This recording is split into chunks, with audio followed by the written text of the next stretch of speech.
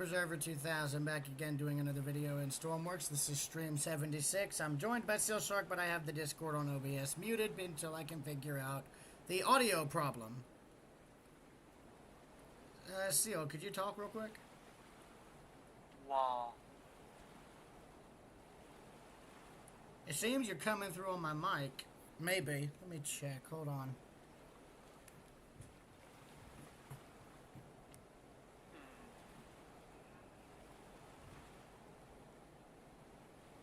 Lifeboat magnet.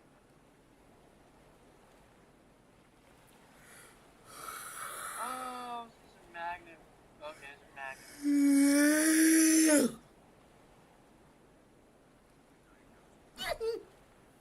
Oh, shit. Loco, I finally got to the snow footage that he... Well, I'll be damned. Loco finally got around to posting his snow video. Props to him.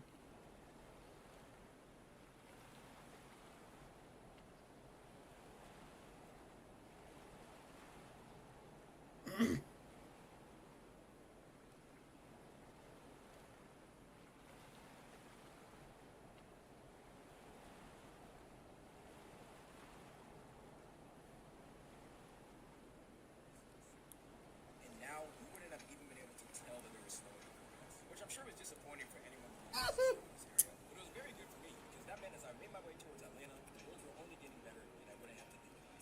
And as I'd expected, there was basically no snowfall that had come down in Atlanta. By the time I made it back, the roads were clear, the environment was cold, and I needed to go back to my apartment. Regardless, I finally got what I had desired for so long. Good footage of train tales. And fittingly, in my railroad home, good old Memphis. It was a very exciting quest before I had to get back to some store, and I hope that y'all enjoyed the fruits of this adventure. Until next time, my party people, God bless. See you soon. Out. I.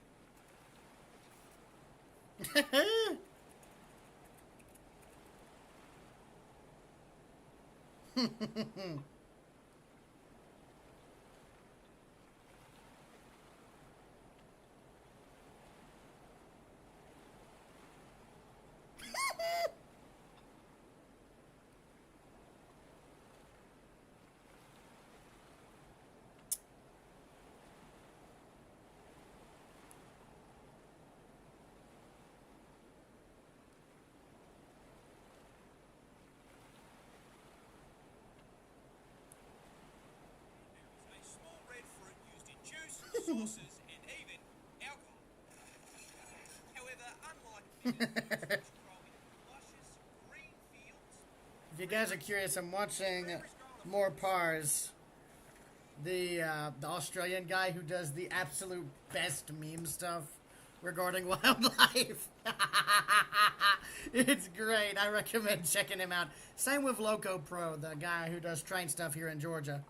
Anyways, as I was saying a minute or two ago, and before I got distracted by YouTube's never-ending stream of content, I was checking my channel to see if Seal Shark was coming in via audio. Wow. It's great. I recommend checking it out. Same with Loco Pro, the guy who does train stuff here in Georgia. Anyways, as I was saying a minute or two ago, and before I got distracted by YouTube's never-ending stream of content, I was checking my channel to see if Seal Shark was coming in via audio. Wow. It's great. I recommend Yeah, you're being picked up by the microphone, so that's good to know. Apparently. So that's good.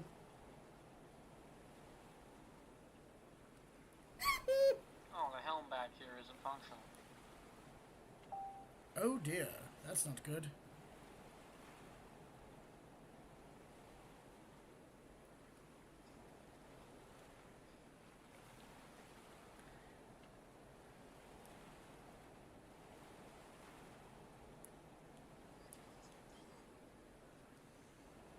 Southeastern Railway Museum.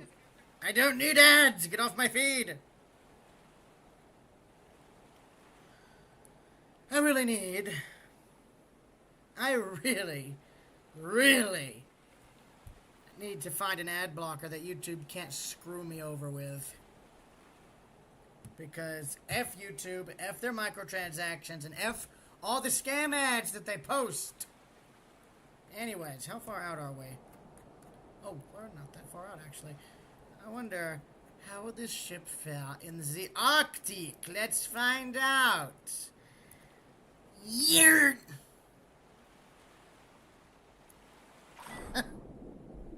This thing has a slow rudder, doesn't it? Yeah, there we go. It's going incredibly slow.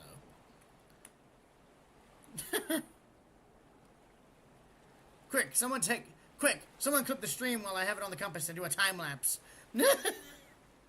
Actually, I'll put it like this.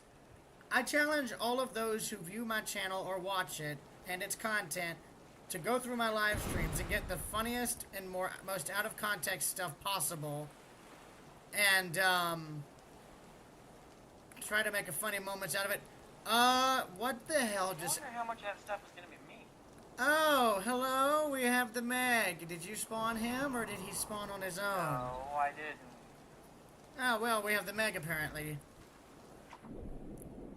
Oh, well, then, it'll be fine. The ship will just walk it off. Anyways, that actually helped us. Can you despawn it? It's about to hit us again! The Megalodon has no despawn button. I can turn off sea monsters, but that doesn't do anything. Turn off vehicle damage. Ah, crap.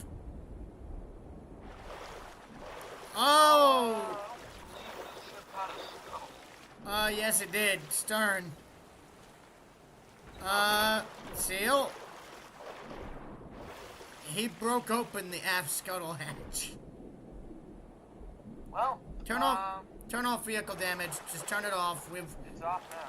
Yeah, I mean, we're already sinking now, so there's really nothing we can do.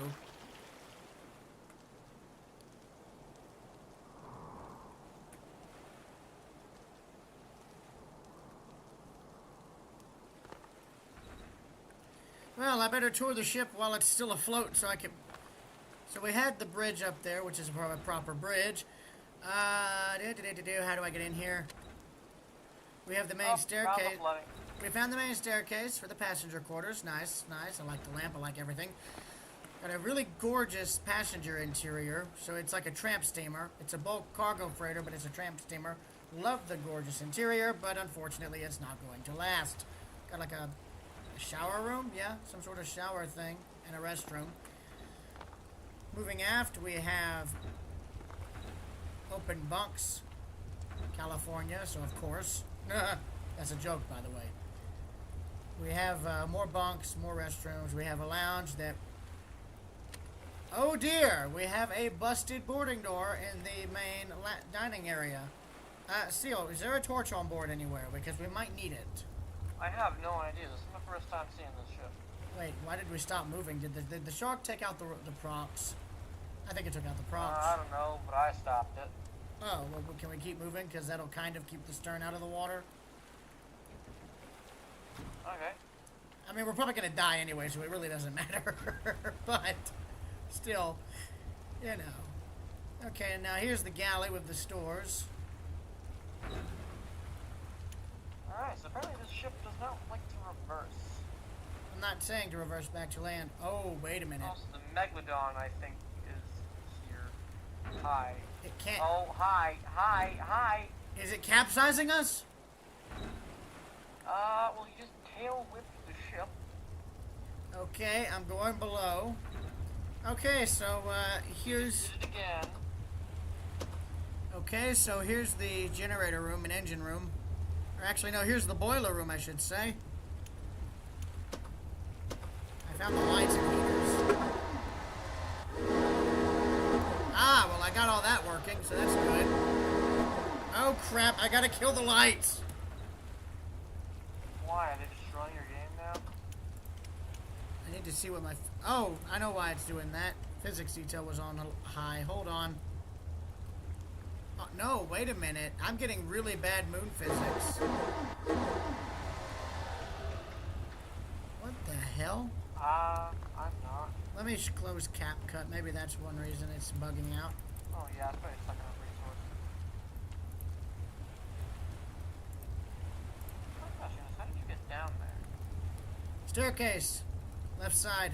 Oh, Jesus, you are 400 frames behind. What? Somehow. What just happened? Lag spike, probably.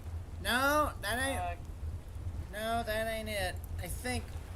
I'm thinking it might... Well, it's getting worse by the second, so just go into F2 and you How in the... What the heck happened?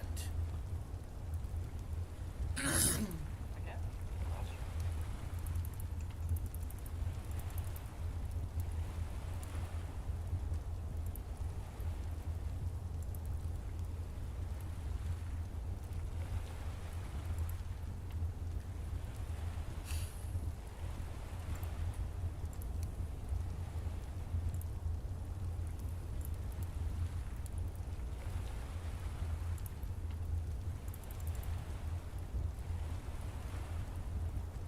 No change.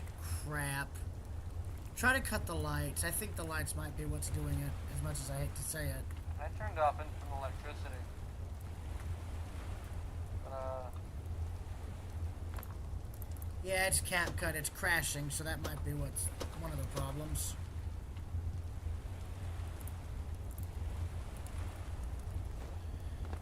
I'm gonna... Hang on, everybody. I held on to those decades, whatever it was like.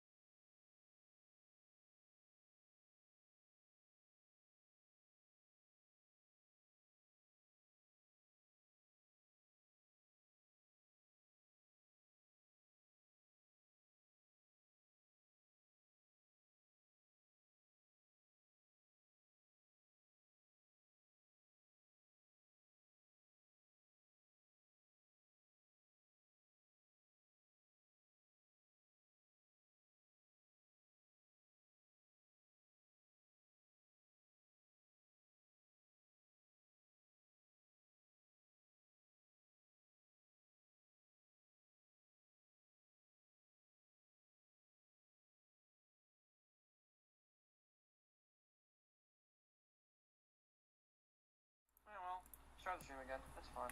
Yeah, we're back now.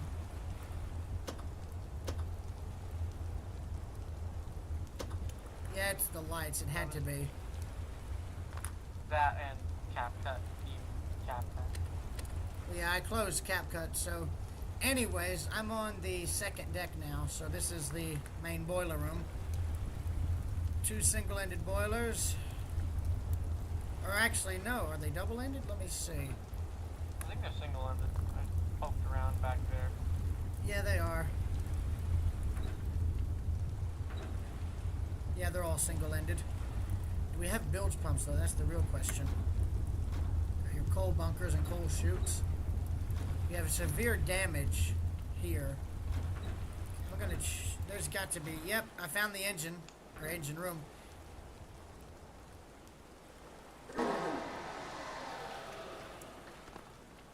Ship has a very peculiar whistle. Yes. Interesting. So, aft of the engine room, we have the 3 cargo holds. Of those 3, 2 are... Or actually, we have the 4 aft cargo holds, and of those 4, 2 are compromised in flooding.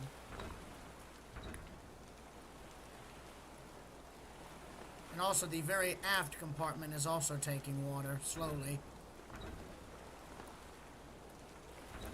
But at this point, it's not a matter of if, but when will the ship...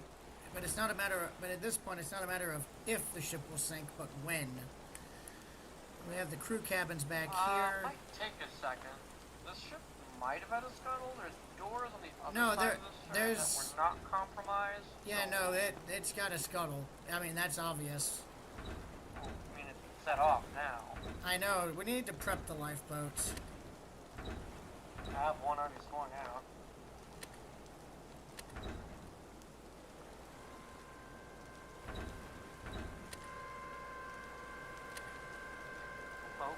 Oh, see,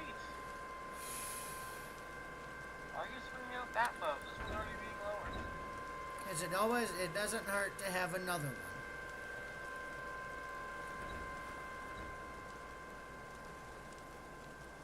Okay, so you really can't get down from here. Okay.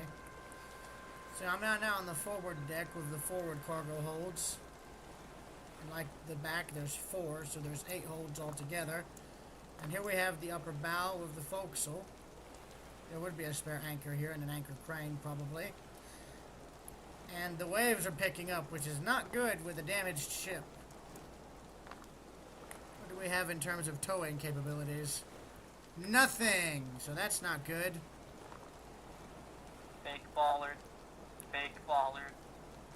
There's a winch up here, but I think that's for the anchor. I mean, Nope, what? That's for the anchor. Don't detach that. I mean, what we could do is break off the anchors and attach mooring ropes to the winches and tow it that way. Seal, did you turn the waves up? Because we now have water washing across our deck. Yeah, it'll be fine. I've got to seal the hatches. Oh, God! Well, don't mind me. You're in there now. Oh, for God's sake. Anyways, here's the stern with the skylight. Aftmost compass.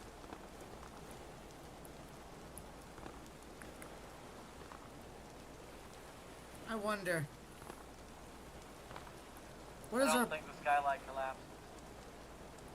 I'm gonna try and move us to land. We might be able to beach her. At least before the hold's Why are going. we trying to beach her? We're trying to sink the ship. I know that! But Exactly. beaching is not sinking.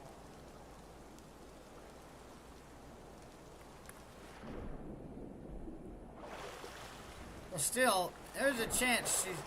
Well, given that the cargo holds have open bulkheads all the way for the stern, I'll put it bluntly. I'll just be blunt, Seal. Once the 2 aft holds flood up to the catwalks, well, I'll just be blunt about this. Then the ship will just sink deeper and deeper. It's a domino effect, you see. I'll put it like this. Right now, in the back 2 cargo holds, water is getting perilously close to overtopping the bulkheads between the holds. And if the first... And I'll put it like this. If holds 6 and 5 flood, it'll pull the ship down. It'll sink her.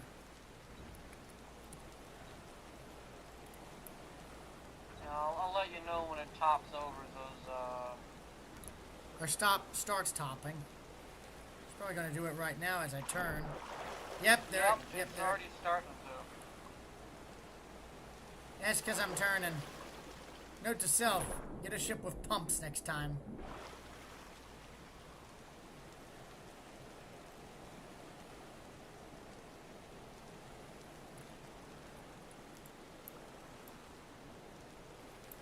Aha! Strangely enough, the engine room has been compromised, but it is not flooding. Got a target point 0.6 kilometers out. Are you really going to beach the ship? To be honest, the island I found is really tiny, so I really doubt we'd be able to beach. No, I'm just moving her close enough to where we can have some land to get off on.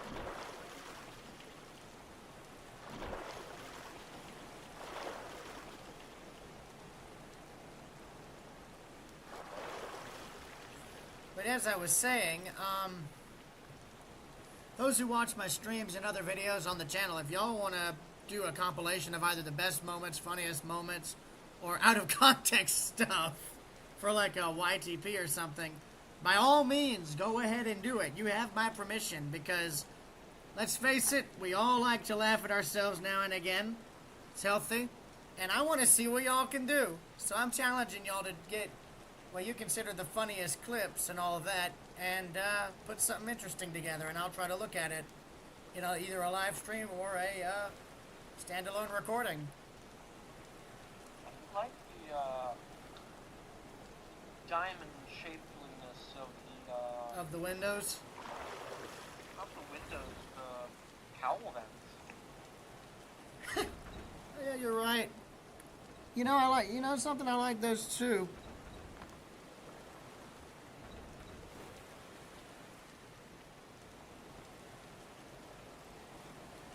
You know, Seal, I don't think these hatches are watertight. Why not? Because I keep hearing them open and I keep hearing them opening and closing, but it also could just be... The damaged scuttle hatches kind of... Oh no, the boarding door. That's what it is. It's that busted boarding door. Oh, the boarding door. We forgot about that. Yeah, I didn't see any torches on here. Did you? Going around the ship, and I haven't yet. Oh, hello. Oh, I found one. We've got a torch. Oh, we have water beginning to spill over the compartments. I'll put it bluntly. I found a torch. It's in an area forward of the engine room. It's in what I think is the generator room. Yeah. I'm mainly trying to buy the ship time, because I'll put it like this: if we seal the existing compartments, we should, in theory, be able to save the ship. Also, I just realized the meg damage can be repaired, and I am repairing.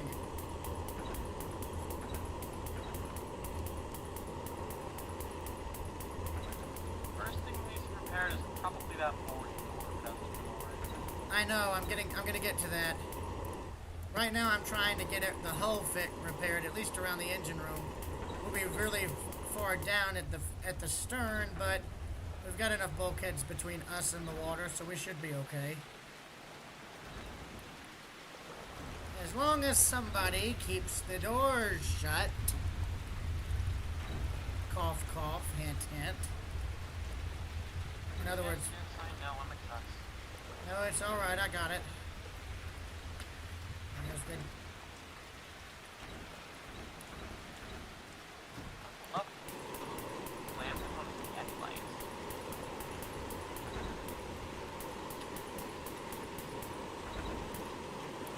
This ship is very well lit. Ford Daggett is the maker, and it's a nice ship. Boarding door's been repaired and sealed. We might just make it yet. Now I've just got to go down to the engine room and take care of that.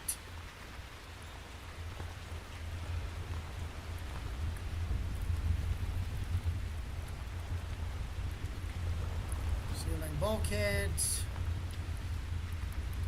Hello. We got water coming into the engine room. Damage control is in progress. Yeah, I'm gonna check out the compartment flooding. Ah. How bad is it? I think because the ship is underway, it's not actually spilling over. The water is being pulled back. Good. The more time we can get, the better off we'll be. But sinking the ship, why is that good? Because I'm trying to repair as much damage as I can. I'm not repairing the damage at the scuttle, but I am trying to repair everything else, at least.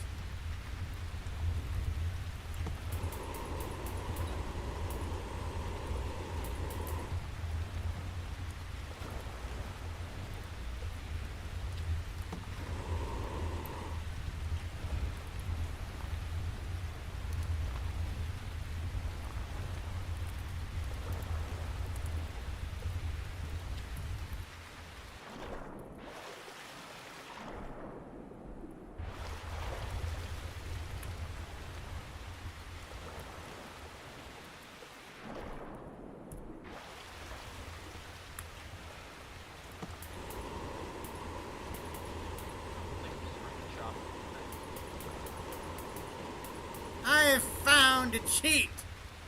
You can stand here and repair damage. Oh crap. Everywhere? No, really, I'm standing on the lifeboat to repair the damage. I'm probably about to fall off, though. Oh! That's very big. Hi. Also, you can tell they're almost realistic. Like, this is how they would paint ships. Really? Interesting. As Spammels famously said in his bad Titanic game, I found a cheat. You can just hang here and deal damage. Seal, go to the bridge and slow us. Slow ahead.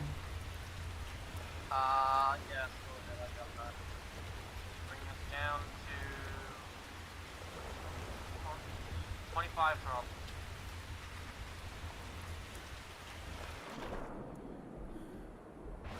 Let's see if I can. Raise the boat as well, so you're not like, you know, drowning. Eh! Here, check the stern compartment. I have both of those open on the top so I can like stare down into them. And let's see.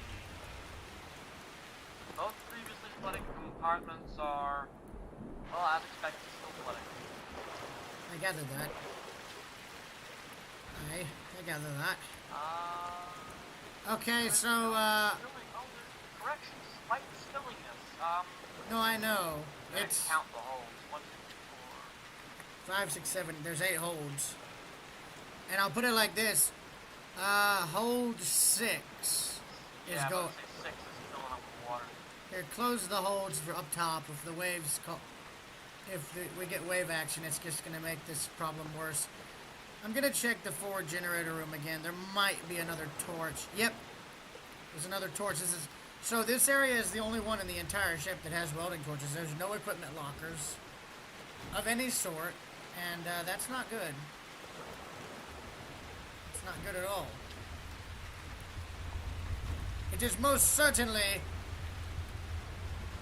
what's the word? We start accelerating again. Aye, do it.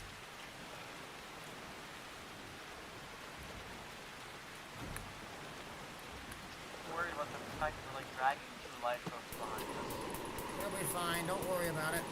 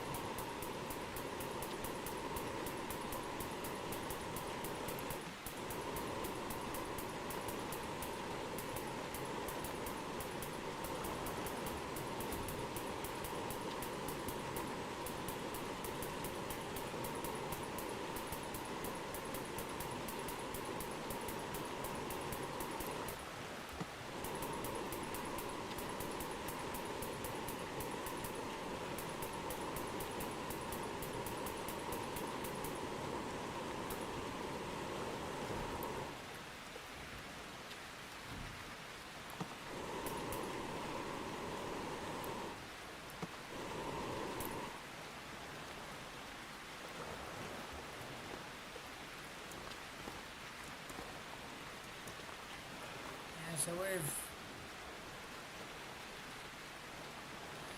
so the ship may only have a few minutes. Oh yeah.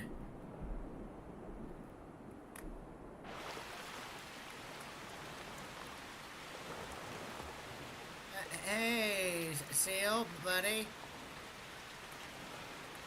I mean, I'm just chilling in the ship's new swimming pool.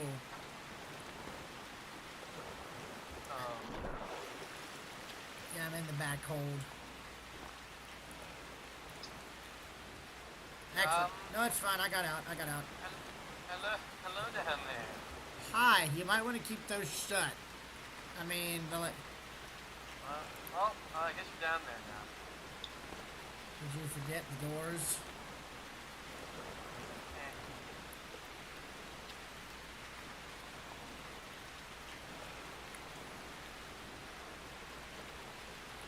Yeah, so we're slowly losing hold 6 right now. So holds 7 and 8 are compromised and pretty much nearly fully flooded. Hold 6 is slowly filling with every bit of water that spills over the doorways. Hold 5 is uncompromised and dry, but that is going to probably change any minute. Sir, you've missed the island. Stop engines.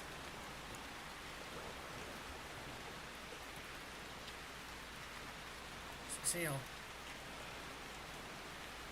Yeah.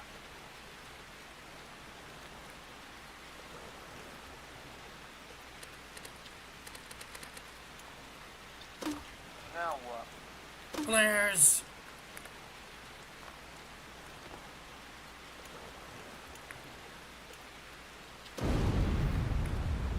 Christ. I think we just lost the boilers.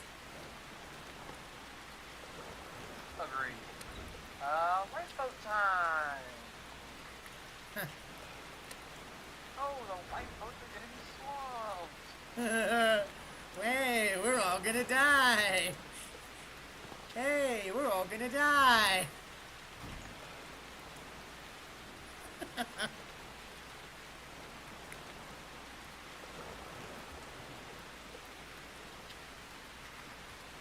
Not the engines, the boilers.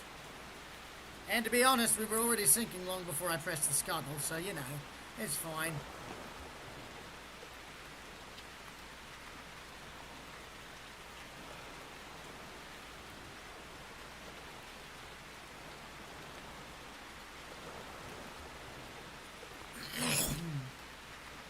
Oh wait, I just realized that scuttle didn't work because of vehicle damage being off. Oh well, that's fine.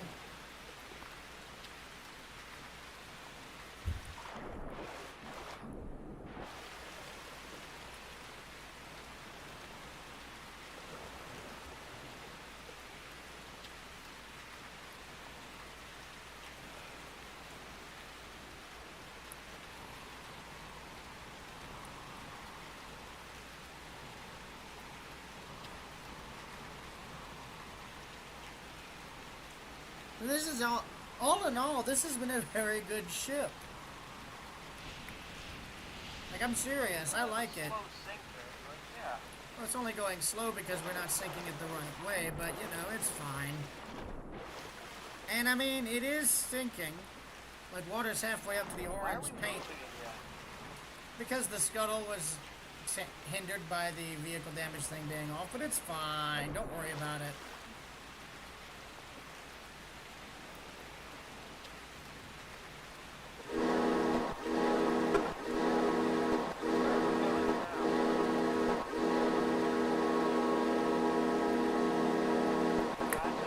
Stop the ship when it helps things sink so the water can spill over properly.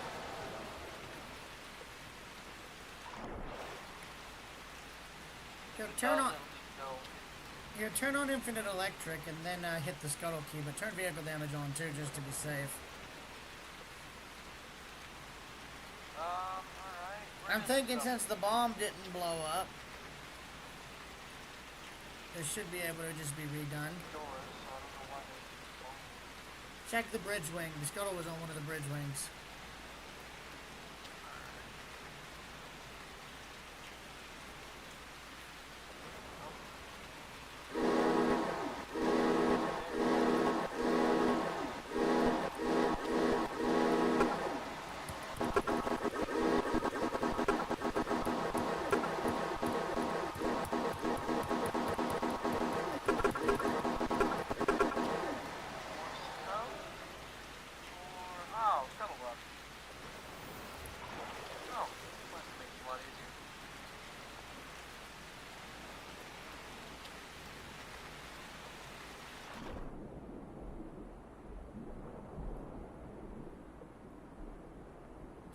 See you. Yeah.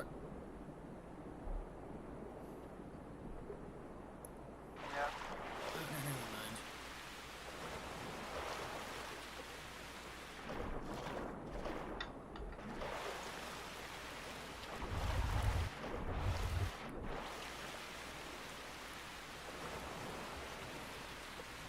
Hey, Seal, look. We're going to the beach. Really? Are you really doing this? Beach cop out and you know it. But I'm not.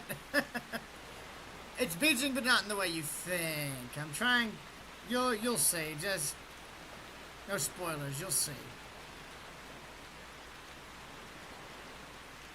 Is vehicle damage on?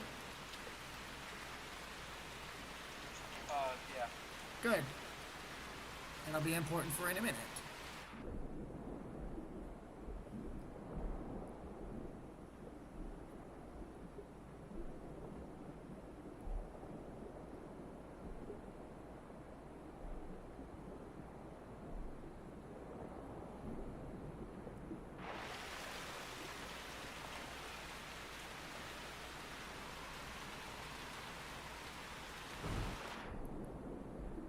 Wait a minute. Are we losing steam?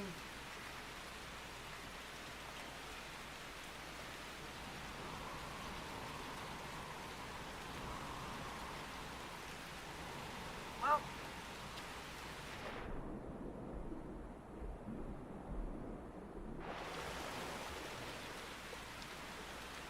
And by the way, I did this because it will help the sinking by forcing all the water to flood all of the compartments at once. yeah.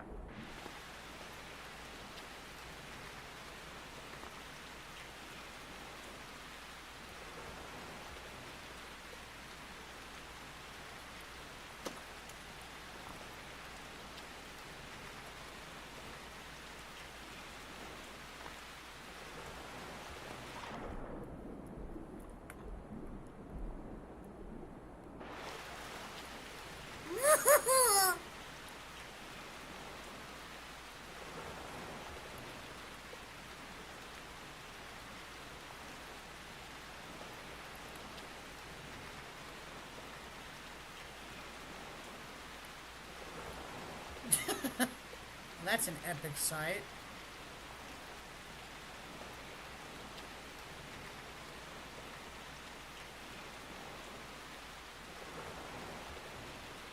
A dying ship. Dying in an ocean's death.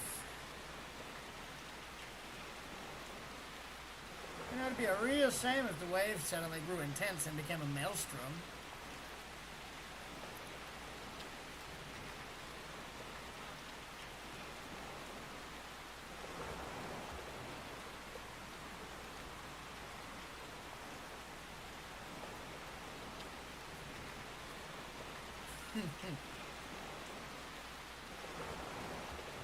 You know I'm not on the ship anymore, right? Don't despawn it. 'Cause, Getting a Rambo. no, I'm watching the ship sail off into the fog with on my live stream. I'm gonna reboard it in a bit to see the Making sinking. sure.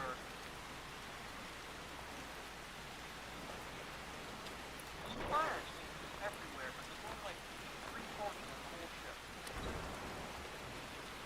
Yes, we have fires. But really, leave up the torches though?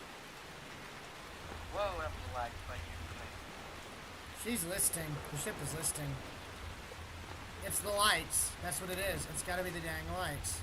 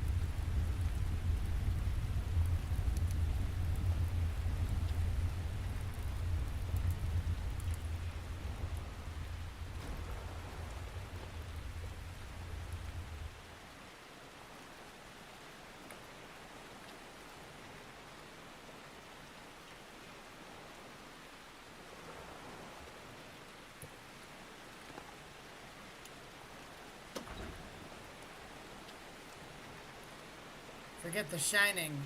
Welcome to the sinking.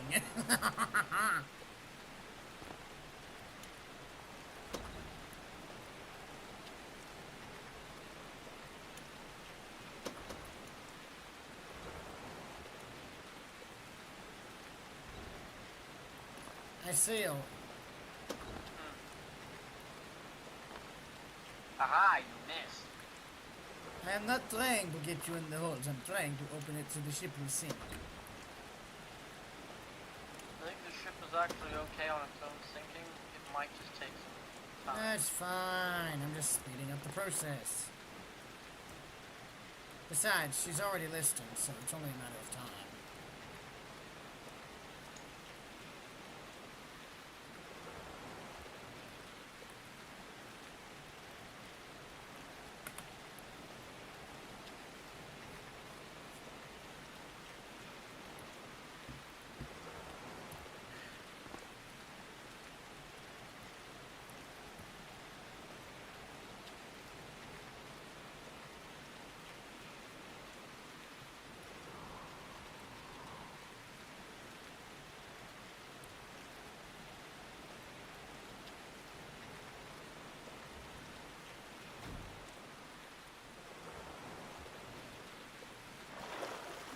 Hold 6 is flooding. Hold 5 is flooding. It's only a matter of time. And I don't open the forward holds. I want to see if this will be enough.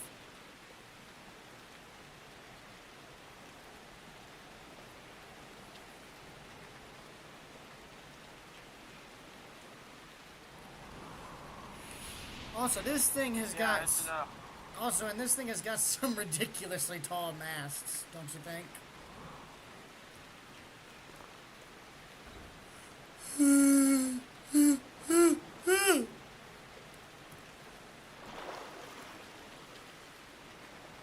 Also, I believe Henry is getting away. It'll be fine.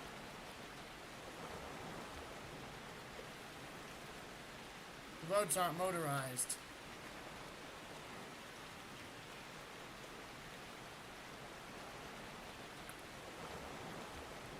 Water's flooding the boarding door now.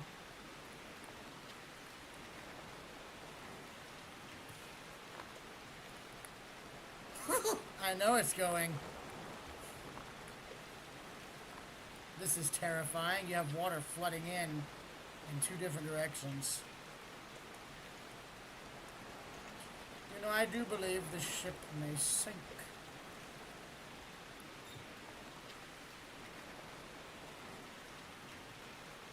I've been asked to give you this as a small token of our appreciation. Compliments of Mr. Kaladin Hockley.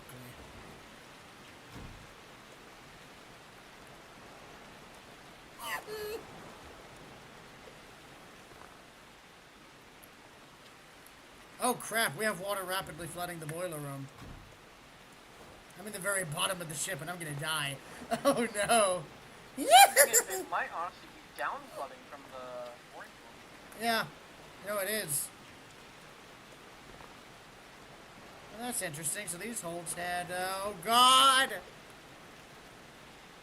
So it's interesting, these holds had doors, but the others didn't. The ones aft didn't, so that's interesting.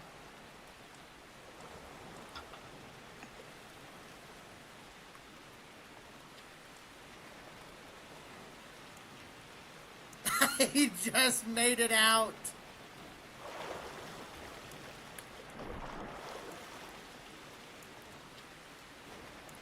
Hi, how you doing? Oh, you know, I'm just here watching a boat sink. How you doing?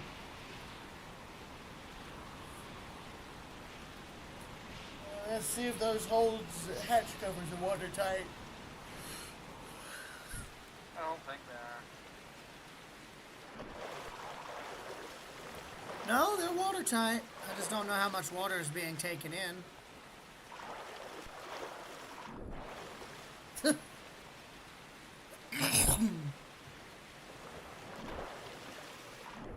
Seal?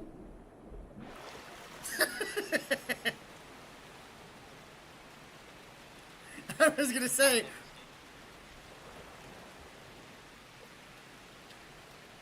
Oh, Seal, quick! One of us needs to open the door, the forward hatch.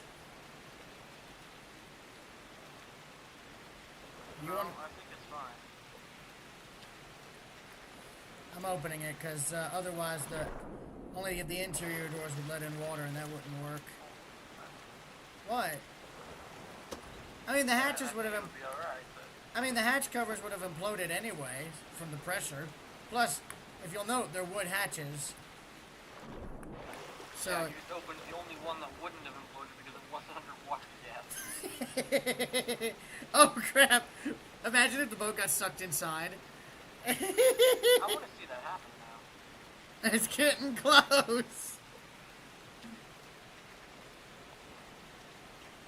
I don't know why, but I feel like I'm on an amusement ride. I'm sitting in this lifeboat.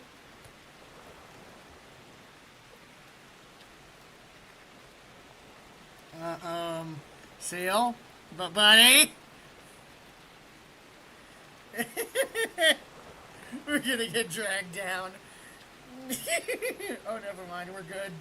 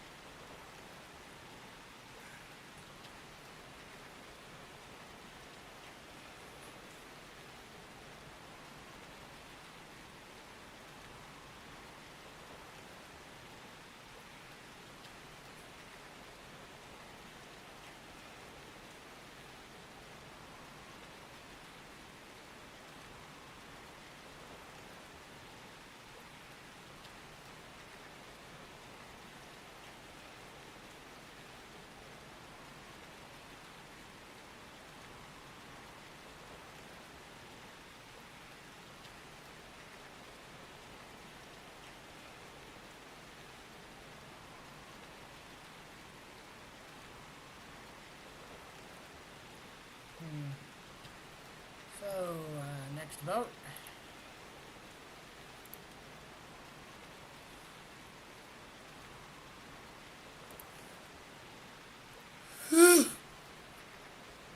Seal?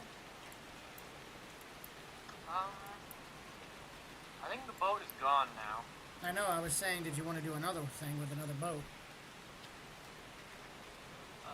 Yeah, sure. Respawn. My frames are back.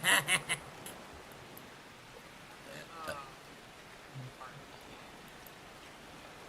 me s- We are the RMS Hard. Oh, this doesn't look like a full scale ship. Oh. correction, this is a full-scale ship. Is it a mission one? Yes, poke around Creative Island.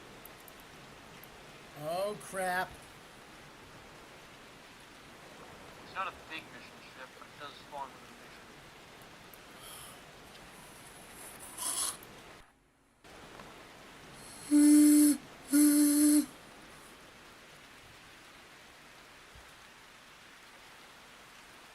I've wanted to build a ship like this for a while. What Remember that creator? Roblox game I was telling you about? Shipwreck? Hey? Yeah, this is literally one of the ships in Shipwreck. You're not behind, but you are 295 MS. It's fine. Stairs! God, I'm just as lost as I do in regular Shipwreck, probably.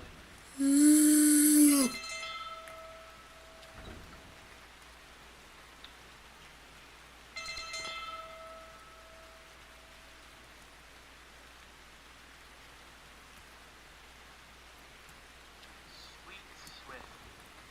Suit. Suit. Suit. No, they're not sweets, they're suits. Each one's very interesting.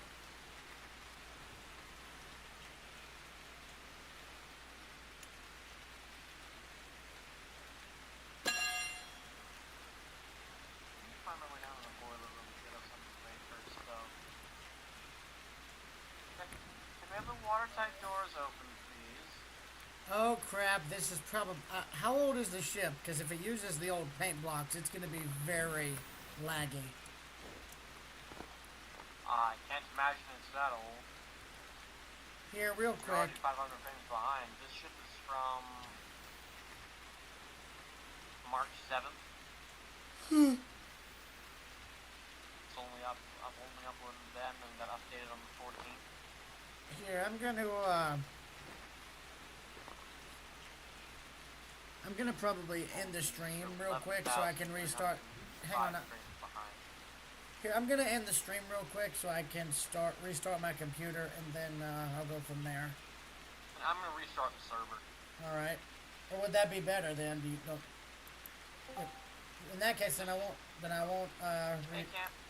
In that case, then I won't end the stream. I'll keep it going. So let me just put it in intermission while you get everything set. Hey, I took that time to mess with Faithful for a little bit. I've done some things. Oh.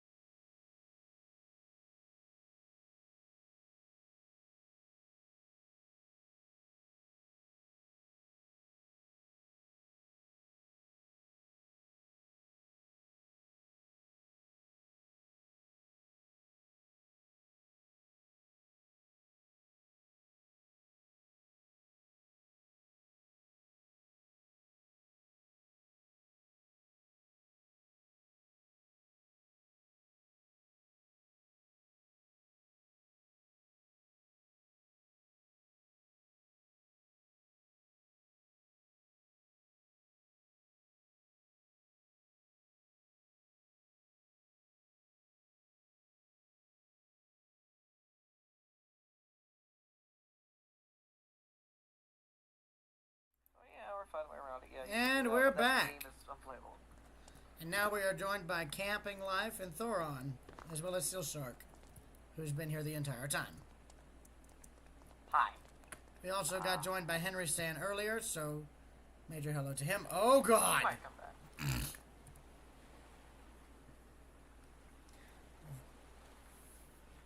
Also to Val SN1P3S. Who are you again? And I'm talking to the person on the YouTube live chat right now. So wait, Seal, where are you? Oh, you're there. Okay. I can't believe you forgot. Yeah, A-Flame's not going to be around this weekend. He's in California.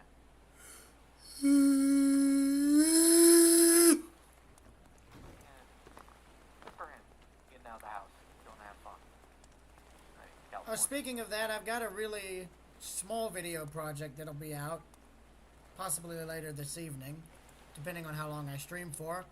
And that's regarding the, let me get the card, Lake Town and Shire Garden Railroad here in Athens. I did some video work over there at one of their little running days today, and I liked it. It was a nice, quaint little place. Yeah, Seal, I'm getting major moon physics from the ship. And Thoron, how's the lag for you?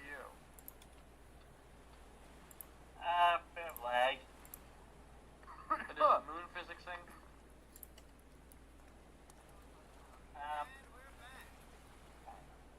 Now we are joined by Camping Life and Thoron.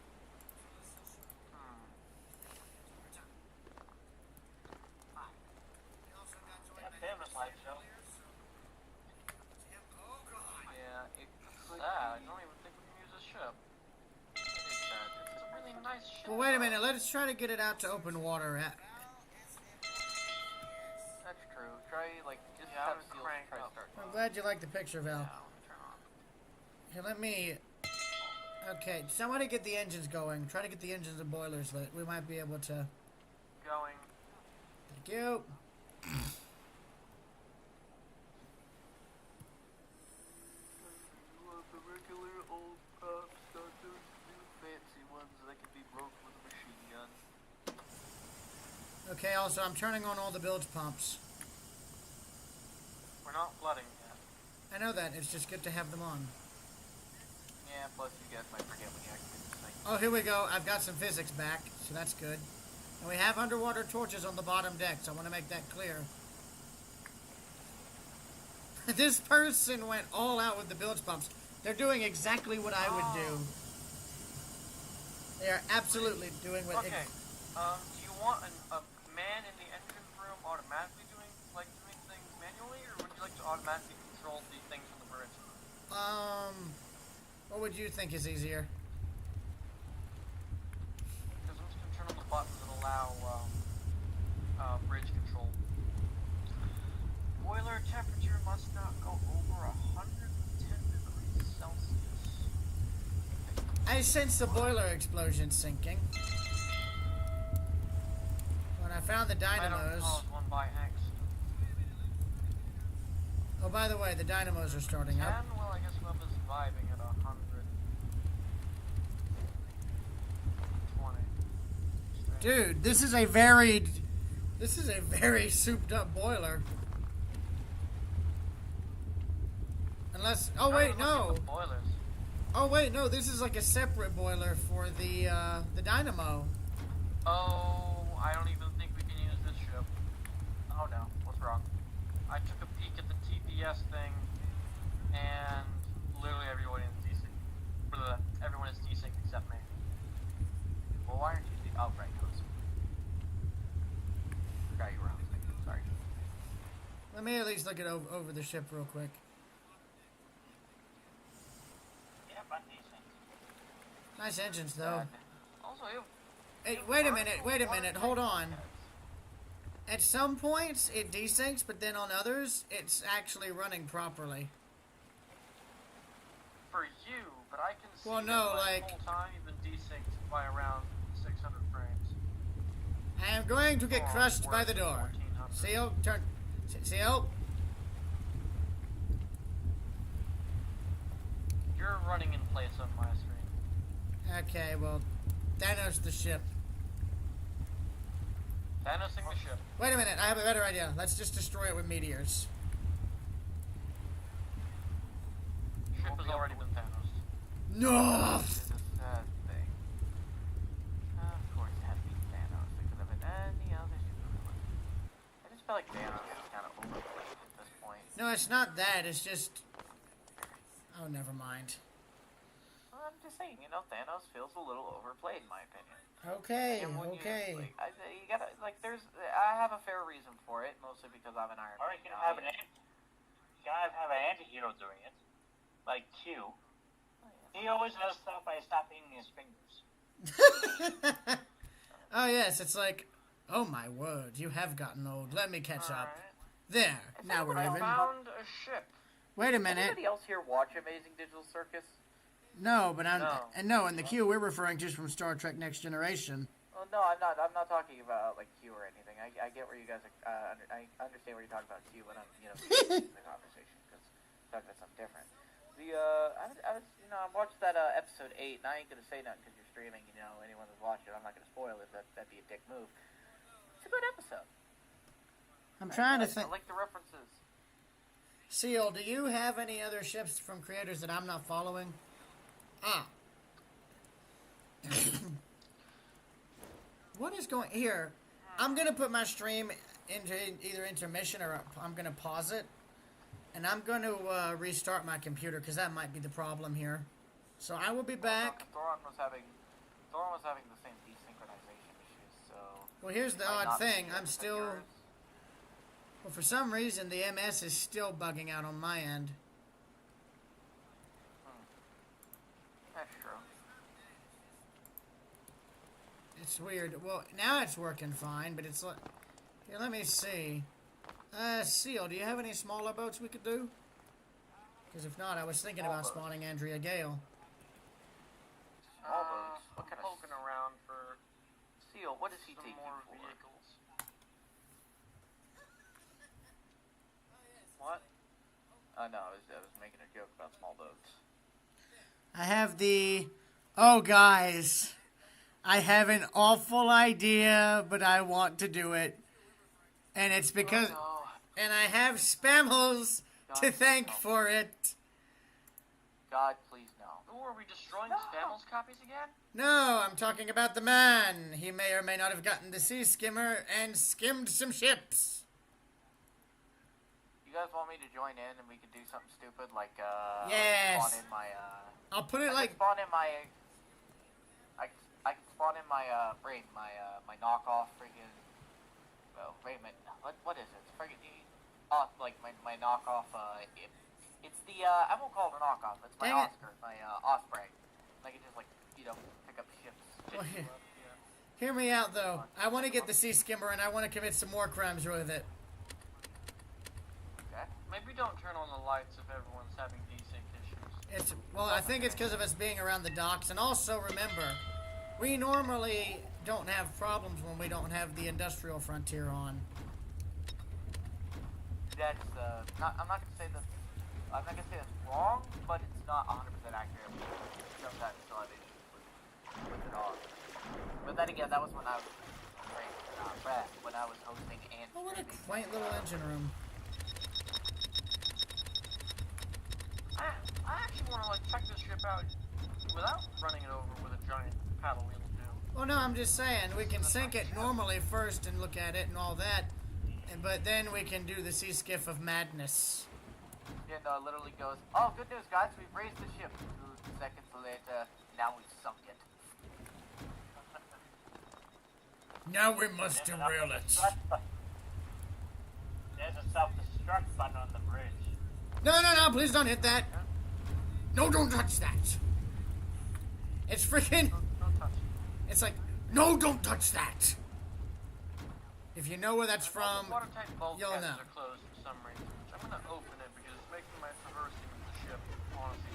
Engine's up and going.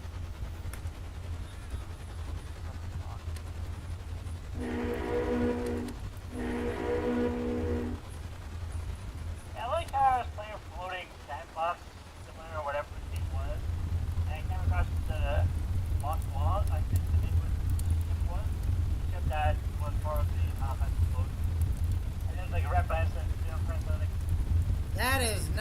something you want to see on your Steam. That is not what you want to see on your Steam gauges. You do not want to see wildly moving needles on your Steam gauges and boiler. That is really bad. That problem. Oh, and I just realized, we don't have any bilge pumps. There's no pumps in here at all. We don't need bills once we're going. Bilge pumps, but we're going, we don't need bilge pumps. Roads, but we're going, we don't need. What we don't need. Hey, you know, that's... Hey, you know something? I don't know if Spammels ever did the Back to the Future video game. That would be something interesting to consider. They don't have anything maritime related, but still, that is a very well-known franchise and everybody loves it. I mean, who could possibly hate Back to the Future? Yes. Hey, wait, hear me out. What if somebody got the HMHS Spammels and we did a hospital ship convoy? I'll guess Steven out. Really target. Well, here's the good news. If we ever had a problem, we have plenty of, Oh, they even got the medical bed colors right. The hospital green.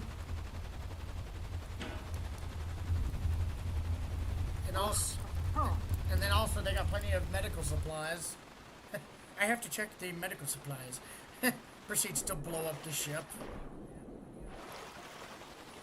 Holy crap, this thing is maneuverable. Why are we listing badly? Because turning, that's know. why. Because Why do I hear mags? rudder. You sure the rudder should be making mag all noises?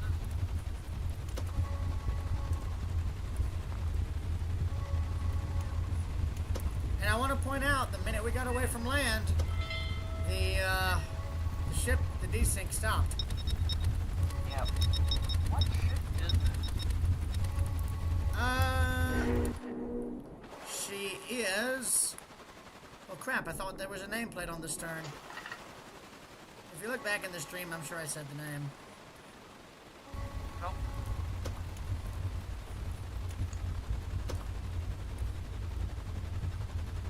Oh, she has a torpedo hit, does she?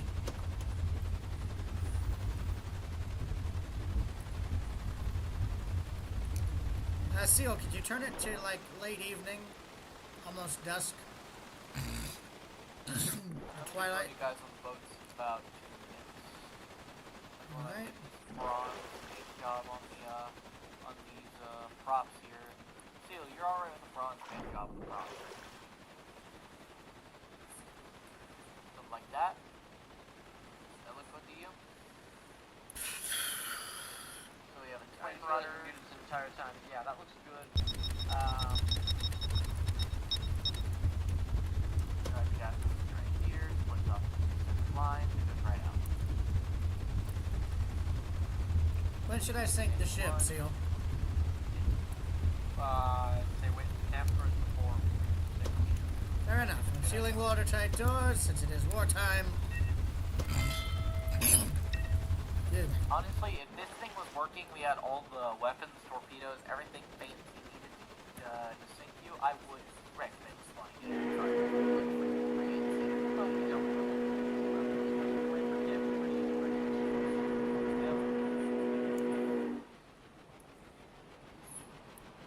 Oh, the steam plant loses pressure from the whistle. That's funny.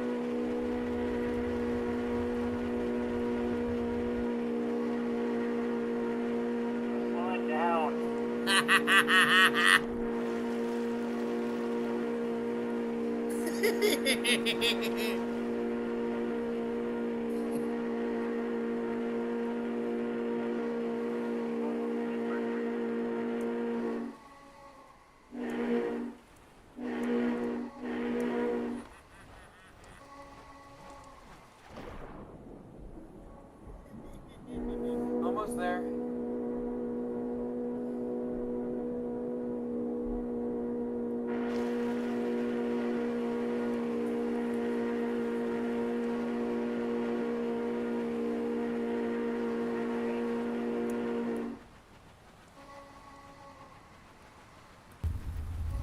Wait, you guys have to already out like a shoot one.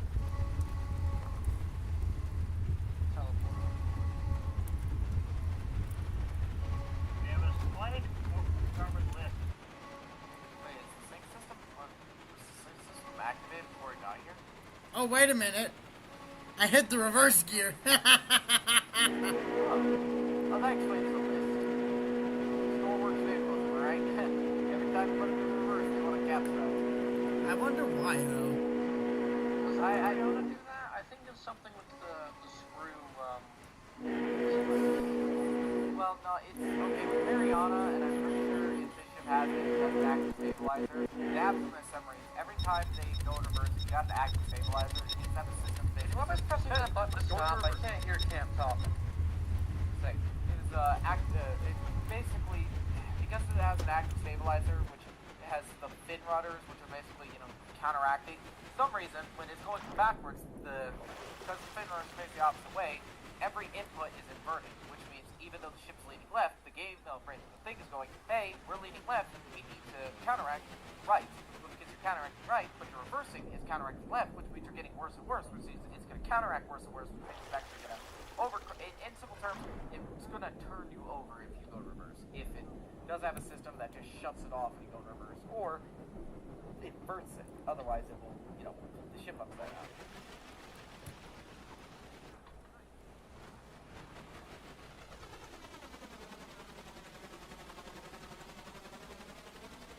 I wonder how long we've been going in reverse for. Anyway, Cam, go look around. I am looking around. I like the deck. You're the inside. Oh, the inside. It should actually be the inside. There is an interior. I am building the ship at the moment, and I just need to look at interiors to give me some ideas. A supply closet. Hey, there's a shotgun in here. Seal, come here. A what? I gotta see this.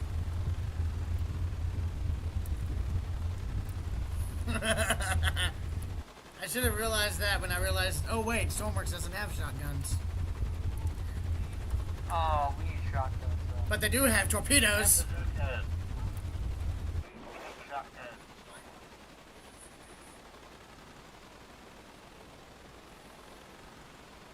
Up.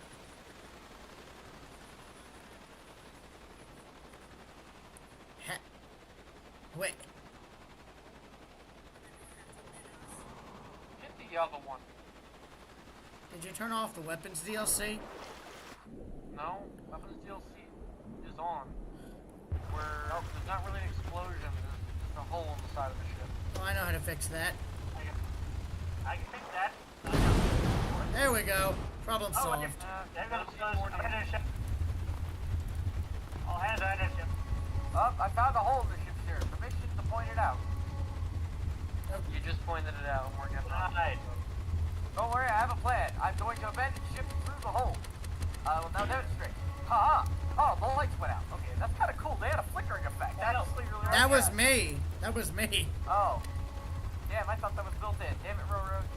I wish it was. I'm usually supposed to be the one that gets the abandoned ship. No, get back on that damn ship, or I'm deleting it. Back on that boat. Rat man. Guys, you understand the bulkheads are closed. I can't get out. Oh no, the watertight doors have failed. Anyway, Oh, thank you. I appreciate you opening them. Now I can actually do my job. Good, you have a few seconds to get out before I try to reclose them. Oh, hey, this bulkhead is actually failed. There's no point in closing them. The bulkhead over here is busted.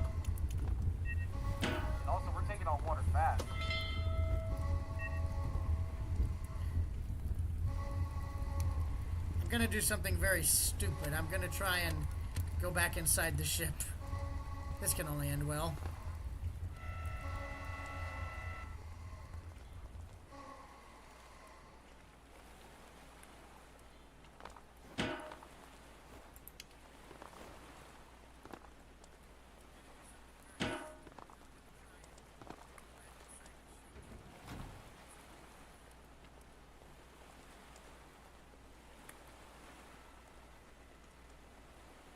Hey guys, how you doing? We're doing okay. Somebody released all the lifeboats even though they're not sinking, so I'm right back. Are you sure about that? Yeah. Like, Is she- the room is flooded. Okay. And every ship has a little water in it. No, there's not a little water, there's a lot of water. Okay. No, it's fine. It's fine. It's just a little We water. also have Damn it, over Seal, I was 20 trying cargo to holds. fix those. It's very rude of you. Ain't right, man. Beep, beep, beep, beep.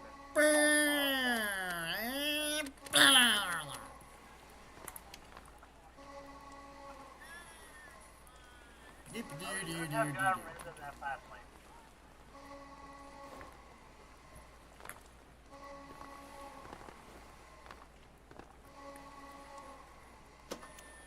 That's the evacuation alarm.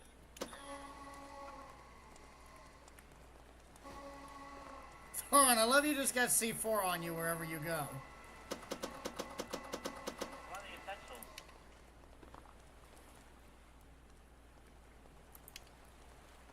You never know where my...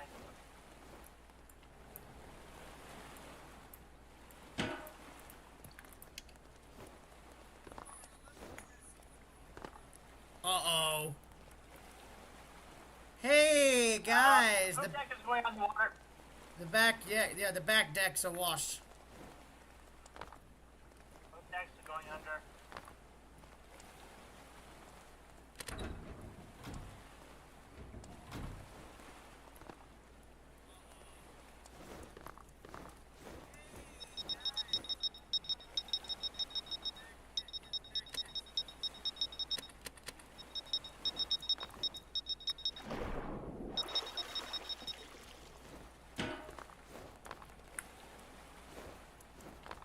Don't touch that. No. I just said don't touch that. That's very rude of you. Thank you. What were you trying to do? If it gets dragged down, we're screwed either way. Exactly. So I might as well watch them get dragged down for fun. But that's the only motorized boat. Hook it up to something else. No. There's no other right. Oh, really? Yeah. Oh, come on. They just spent a minute trying to get that one hooked up. They're mean.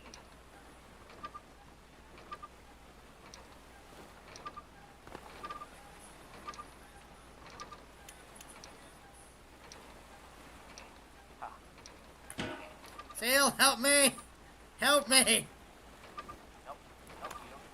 You both get to stay here. Nope. There you go. Nope. Nope. I don't even know what I'm doing. I'm just kind of... It's like... Alright, that's it. Haha. Thoron, C4 his boat and C4 the ship so it can sink faster. No. Why would you do that? Hi, Seal Shark. How you doing? Alright. Going down. Oh, sir, stop rowing. Fast rowing. Holy crap, she's plunging. She's insta-dropping like a brick. Damn it, Thoron's on board. That sucks for him. Alright, On the Thoron. bridge. She's gone. On the bridge. Okay, I like those lifeboats. I want to get one of them and use them for a thing. Wait a minute. You're the one who tried to hold us hostage. Wait a minute, guys. Did you see who would build? Did you guys happen to glance at who made the ship? We used a Matthias Daniels ship and and didn't even realize it.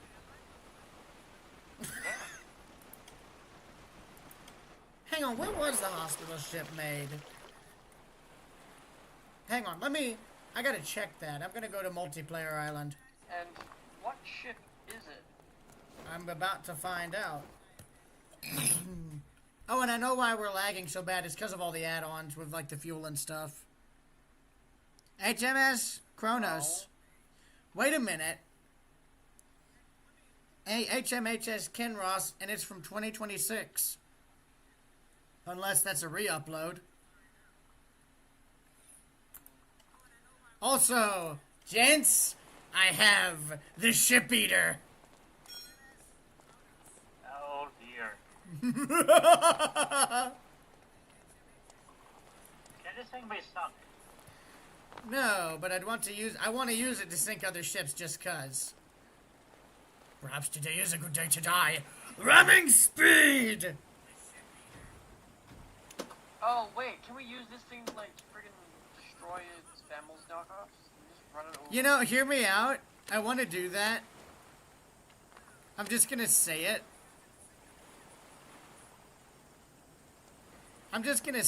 Seal Shark. Okay, I love this thing as a freaking ship killer of death, and yet it has, like, a windshield wiper. Well, it's supposed to be, what is it, a high-speed ferry.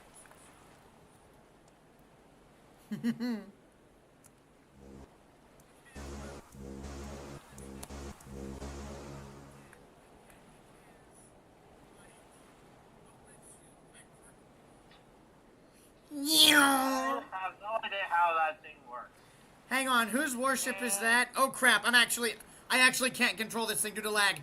Get this ship out of the way! Camp, I'm just gonna say, if that's your warship, I am very sorry if I end up ramming it. No, no big deal. Are you sure? Cause, here we go.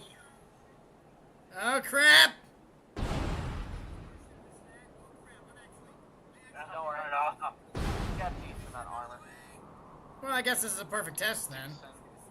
Well, I guess we can Yeah, say this some is of the armor got deleted because apparently I got a fucking damn game and the retardedness. Ah, I know. Don't tell me it hit the block limit. Yeah, no, it's the fucking, for some reason, even though I didn't use the modded parts, it deleted the parts that were modded. The modded parts have a different name. I checked them. They said, no, these were not the modded parts. Use them. It says, yeah, no, sorry, you used modded parts. I didn't use modded parts because I grabbed the ones that specifically said that were not the modded parts. I love that this thing is just like a giant oceanic motorcycle. Yeah. It's a retard, so I'm gonna have to beat it to death with a 2x4 and then put it in something Here. else. We're not gonna finish that sentence. Camp, why don't you let me just beat it to death? I have the perfect boat for it. Also, who joined? Alright now. Who joined? Hey, Kevin. Hey Kevin, how you doing? Does anybody have a ridiculous amount of boats I can destroy with this thing? I have a Spammel's clone that I made myself before I met you. Where is it? Because I can't see it. FJ Warner, because you were kind of clogging the ones in Multiplayer Island. Ha! Well, I'll be arriving rather fast. Is she on their way? What was that noise? What was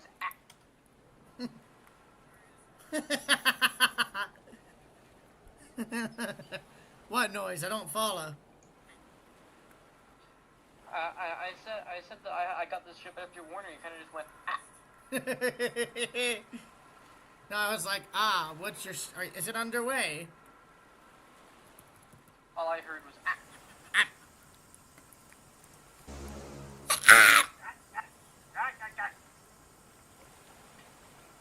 If anyone knows where that's from, you can that. I have no idea where that's from. Mars Attacks. I've never seen the movie. I've seen memes of it, though. Also, we need somebody out of the workbench, because I can't... That's language of the aliens from Mars Attacks. Oh, yes, that's right. They come in peace. Proceeds to melt everybody. It's still...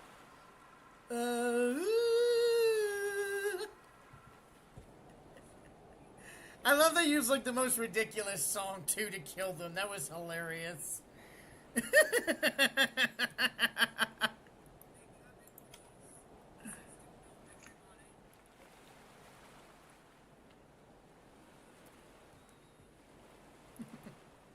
Also, I can't... Who's in the workbench right now? Because I have lost valuable speed in the Ship Eater.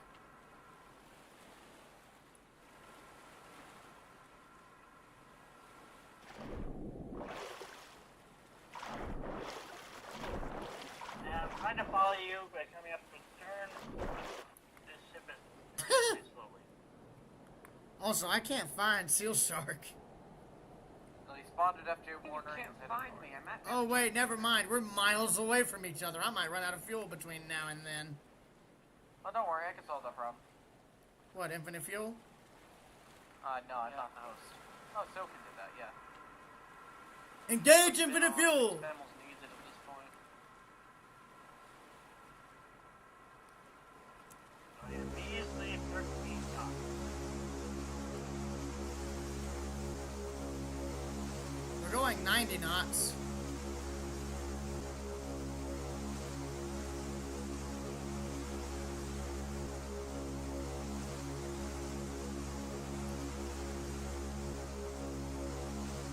Don't watch if you have epilepsy.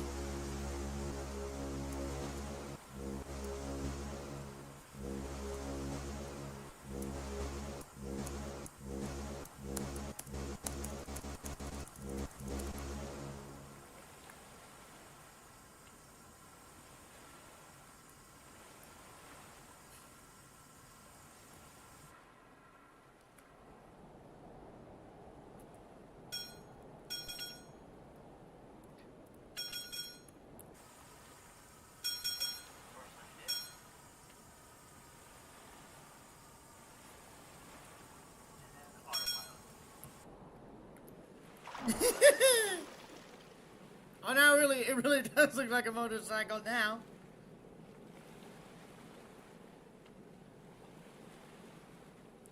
It's the glitchy wheel of death. Oh my god, wait, hear me out. What if somebody took this, sized it up, and made it a uniferry instead of a sea skimmer like a bike? What if somebody made it like a uniferry instead with just one of the wheels, but bigger and spikier and faster?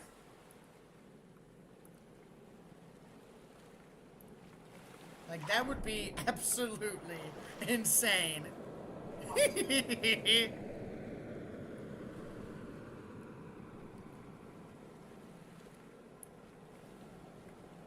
I'm just getting reminded of that scene with Jack Sparrow and Will Turner fighting on the water wheel, or whoever it was. Like, that was hilarious. Will and Norrington. Okay, yeah, that too. Oh yeah, that's right, Jack was kind of stuck. Comrade Railroad, I've noticed you're heading south. You're not. I've noticed you're heading south and not towards Seal's position at all. Oh, good You're point. not going to kill him anymore? Well, for some reason, I'm losing speed.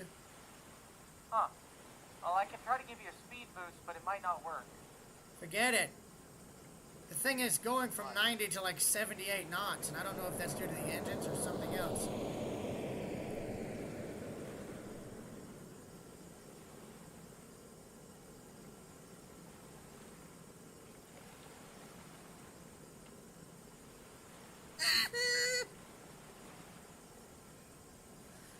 Alright, now that this thing is running, I'm going to the engine compartment.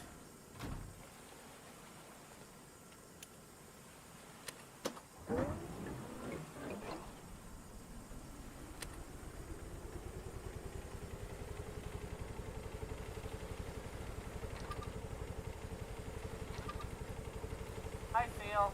What are you doing?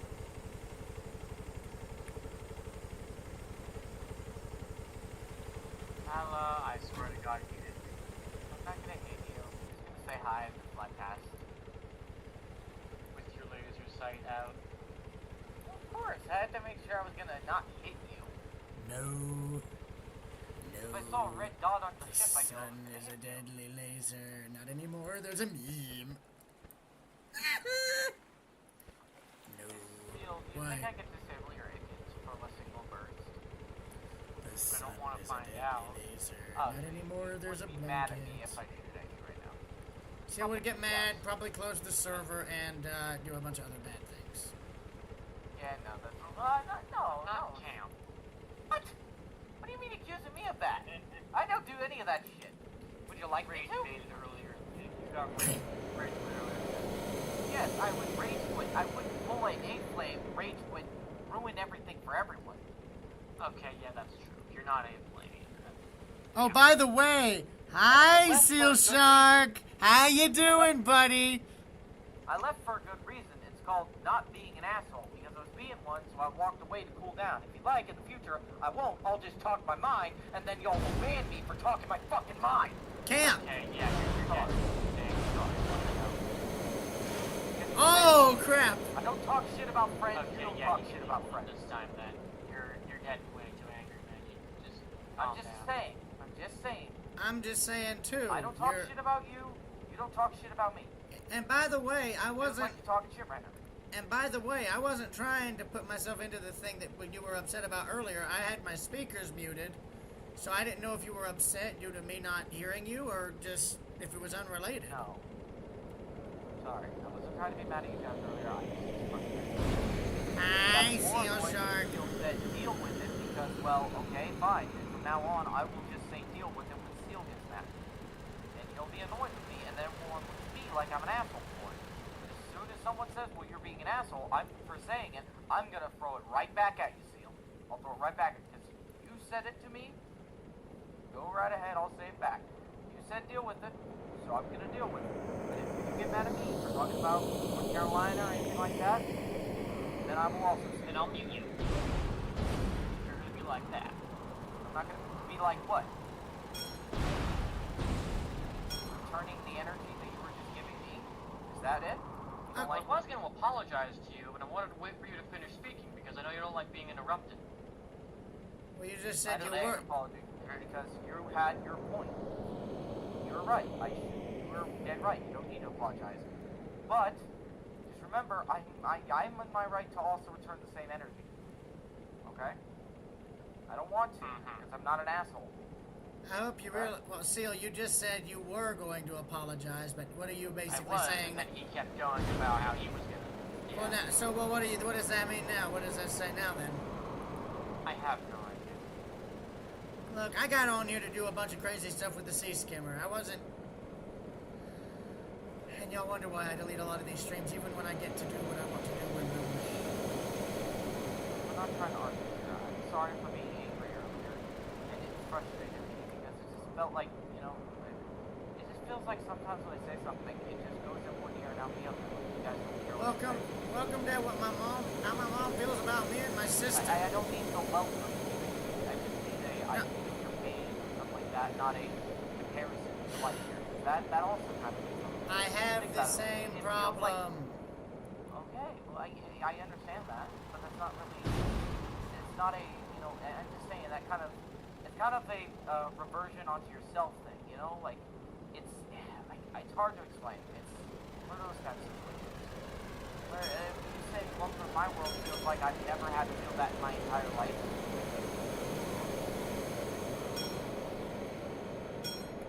Sorry, I'm trying to vent here. I'm not being a complete asshole, which I know I'm being, and I know I should just stop, and I know I should just... Then let's just end the conversation here then. Case No, closed. because I should probably apologize too, because like I'm used to being. I was literally on the galaxy, which gets so whiny so easily. It's just like, okay, suck it up. Hold on. I don't mean to cut the serious thing short here, but Camp, if this thing keeps flying any higher, it's probably gonna whack your plane out of the sky along with Spammels. Like, I'd like to see it try. I mean, on one hand, that would be kind of hilarious, but on the other... Bro is spraying it with dirt. By the way, Seal, you're listening. Slowly making way to you at about 14 knots. Seal, you're sorry, listening. Seal. My fuse has been short all day, and it shouldn't happen. You cool? Yeah. Okay.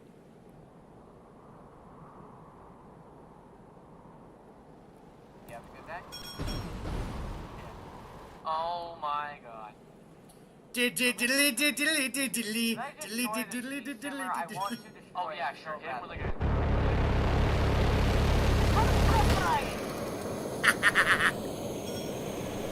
Oh, that's not up. Oh, now go. A head Sorry, full.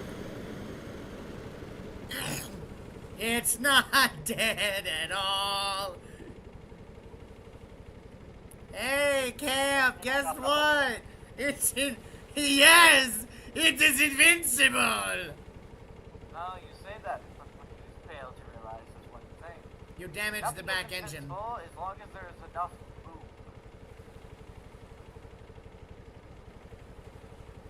And again, to make my way there, and immediately towards the knots. Good. Seal, you're listing bad, brother. I want to see if I can just climb on top of the ship. I'll rip them right back off. I can't stop the ship. Oh, I can fix that. Alright, here I come. Da da da da da da da da da da da.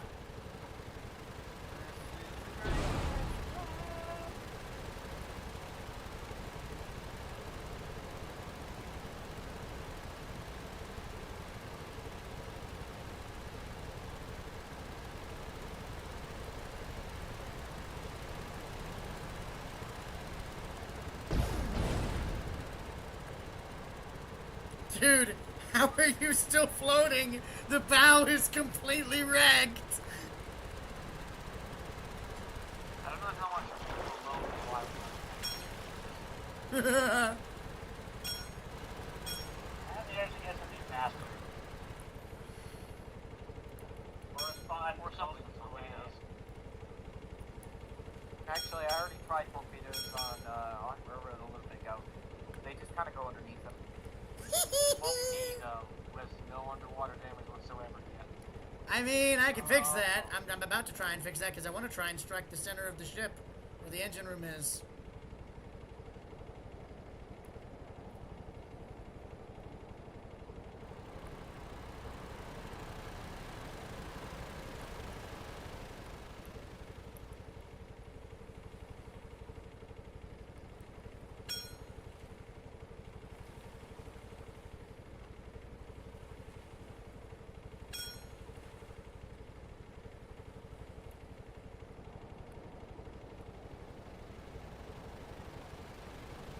So,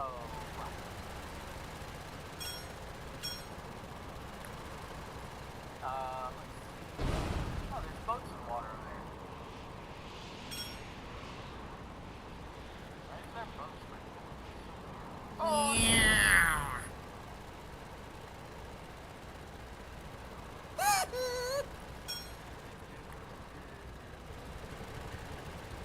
oh.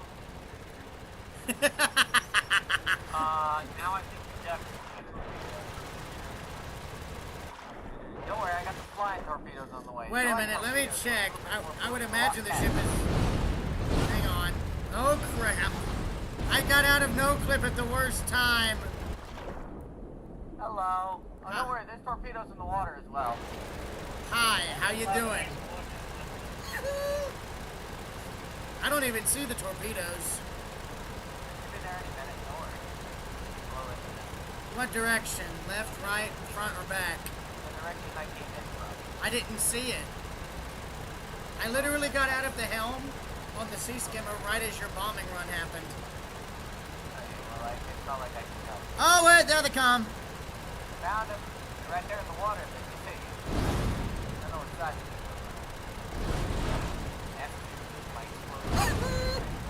Bonk! Bonk!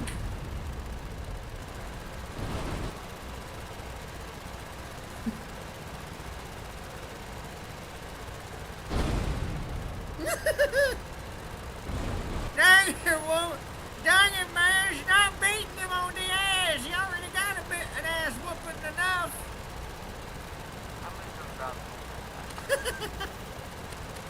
Sorry, I had to make the joke just cuz. Ah. Aha! We are flooding. The back of the galley is... The galley's kind of soggy.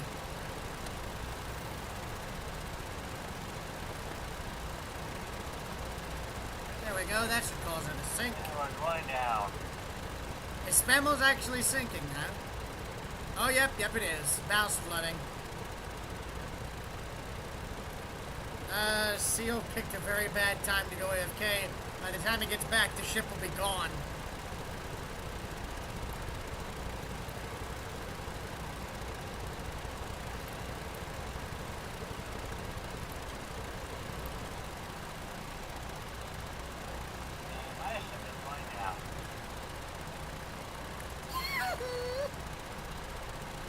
yeah, so the ship is actively sinking now. Oh yeah.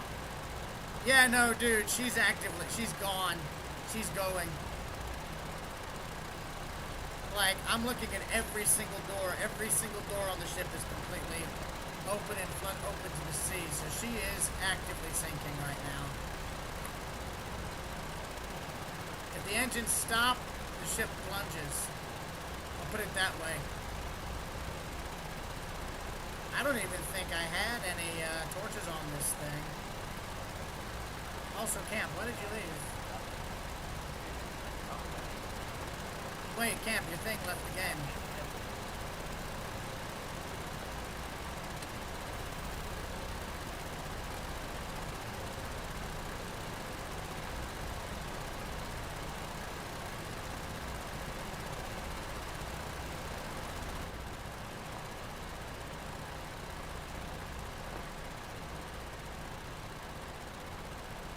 The ship is actively sinking.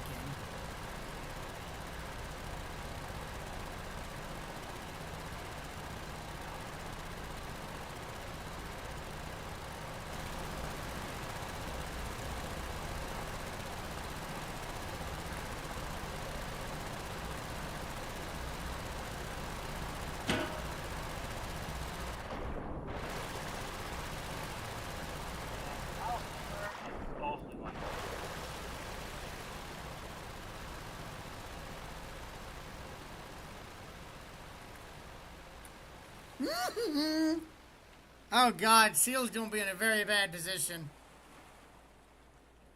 Because right now, the Spammels is rapidly flooding. And it is actively going under by the stern. Like, the ship is motorboating at this point. It's literally only a matter of time now before it goes under completely.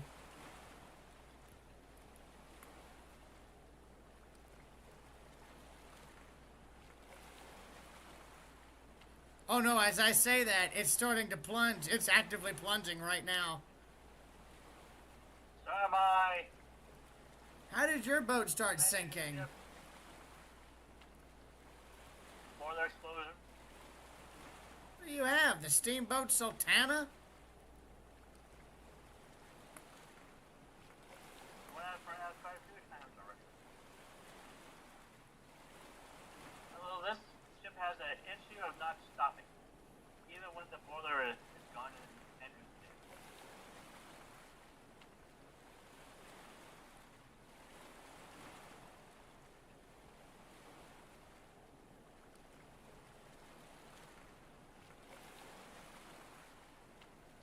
state.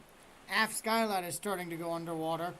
If that had a custom door frame, the ship would already be going to the bottom right now in just seconds.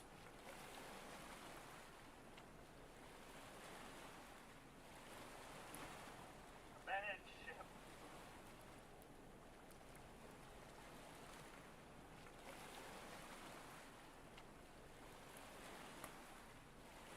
And somehow she's turning while going under.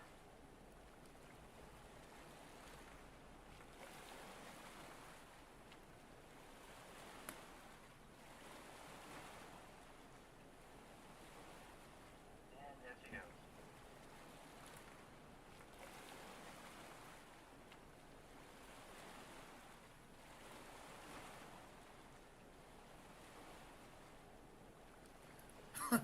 I wonder what Steel Shark's reaction is going to be when he comes back.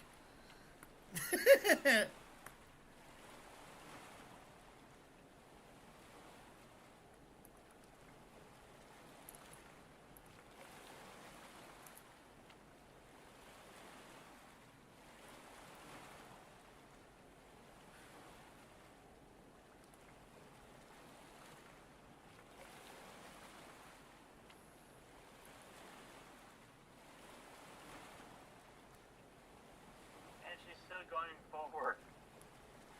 What, the steamboat or the Spammels or both? Babbles. The engine's still on. Oh god. Camp, you better see this. No, I've decided I will not see it. See it anyway because you may only see it once.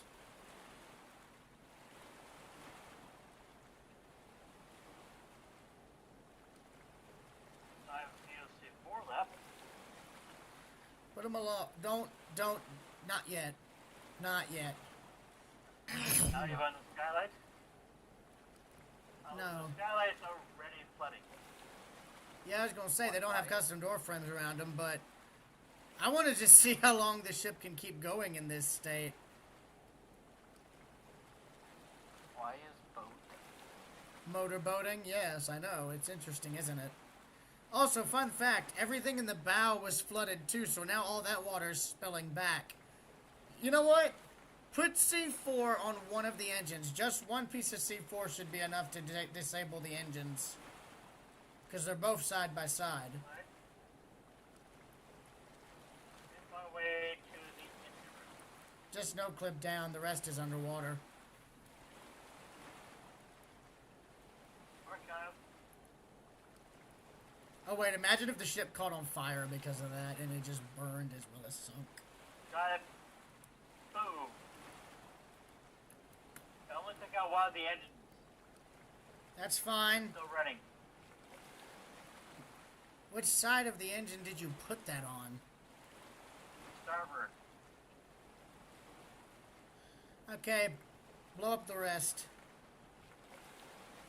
I take that back. There's no point. Get out of there. She's going. Finish ship.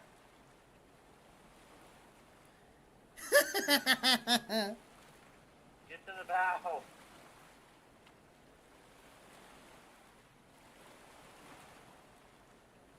It's going fast. I'm back. Seal. Ow. Good timing. Okay. Seal, get out of the bridge. She's going. And by the way, Yep. your Ow. Knee. Table. Seal, your ship is going Jack Sparrow mode, but in the most epic way possible. You're doing extreme motorboating. Who is shooting the boat? Your mother. Yep. Excuse I'm just me? popping out some doors, making sure the ship sinks properly.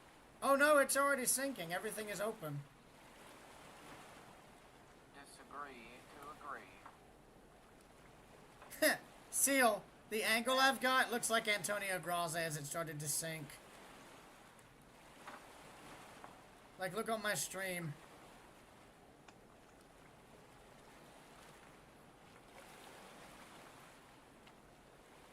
Like, it is literally going Antonio Graza right now.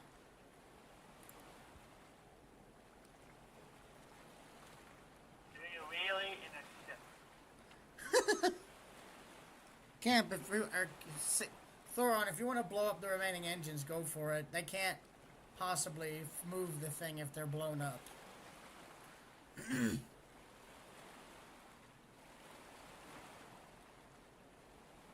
Also, Seal, where are you?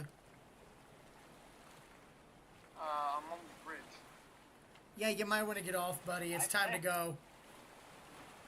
Oh, it's really time to go. The engine this time. Oh, it's really time to go. She's plunging.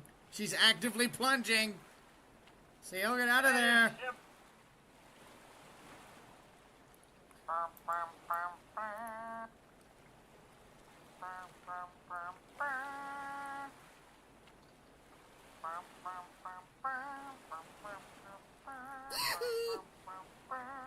What are you doing? Is that supposed to be taps or something? Taking a screenshot. Oh my god. And here we see the man and his companion saluting a ship that's not even theirs, that's not even a military ship, going down and under their feet. What does fate hold for these two men? The world may never know. We'll survive. We're smart. Oh, I'm smart.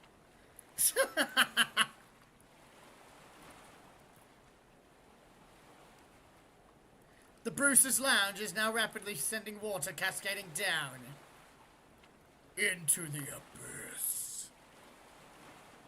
Into the abyss! Ha! Afraid to get wet.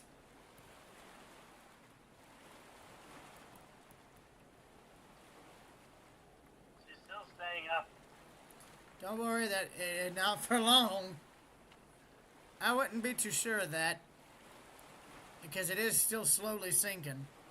Unless, of course, you did want to fire off all the remaining C4 on the scuttle hatches.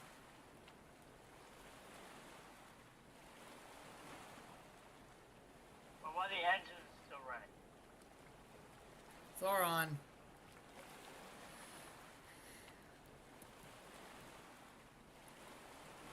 Where's the others? I think I may have found one that's going ahead. The bow. 1, 2, 4 left.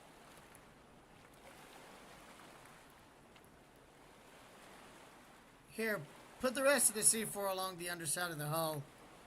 Up forward. I think it'll help speed up the sinking.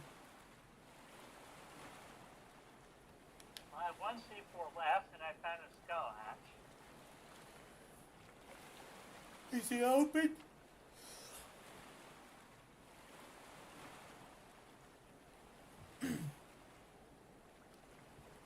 Thoron, is it open? Because if it is, then find somewhere else to blow up the C4.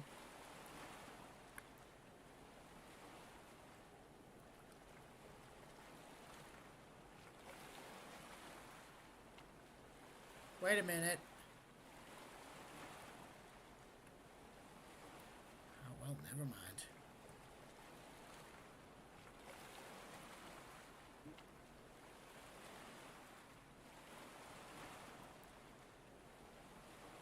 Okay, open up 2 of the skull hatches. That's Okay, wait a minute. You did something. Okay, yeah, you definitely did something because all the cabins are now down flooding into the dining room.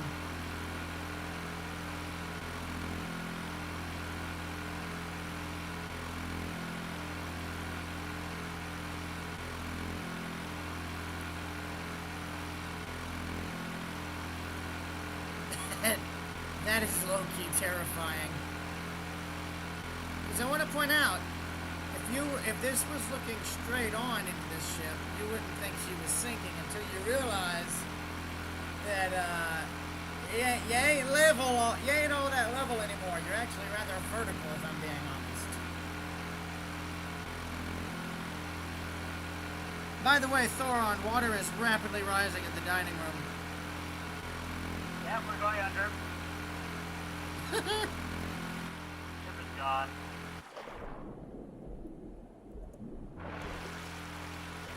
Bye, seal shark. See you at the bottom of the ocean. Are you okay?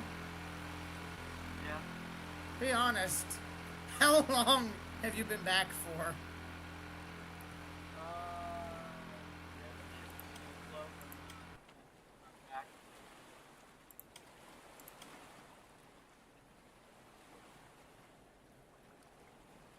Going over to FJ Warner or whatever it is.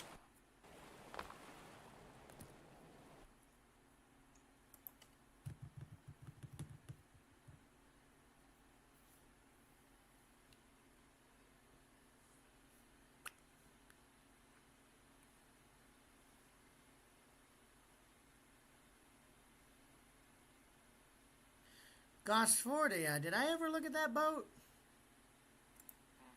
I think we did. Yeah, we did. Never mind.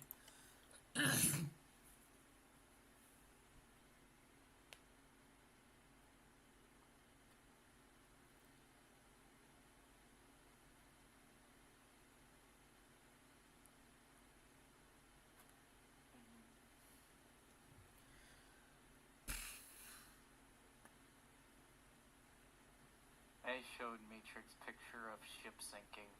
It made them giggle. I'm happy.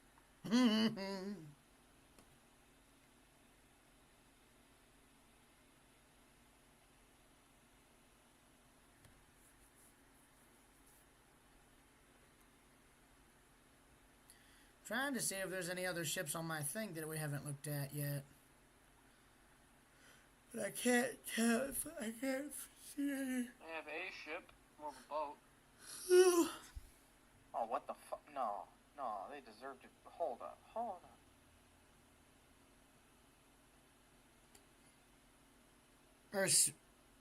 Usraniak?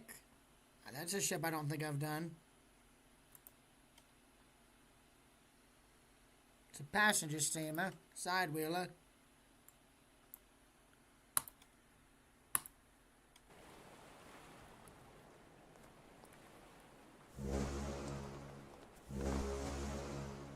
nice boat. I have no idea how to use it. I know how to use the other one across the dock. Ah, it's a walking beam engine. Cool.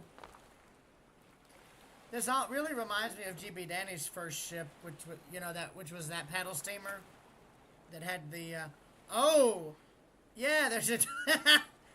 Hello, sir. You are in the paddle box of death. How does it feel? Not good. Perfect! Perfect!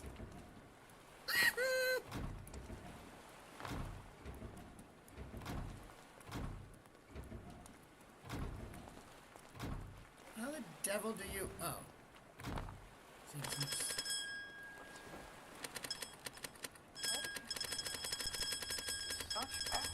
Come on, that's so mean. What? Oh no, nothing. Matrix had to deal with an asshole at work, so now I'm sad. Again? Never mind. Yeah, look, they live in retail. Look, they work in retail. I know. They work in retail. It's a fucking shitty place. Tons of frustration. And Hang annoyance. on. Camp, after we're done with this boat, would you be open to doing some stuff on Darien in terms of the lights? That checks out. What? Sorry. No, I'm gonna. Sorry. What'd you say? I was just saying, I didn't know if you wanted to do some stuff on Darien concerning the lights. Yeah. I mean, would you be okay with that? Yeah, I can work on it. It'd be nice to take a break from the warship, but Also, okay, this is fun. This is funny. Okay, basically, Matrix wished they bitch slapped the freaking person for being an asshole. I'm like, well, you should have, but seriously, like, why is so many assholes in this world? The Dio freaking text. I'm gonna quote him here, because they got a tiny wiener. Damn. Checks out. you know, the Men more... with a flat chested or have no ass, but yeah, no, it's mostly the tiny wiener thing. You know what's funny? I really am debating on if I should switch Darien back to RGB lighting, but I don't know. No, I wouldn't know how to do that, so I'd recommend staying with the, Or what I could do is get this ship and see what kind of composite they used. Just to see how it was wired. Or how RGB lighting is wired, because nobody's done it in tutorials. Well, okay, so okay, you know how RGB works in the sense of, like, RGB lights, like, Well, yeah, not like... in stormworks, but in real life.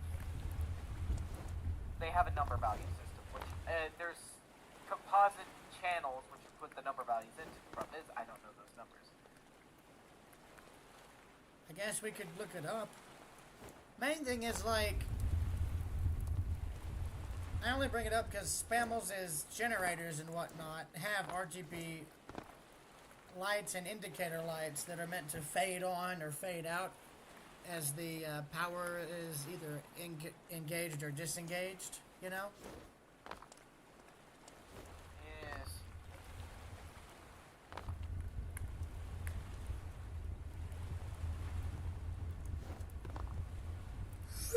Wait a minute.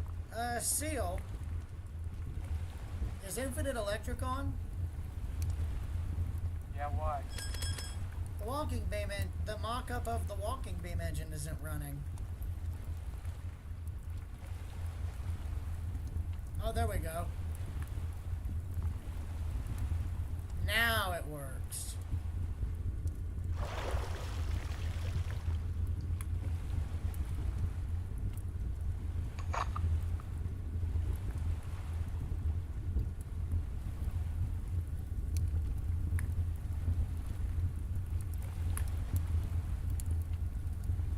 Reactor in high pursuit.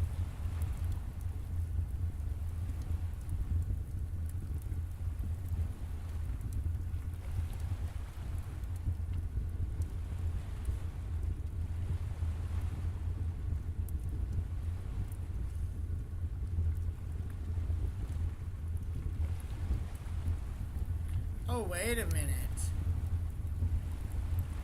Oh, crap. There's nothing there. What is the vehicle made by Luca 23 Bell? Because if nobody's using it, I was going to get rid of it. I don't know. Let me go check actually. Oh. Was it part of the ship? I don't know, but I was going to go look at it. Oops. Bill, I've decided you're grounded for 26 days. Would you like to know why? Was that were you using that plane?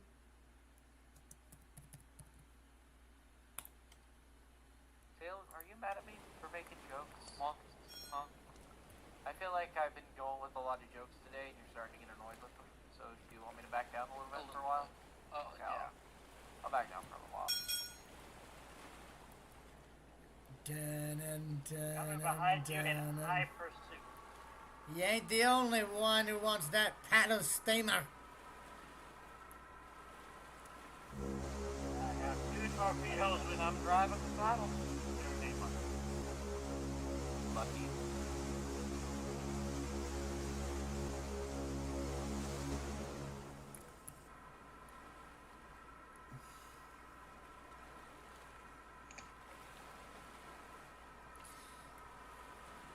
Target sighted.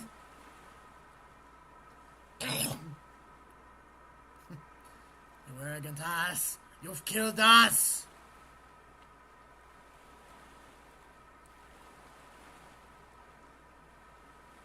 Wait, whose paddle steamer am I seeing? Thoron, is that you? Wait, where are you? I'm right between you and Seal. You're just passing me. Oh. Oh, hello, sir. Don't torpedo him, he's mine. Also, Seal, be ready. Because you're gonna have a paddle thing fly over your head in like 3, 2... Oh, God. Why is it lagging all of a sudden? Oh, crap! Language, my good sir. I have called. Oh, no! Oh, no! The masts are making it just immediately... Oh, crap, Seal, I did not mean... Holy crap, we fucked everything! Oh, no! Fuck!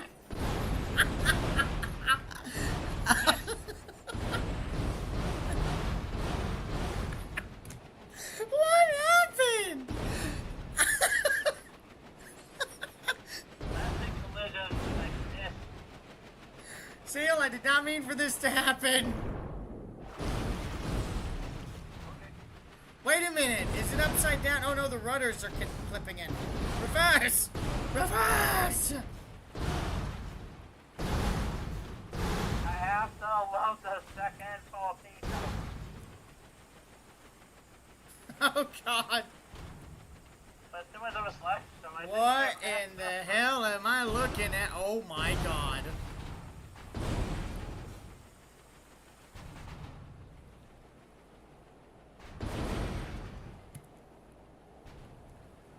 too much lag. Don't delete the paddle steamer. I'm trying to get the boat off.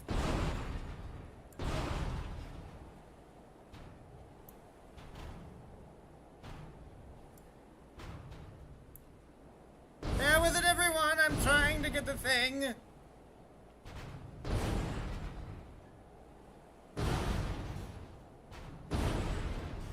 Crap, it's... I can't load torpedo. I can't find the thing.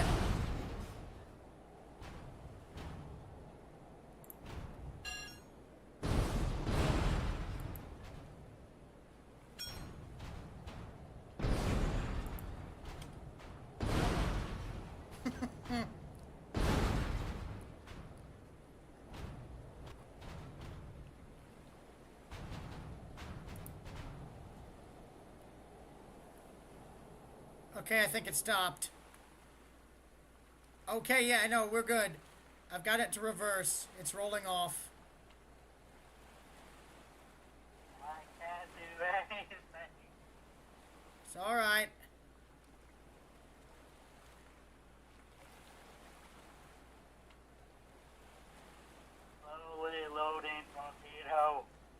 Thoron, wait. I don't think you'll need them. The ship is going down. It's upside down. Also, Seal, are you okay? Yeah.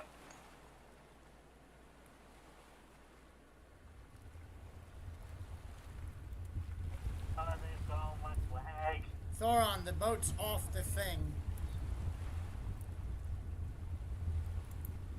Okay, I got it. I think I got it. Yeah, I got it off the boat. I want to get rid of the sea skimmer, not the ship.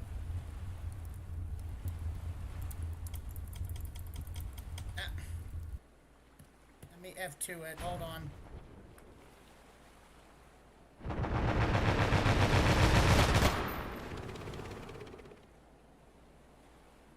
Controls aren't responding.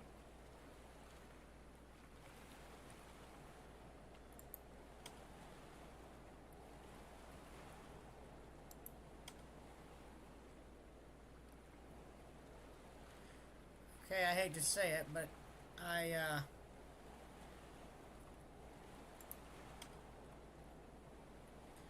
Seal, how fast is the paddle steamer sinking? I don't know, but it's upside down. Target.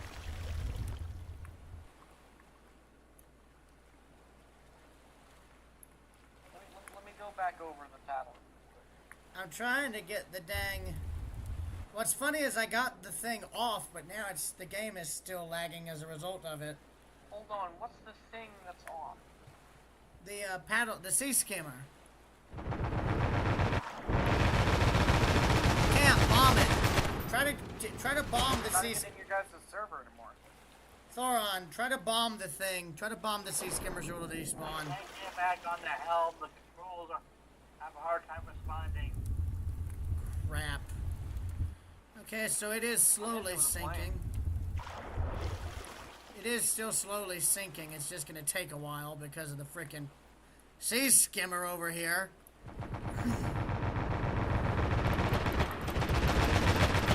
No loading. Might actually also be sinking. Okay, you know what? We might have to clear all vehicles because otherwise the FPS is gonna keep dropping. Have you ever considered just deleting the sea skimmer? I can't. I've been spamming that. I've been spamming it to try and get the vehicle thing to come up, and it's not coming up. I just deleted it. Oh, Yeah, it's just because you're out of 8,000 frames behind. That explains it. Yes, and it's 5,000 for me. 5,600. Yeah, but Seal's the host, so Seal has the most accurate you- reading. Also, no.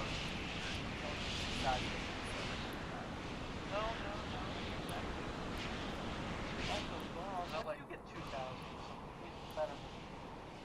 I'm pretty sure once you get that far behind, there ain't no coming back. Then again, I watched someone come back from 10,000. Damn. I'm going in He's a playing on a circle. laptop. Everything's glitching out. My He's sub playing speed on was a laptop. playing It doesn't matter. My sub, the speedometer for my sub was glitching out, reading 58 knots. When it stops. God, I don't know why I make that noise. High.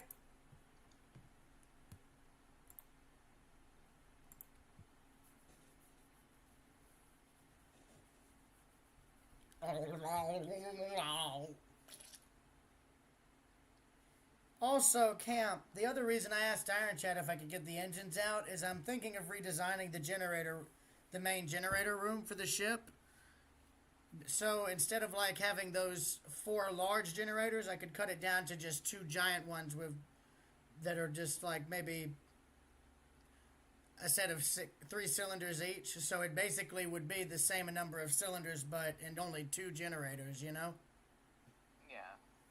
Well, I'm thinking because I'm trying to think of what to do with that space. You know what I mean? Oh crap! I mean, I personally think what you have for generation is right now is perfectly fine, but your ship.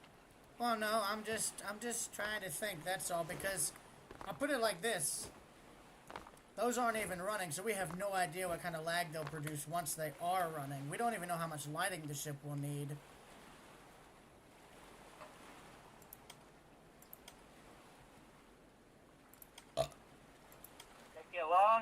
have to log back into the server. I'm all the way at the starter base.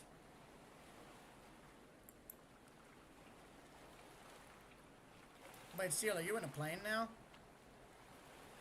I've always been straight from the frickin' sea skimmer. Ah. Error connecting. Failed to connect the server. I connected.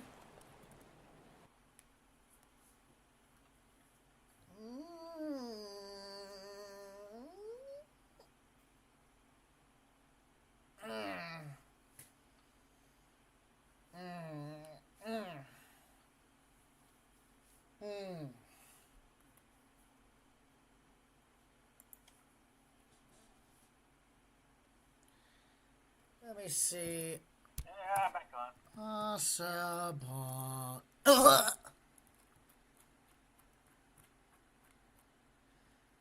Let me see. I need to see how our Iron Chat has the engines connected. Okay, I see now. So he's got the gearboxes up here. Okay, so that's interesting. He's got the gearboxes raised up above the engines. Okay, so that's good to know.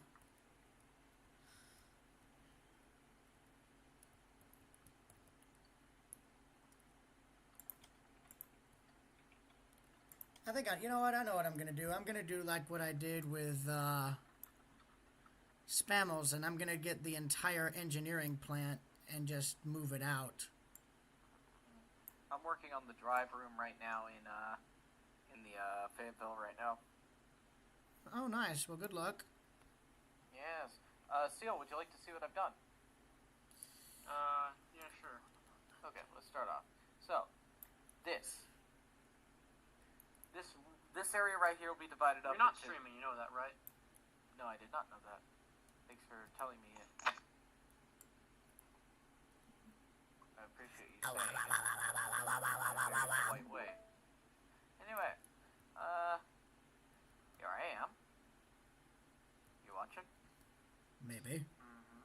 Okay, so this is going to be the forward loading room. So what I have is basically the idea of lower. This would be the turret basket. On the first deck would be turret basket. Everything below that would be the ammo storage.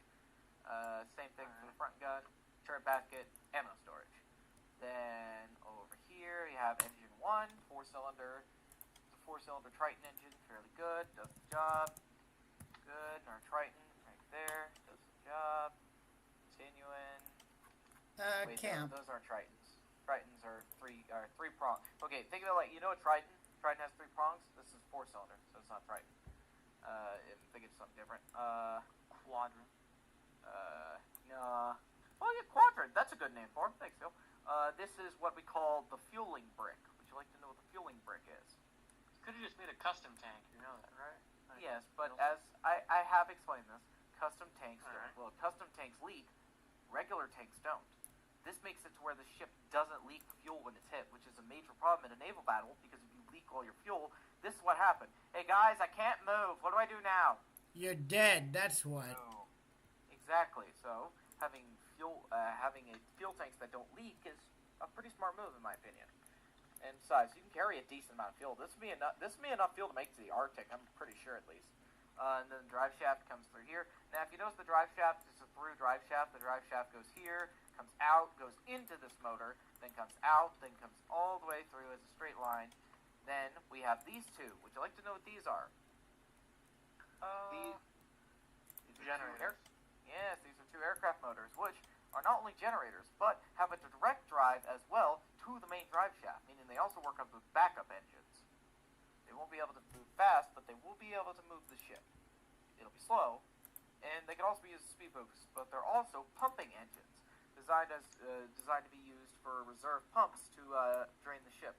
Of course, these aren't the main pumps. These are only reserve bilge pumps. Be used in a desperate situation where we're taking onto run water. The drive shaft ends here, and the plan is to now add a split, so it splits apart. Anyway. Hey, Camp. Those bilge pumps you're talking about, how powerful are they? Well, they would be ran by the same engine that you use for your backup generator, and it's the 17-cylinder radial engines I use for my aircraft. They'd be dumping. They'll be able to drain a room if one's pumping in air and one's pumping out water. they'll be able to drain a room in, I would say, less than 2 minutes. I'll put it like this. Depending on size. Can you design a bilge pump system that has their own engines? Sure. I mean one that could pump it out in about a minute in real time. That would be complicated, and all I could say is I wouldn't want to be the person inside that room when it's happening because they would be ripped apart. But yeah, no, literally, it's just like the grape. No, it's just the bilge pumps become the Byford Dolphin. Seal won that one, Railroad. He got to it first. Oh god, I'm just envisioning that and it being like the most gory Final Destination death possible. Oh god. Yeah, but the thing is, you would die of pressure if you, to be realistic. You would act like not realistic as much as Stormworks can be. You would die of pressure, and if it was because the best way to do that is a pressure is actually just dumping pressure into the room, which of course pushes out the water. As long as you can, look, I learned this from Iron Chat. As long as you keep a room above a BR of 1, water can't come in. Water actually physically can't flood in if it's a BR of 1. I learned that because he was teaching me how to build good armor to prevent flooding, not to prevent piercing, which I was focused more on piercing because the less damage you take through your bulkhead, the less water is going to get in, which means faster your pumps don't need to work as fast. Flying over the island. I've decided flying over the island's banned now. Frank him, John. Oh, by the way, Camp, I've got the Osabal's entire drivetrain cut out, and it's going to be sitting on Multiplayer Islands dock if you want to come and get it. Again, not really in your guys' server anymore. Oh, damn I'll it. get it. I can cut it out later. Well, no, I got the entire thing, including the gearboxes, because they're raised up by Yeah, I have Osmo, so I can cut it out later if I need it. Or I could just send you the XML and save you the trouble. Nah, I think I'll be fine. I like using and all that. Don't be wrong.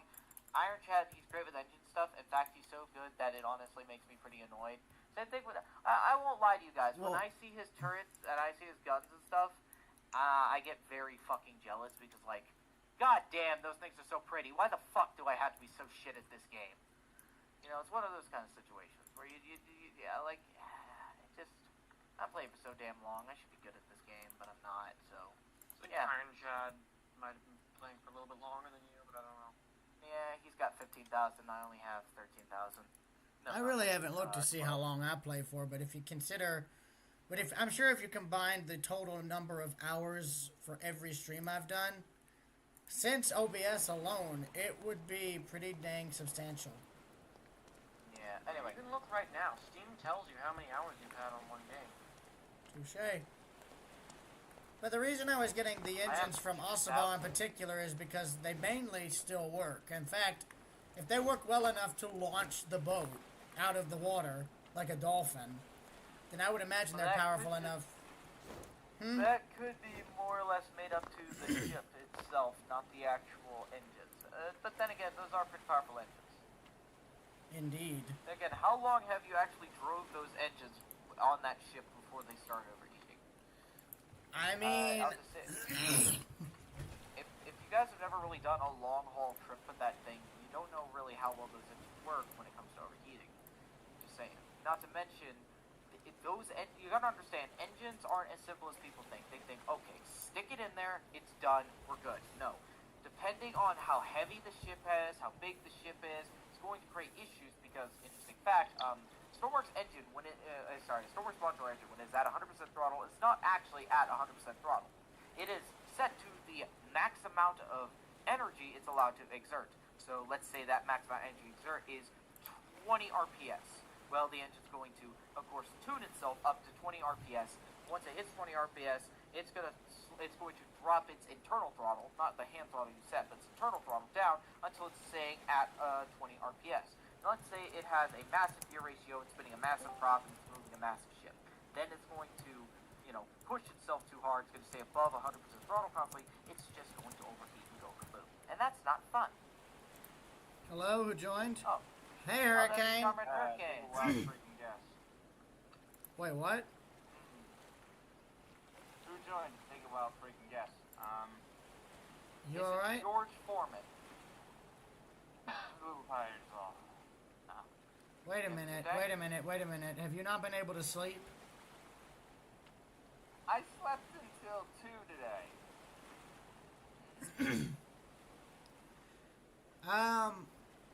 You're probably going to be annoyed at what I'm about to say, but I needed to get your version of the ship so I can install the updated engines with the updated gearboxes, real quick, if that's all right.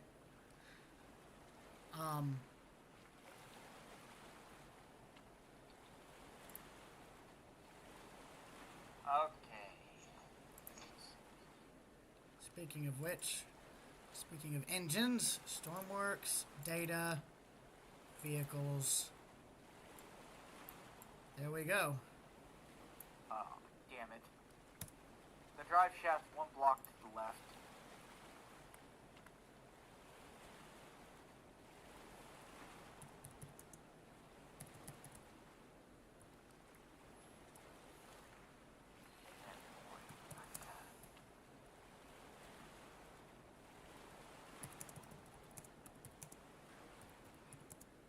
Where is it? Ah, got it.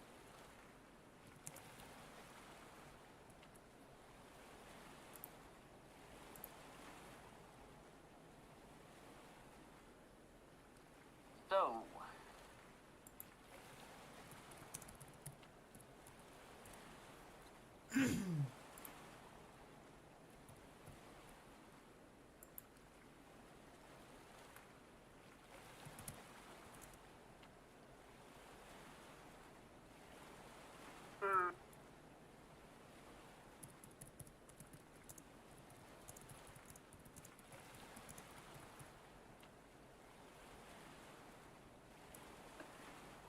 that's funny.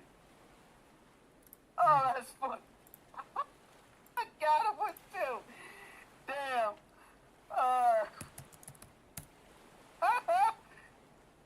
Making me die over here. Turkey, you son of a bitch. Making me die over here. Freaking old man with small dick. Hey, leave me out of this. Oh, damn. Oh my Damn, god. man, that's funny. Oh, that's... Oh, by the way, That... sorry, I didn't mean to interrupt. No, you're perfect. You're fine.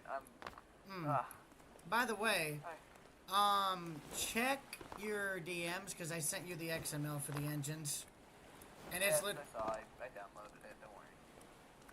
and everything is complete save for like the propellers and the fuel intakes, but those can be replaced with like fuel tanks. And honestly, I mean, I was I'll literally. be right back. Good thing I got the up-to-date XML. Speaking of which,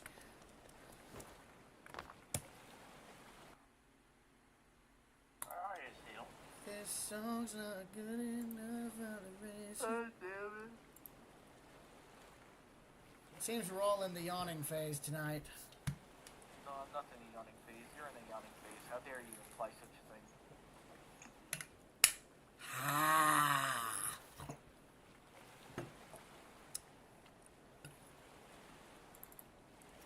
If this song's not good enough, I'll erase it.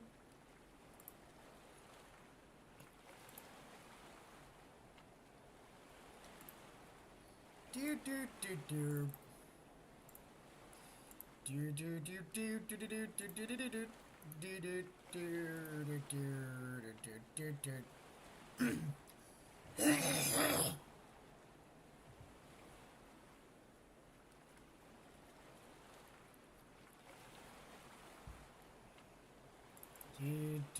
do.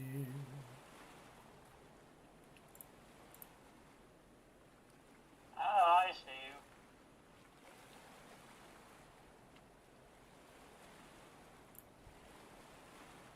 You're right below me the whole time. Gonna rename this to Spammels 3 simply so I don't lose the copy of in my game that has the up-to-date engines.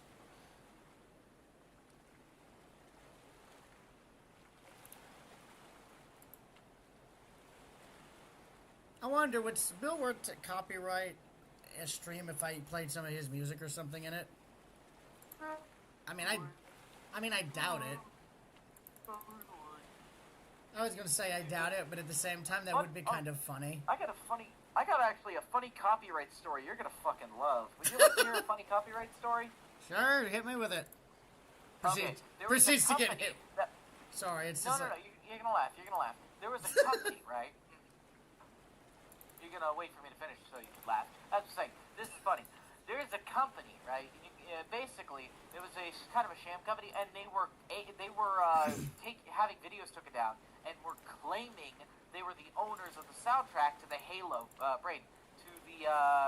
Halo soundtrack. You know, from the Halo games. You know, Halo as in a Microsoft property because it belongs to Xbox, which is owned by Microsoft. So yeah, they kind of fucked up because they're saying they basically own the soundtrack to Halo. They don't. Hello, I am Microsoft. Sorry. Anyway, right. Anyway, yes, fuck yes, please, yes. What is it? Yes. What is it? Having a stroke over 6'11". 6'11"? Is it coming back to Spencer? No, it's no, but Hurricane posted a picture of a J class. Oh. It's fucking J class. It's not 6'11", but still, it's 123. It's a J class. It's fucking. Wish you could have done this out this it's only for display only.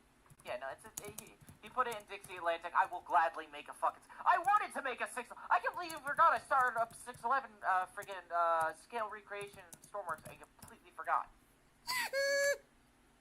Forget about that. Anyway, anyway,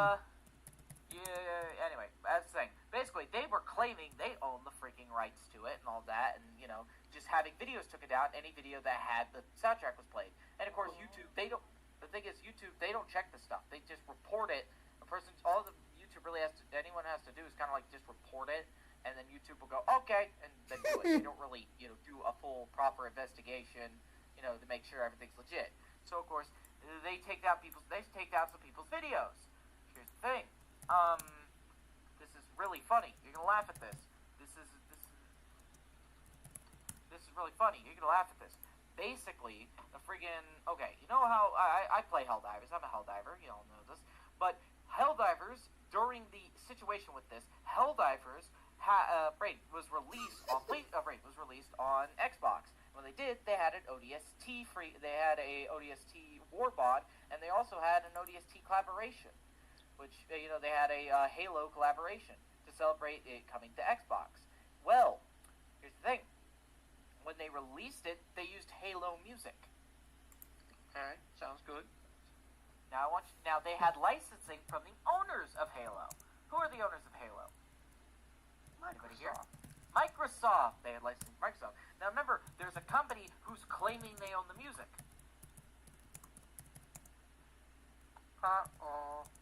They did. The idiot at the company didn't really think. Well, the idiot at the sham company didn't think. Tried claiming it, only to then immediately got fucked because they basically went, let's claim something that they have specific right. Like as soon as they tried claiming rights to an ad.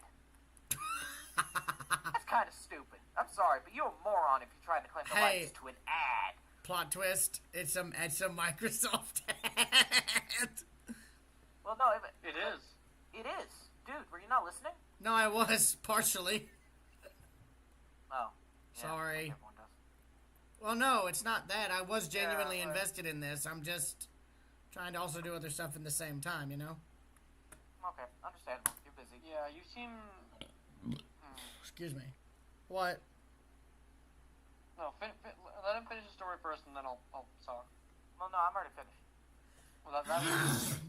Yeah, like they basically Microsoft found out because Arrowhead and all that were like, hey, somebody just tried to claim our ad for the new Warbond and shit. What?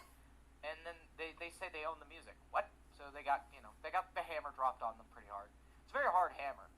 Very, very veiny, very strong hammer. It's the skull crushing hammer that leaves internals and things all over the floor. Wait, what?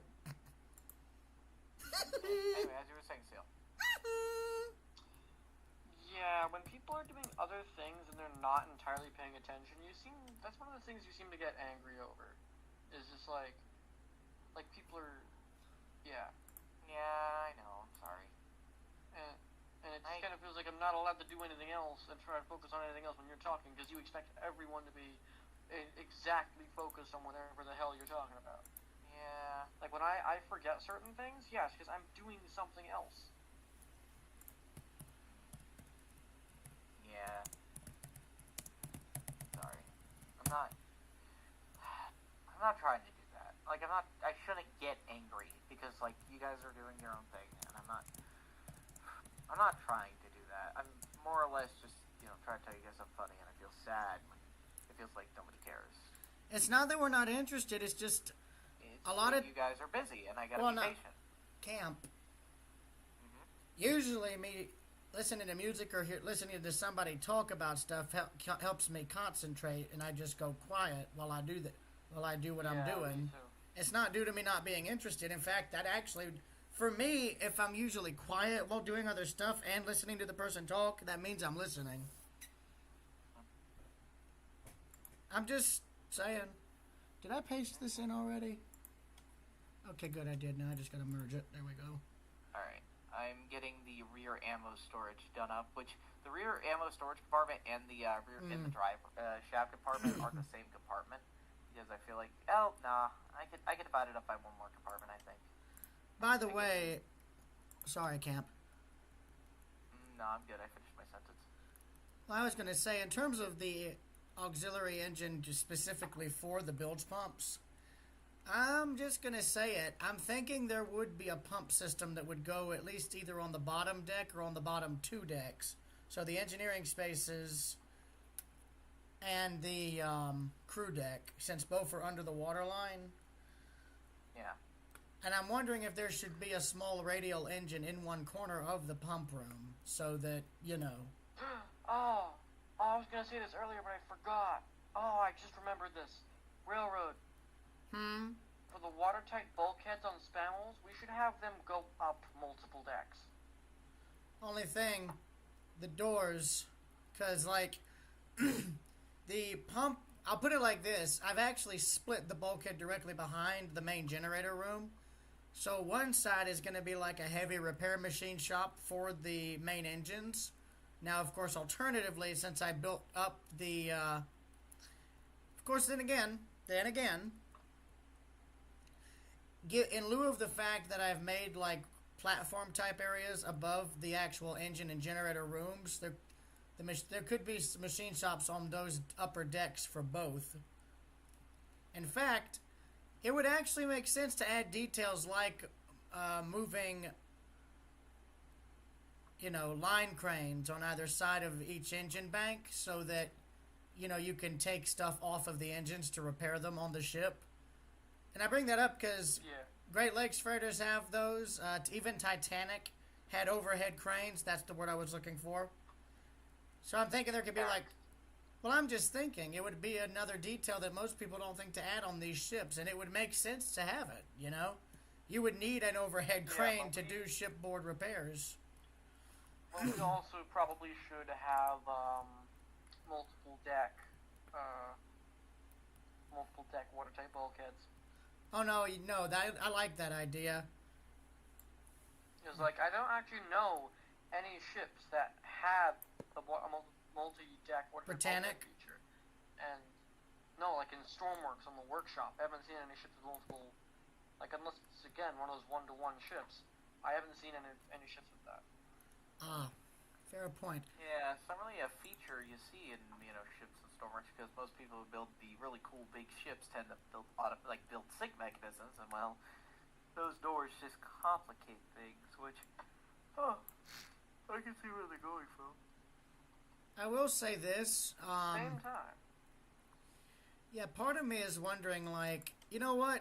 I think I know what I'm going to do. I'm going to make it so that the area in the very middle of the engine room where it's got that platform type thing, I'm going to make that be the main engine room machine shop.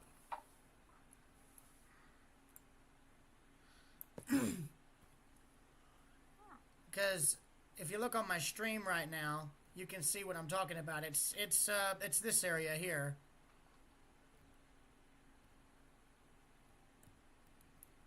Right here. You aren't streaming. I'm talking about on YouTube. I've been streaming now for the last 2 hours. Like, that's delayed, though, from, like... Hold on. Let me do a thing.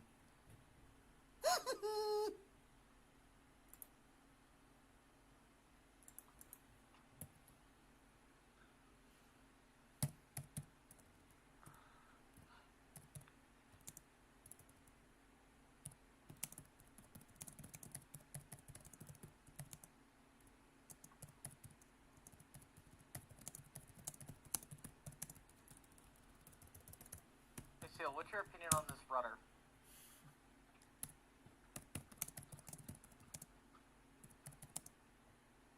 Like the overall, I might as well ask, what do you think of the overall side profile of this ship? What do you think? It looks like a light cruiser, and I like that. It's, like, deceivingly small.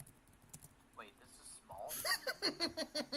Well, it looks like a light cruiser with, like, the kind of lowish profile. It's deceivingly little, and then this thing is going to, like, destroy you. Lowish profile? Really? That's kind of what I'm thinking with this, was to have a low... Was for it to have, like, a low-ish profile. And, you know, I like this. Yeah. Good. This is wonderful. Check I think this it's going quite stream. well. Oh, I've installed the doors. I've installed the doors around the place. I need to install the ladders and stairs. I need to install the main staircases up and down in the ship. We're gonna have a ship's armory.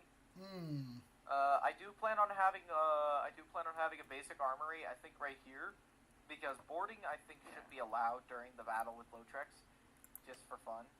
And if we do have What about espionage? A ship like this would be one of the few ships in inside of the RP that would be able to send boarders. Excuse me. It's small, maneuverable. It's actually able to pull alongside and go, hey, fuck you, I'm getting on board, and there's nothing you can do about it. Excuse me. You do shoot at me? Yes. If I may interject, gentlemen, what are the rules in terms of sabotage and espionage missions? We still have to think of them up, but I would say no planting C4. Well, hang on. Whoa, wait a minute. Most sabotage missions did involve using some sort of plastic or portable explosive. Maybe. Well, I was thinking we should be allowed to use grenades, because those can bounce and they're kind of a pain in the ass to use.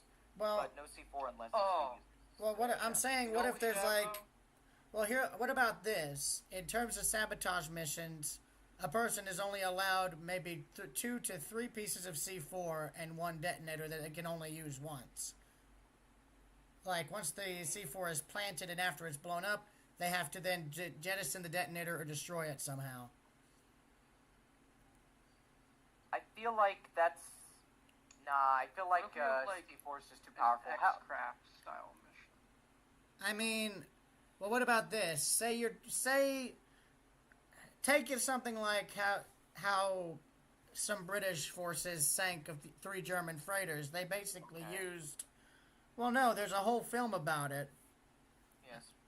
I think but it was... we're going off of... You're trying to support using real-life bases, which is completely fair and understandable, but you gotta listen here on my opinion, which... This is just not... You gotta listen here. It's more or less a thing of, I feel C4 could be overpowered and could be abused. And look, the entire point of this is to not have to deal with people abusing stuff like C4. Because, look, a person could just go, yeah, we're gonna board you, and proceeds to shoot past with a little PT boat, stick it on the outer hull, and detonate it. Because you know how C4 is not as... People kind of underestimate C4 in this game. C4 is about it feels as powerful as a medium explosive half the damn time. Like, it just feels too fucking powerful. It should be only as powerful as small explosives. But I feel like that shit does the same damage as especially when it's combined. Yeah, especially with multiple pieces. Maybe 1 piece of C4, but 3 would be a little much. I think we should use grenades because every person part of a boarding team, which boarding teams I don't know. We need to really think about the boarding teams. Maybe a maximum of like 3 or 4 people on team. That's 1 grenade per person. That's 4 grenades. Grenades don't do as much damage, and they're a pain in the ass to use. But if people learn how to use them right, they can actually be used for destroying engines, killing breaching rooms, killing people, stuff like that. That could be used. But C4, all somebody has to do is go like, hey, there's one guy in there. If they play the C4 on the wall, they detonate it, and boom. Like, and not to mention, there is one thing to C4 which I liked, which you had in mind, which was only being able to detonate them all at once, and only have like a 1 use time detonator. That I do understand, and that could work because people could just go up, take the C4 off the ship before they detonate it. But here's the thing: if you're let me just finish real quick. And I know I'm ranting for a while, but I do want to also point out, maybe if there was only 2 pieces of C4 and they couldn't detonate it until they were off the ship, that would be fine. Well, here's the thing. Also, anybody who tries to move the C4, if the person holding the detonator sees that, you could take those people and anyone else who's coming around because of being curious out with it, and that cuts down on how many people you have to deal with. Plus, I'm talking about using C4 on like really, really big ships, ones that even if you detonated like 1 or 2 pieces of C4, wouldn't immediately sink because of it. Oh, like a battleship. Yeah. Okay. Yeah. So C4 is only to be allowed for battleship rating. Or like, say, large freighters that have like bulkheads that go up high enough to stop flooding. Well, Maybe not freighters. Well, honestly, for freighter raids, I think C4 will be fine because here's my thing. If they board you, you have an option. You either kill them or they scuttle you, and they don't want to scuttle you at that point. They want to take you.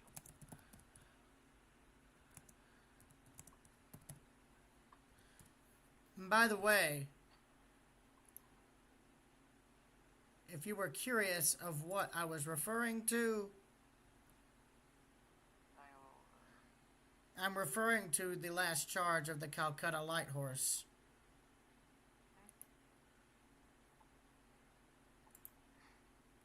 And I've actually seen the movie before, and it's really good, and it's based on a real thing that happened, if I recall, because they had real photos taken of the ships that were attacked at the end of the movie.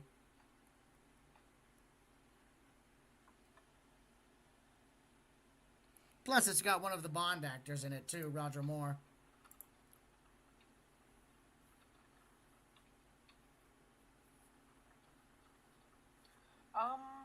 I am just thinking about this. I said this before, but it seems like it got completely ignored. Maybe we should like an X-Craft style missions. Little limpet mine laying submarines that'll sneak under a battleship and blow it up. By the way, also, I've got those would be cool. Like port raids, stuff like that, where you could use the thing is, you're thinking like these are schedulized missions, which I wouldn't want to do personally. But here's the thing: we could actually have it like port raids and stuff. Like as a port raid, yeah, as a port raid. Yeah, like hey, enemies have declared a port raid in Brain in 3 days. In 3 days, they're gonna port raid us. We do not know what vessels they're going to be using. They could be using aircraft. They could be using groundcraft. We have to kind of set up a mixture of them. Meanwhile, we would just be using mini subs with freaking bombs strapped underneath them to, sneak in.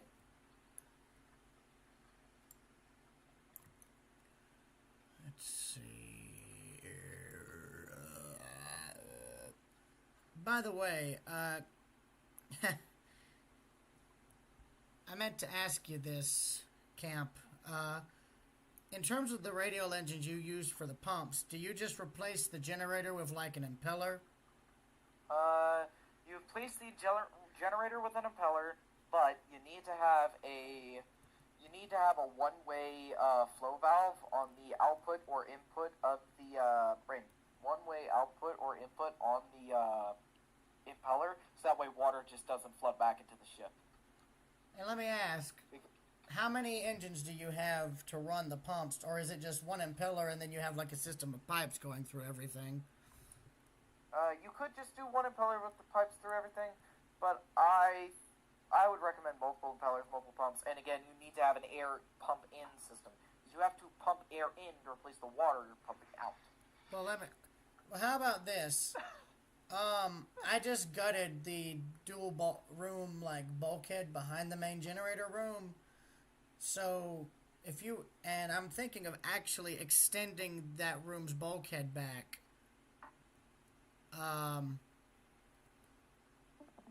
don't know. I'm trying to think because I've got the emergency generator room above this space. So, because I'm also thinking in terms of the pump room, you'd also have all the controls for the various pumps down here. You know, so like bilge pumps, ballast pumps, that sort of thing, you know? Yeah. Firefighting pumps. And again, like the watertight doors and all that, there would also be overrides on the bridge too. So there would be like maybe a dual setup of some kind. So if, God forbid, say the pump room is flooding, but the pumps are still running, you can still control them from higher up in the ship. You know what I mean? That's basically the key with this ship is basically what I'm wanting to test with Spammels is to seeing how many redundancy systems can be put on one Stormworks build and if they'll actually prove practical. Useful. Well, practical. Because if this whole thing works, well, I'll put it like this.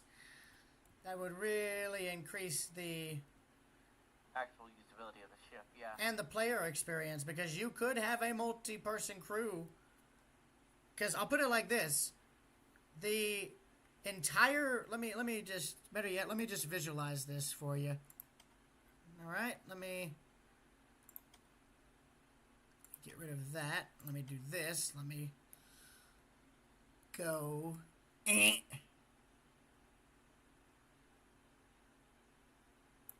Okay, here we go. I want to point out, from here aft, this is literally nothing but machinery spaces. The main engine room is here, generator room here, pump room here, steering engine and prop shafts would be here, potentially. I may have the steering engine a deck up so that, you know, we can just have this as a shaft tunnel. But, and then on the bridge deck, or not bridge deck, Okay, and then, you know, above here, we have what I was thinking of making be the, like, I'll put it like this. You have the engine control room here. I'm thinking of making this a machine shop for the engine room, but I'm not sure yet, hence why the walls are temporary. And then you have the generator room. Now, I really don't know what to do with either space here, because, see, you've got all this space on either end, here and here. I don't know if I want to make there be a control room for the generators on one end and a machine shop on the other, or vice versa. You know what I mean?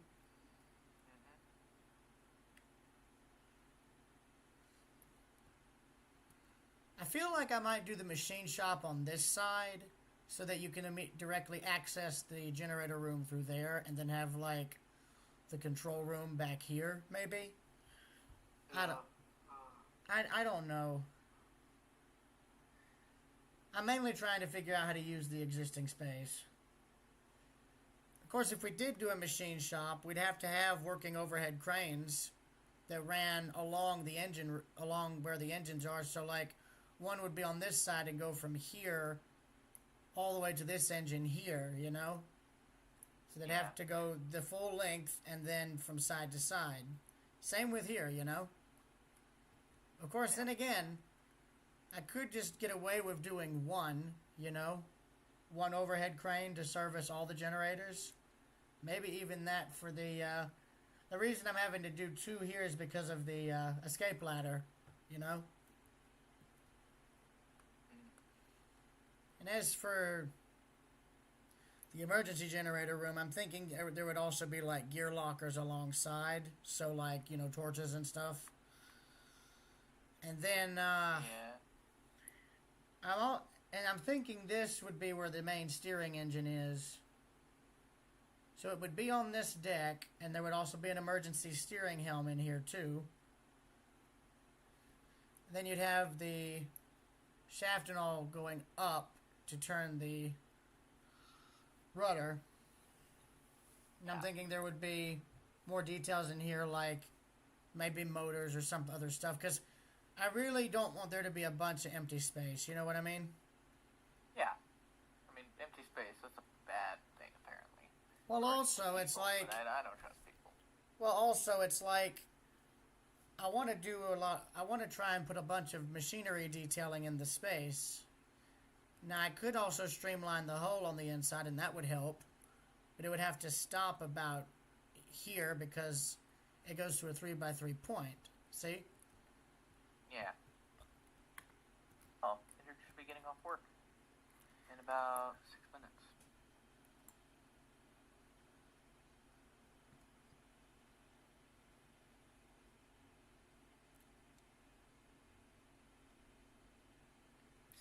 See, there's the engine room, crew deck.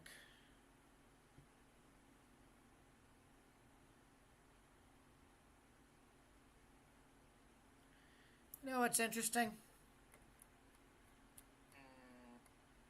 I know a lot of things that's interesting. Well, I'll put I it think blunt. it's the same interesting thing. Well, I'll put it bluntly. The crew deck is technically the deck the control room is on, and oh boy, it's funny. I wanted there to be crew stuff, like, you know, a crew rec room, a galley, and accommodation, that sort of thing. But I don't know if there'll be enough room for that. Then again, you know how to do this engine stuff and orientation and all of that better than I do, in terms of like, Yeah. well, mainly in terms of like putting everything where it needs to be to where it all fits and to where you can still move around. The reason the engine room is so big is simply because I wasn't sure of how much room needed to be allocated for like all the piping, all of the auxiliary machinery for the engines, and mainly the propeller shafts, because I wasn't sure how we were going to get those in. And see, on either side of the engine, it's between 6 and 5 blocks between the engine and the inner double hull. Howdy, And then, with this, as you can see, there's 11 blocks of width between the engines. And between the first shaft entrance to the next engine, there is 12 blocks of space. Because I wasn't sure if you were going to route the propeller shafts for the forward bank of engines through the double hull and out, or if you were going to do that with all of them, but I wasn't sure. Wait, what do you mean I am? I'm talking about it. Right. I'm saying I don't know where to put... I put the engines in without really figuring out where I wanted the propeller shafts to run inside the ship. Yeah, well, the thing is, you know, this is a game, and the way the game is, you don't have to have the propeller shaft. Of course, you want them for aesthetic purposes, but that's the thing. They can just be aesthetic, which means that is up to your interpretation of how they would be. Like, the real things, like, all those fancy propeller shafts you see in-game, those are fake. Well, no, I know they are. Like, people usually run them, yeah, okay, so you get what I'm saying. When it comes to it, really, you can, you know, Brain, you can make a fake propeller shaft. Like, it's fairly simple. Hell, one tactic I've learned, and this might sound crazy, battle cannon and heavy autocannon barrels. These things are fucking beautiful for it. But don't they also weigh a lot? Yeah, they do weigh a lot, but then again, that's pretty realistic. Well, let me ask you this then, in terms of realism. Would it make more sense for these engines to be sitting right in the bottom of the ship instead of just having like 3 blocks of airspace directly under them? Look, I'm not a boat guy. I'm a plane guy. But you'd have to ask Seal. Seal's a boat guy. I mean, I mainly ask because I'm asking if I should orient the main diesel engines like I did with the generators. Because see, the generators are actually inset into the floor and into the double hull, but they have, hence why they're encased in like this block thing. Yeah. I didn't know if I should do that for the engine room as well. No, don't.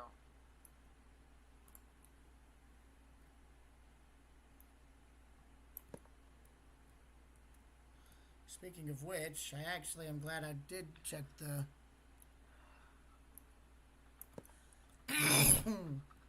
There we go. Crisis averted. I didn't put a bulkhead back for the main generator room. Because the reason I encased the generators is because the area around both of them is going to be like fuel and stuff. So I'm actually going to make a little notch for that.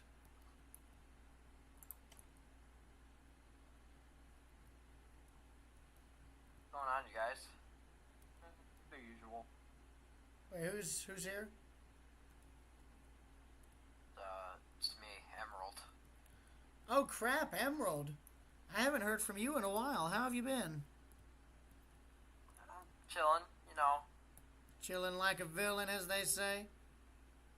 Yeah, I mean, there's not been Too much going much on. that's happened. Yeah, I mean, I've been laid off from work, so it's been kind of pretty just Oh dang. I'm Yeah. sorry, man. feel that one. Oh, it's nothing bad. I mean, it's what happens when you work on a museum. They close down for the winter, so Oh, it's seasonal. Okay, good. I thought you were... yeah. That scared me. I was Laid like... off. No, that scared me. I I'm was chilling. like... I'm no. chilling. No, that scared me. I was like, oh god, wait, did you get, like, fired or something? But no, I'm just... No, not I'm- at all. Okay, good. I'm glad it's seasonal then. I'm gonna keep the center bulkhead here so that these are like separate fuel tanks. And I'll just make the one for the engines, for the engine room be like... Actually, wait, camp. Would this double hull space on either side of the engine rooms be enough fuel storage for all 4 engines? Or would they consume way Let me more? look. Area is 3 blocks high and about the width of the hull, minus the center bulkhead, going down the length of the ship as the keel. Depends. How far do you want the ship to go? Well, I'll put it like this. It's a liner, so I would like to sail it to a very long distance. Okay, so let's say North Harbor to the Arctic. Yeah. And I want to also point out something. That's not going to be enough fuel. What you want to do is line that entire area with wedge blocks. Oh, you're talking about that area. Well, yeah, I can... That area or the bottom hull, like the double bottom. Well, I'll put it like this. I can always make the entire double bottom a gigantic fuel tank for the entire ship. That might be a little too much. You'll probably sink the ship. I would say. No, I don't think it would, because it's only 3. Look, I've been building a long time. That'll sink the ship. It is also a fairly beefy ship. Oh yeah. Oh yeah, and also that reminds me, these engines weigh a ton. All this machinery in here, even after all this machinery was installed, Spam was still capsized. So I really don't think putting the entire double hull as a fuel tank will sink it. If anything, that'll just give it ballast. Yeah, the problem is as you go, the ballast gets lower and lower, and then still name a ship that capsized. Andrea. I think capsized due to being low. Having a low center of mass is good. That makes that not happen. Seal. Okay. Think of it like this: ship is low center of mass. Then the ship removes its low center of mass because it's using the fuel. Oh. It's consuming its own ballast. Okay. Well, what about this? I would say I would try it, but you might want to also put some real ballast in the ship because I'm sorry to say this, but that's a temp solution. No, actually, why are we even saying this? Just stick the fuel in. I mean, like, just spawn it in and see if it sinks. Well, remember, we're not really on the sinking topic anymore. I mean, it might sink, it might not. The main thing I'm concerned with is you guys consuming all your fuel and then the ship getting lighter and lighter and lighter until split, and now it's upside down. Well, can I say something real quick? It's not a flaw, it's a feature. Yeah, I like that, Seal. That's a good way to put it. It's not a flaw the ship capsizes, it's a feature. Actually, that would be a feature in Stormworks. Holy shit, a ship that can capsize? A gentle rocking. Well, no, I'll put it like this. I mean, Seal, wasn't one of the sinkings going to be a capsizing anyway? Not capsizing, but I was kind of follow the original sinking, which was the very, very bad list, and then going down by the head. Well, weren't we And trying... That Well, would really help with the list, because I was going to make it a little bit more extreme than it is on the old sinking. oh, wait, that's right. We were going to make Tybie's sinking be based on the Pasteur. That's right. Yeah. Could I have a little assistance with these doors here? Also, I've never really made like custom doors like that. Also, Seal, you know, what we could do is... What? Okay, real quick, Railroad, let me just explain this. So, basically, those go on, the hinges go on a number input, first off. Those are robotic hinges. For an airtight door, you're going to want a door hinge. A door hinge. Yes, they're very similar. They look almost the exact same, except one actually has the airtight seal. You grab, you had it. Right. This? No, that's robotic hinge. Damn, where's the door hinge? See? By the way, Camp, what did you mean by putting wedges on everything? Is that something... Okay, if you delete the full blocks and replace them with wedges, you increase the surface area, meaning more fuel can spawn in there. That's weird. There should be that is really the right weird. door. It is the robotic door hinge. It's weird. Just grab the robotic door hinge and... No, wait, you have the right hinge, I think. My bad. That's it's just showing funny. I see what's going on. Okay, so what you want to do is delete the hinge. Okay. So basically, you see the, there's a border around the door, right? Those blue, it's the blue lines with the little pointy bits sticking down. Yeah. Or sticking out. Okay, so you want all of those to fit. You want a full ring of those surrounding the entire door, and you want them facing towards the actual door itself. So, kind of working in a very confined space here. They should also all be on the same side. Perfect. Then you can just weld the. Just gotta merge the doors back together. Those are connected, and then there's a missed door segment on the. There's a missed door segment that you gotta fill in with the single block. Oh, right here. Yes. So for that, yep.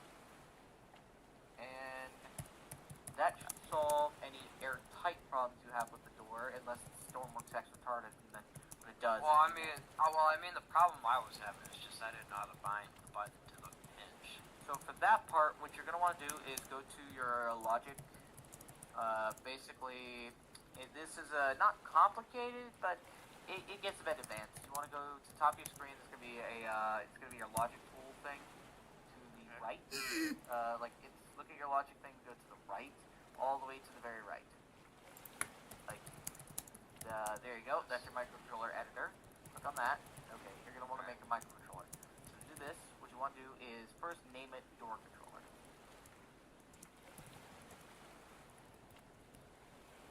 Okay. Now you really only need a 1x1 cube. Not 1x1. Sorry, a 1x2 little thing like that. That's perfect. And then you want to go into logic. You want to place on 2 nodes. First node is going to be an. Okay, you got your 2 nodes. One needs to be a number. One needs to be an on-off. Okay. Separate those out. Then the on-off needs to be an output. No, sorry. No, not the on-off. Sorry, fuck. Brain. The number needs to be the output. It's been a while since I did this. Right there. Alright, then you want to click on the little light bulb on the top of the screen. There you go.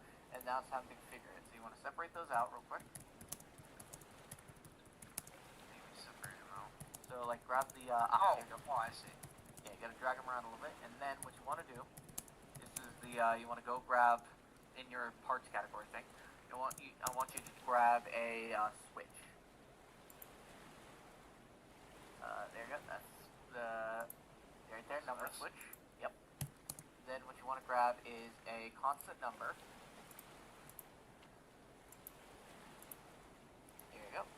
top one right there, constant number.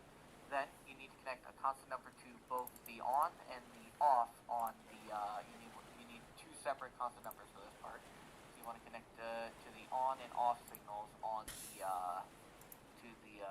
brain. Am I connecting to both, or do I need two constant numbers? You need two constants. You need two separate ones. Hey, Seal. Got it. Alright. Now those two are connected. What you want to do is you want to look for the one that's connected to the on value. I'm gonna go. So that one's connected to the on value. You want to click on that box, and then what you want to do is set it so when it's on, it's going to be sending out a signal of 1. So delete the 0 for 1. Perfect. And then you want to connect the on-off, on-off to the on-off switch right there, and that will be how you turn on the door. And then you want to connect the output from the switch box to the yeah, perfect. Then save that as your door controller, and there you go.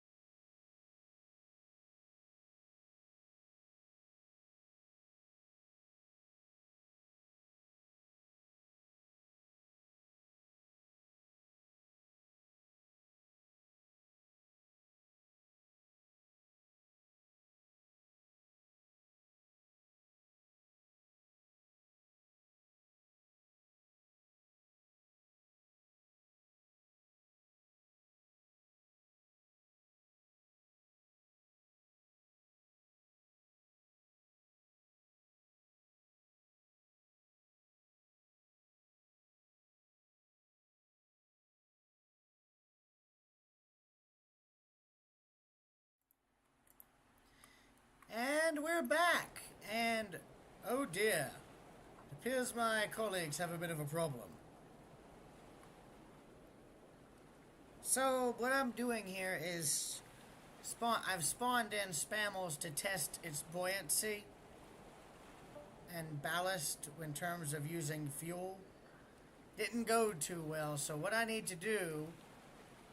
honestly need to do is flood the forward peak tank. I need to add a fluid spawner there and have it automatically filled with seawater so that I can test ballast to see what makes it go even on an even keel at least.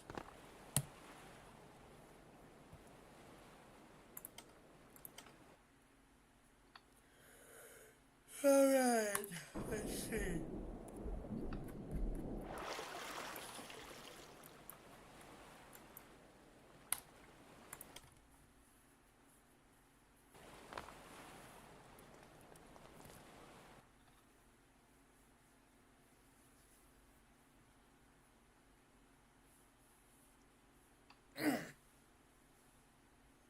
What do you mean they knocked out turret 2?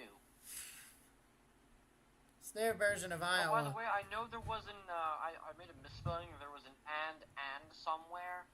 You were not having a stroke when you read that. By the way, Camp? Can you hear me? Did he mute? I think he's still reading. He's having fun. Well, that's good.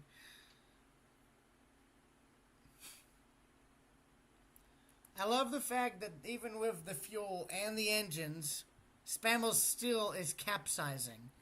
Yes, folks, that is what this ship is. It's going to be a replacement for the original Spammels. I'm just going to say it. Y'all can still do rip-offs, remakes, and whatnot with the existing hull for the original ship, but upon this ship's release going forward, there's going to be a new benchmark. A very new benchmark. I figure if me and the others are going to do new builds of JNR's older ships, why not do them in a far bigger and grander way, you know? Besides, there was a lot of details and stuff I would have liked to see on Spammels that was just simply unable to be added, simply due to the lack of space and due to how badly optimized the game was at the time.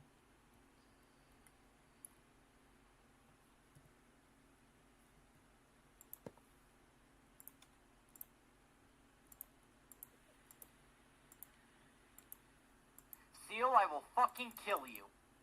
Up, go to the next page, go to the next page. I will We're go gonna to the slow next down. page. Why did you sink North Carolina?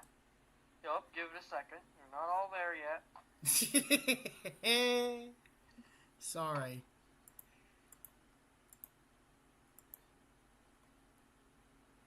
Why not give the ship a freshwater tank up forward? It makes perfect sense.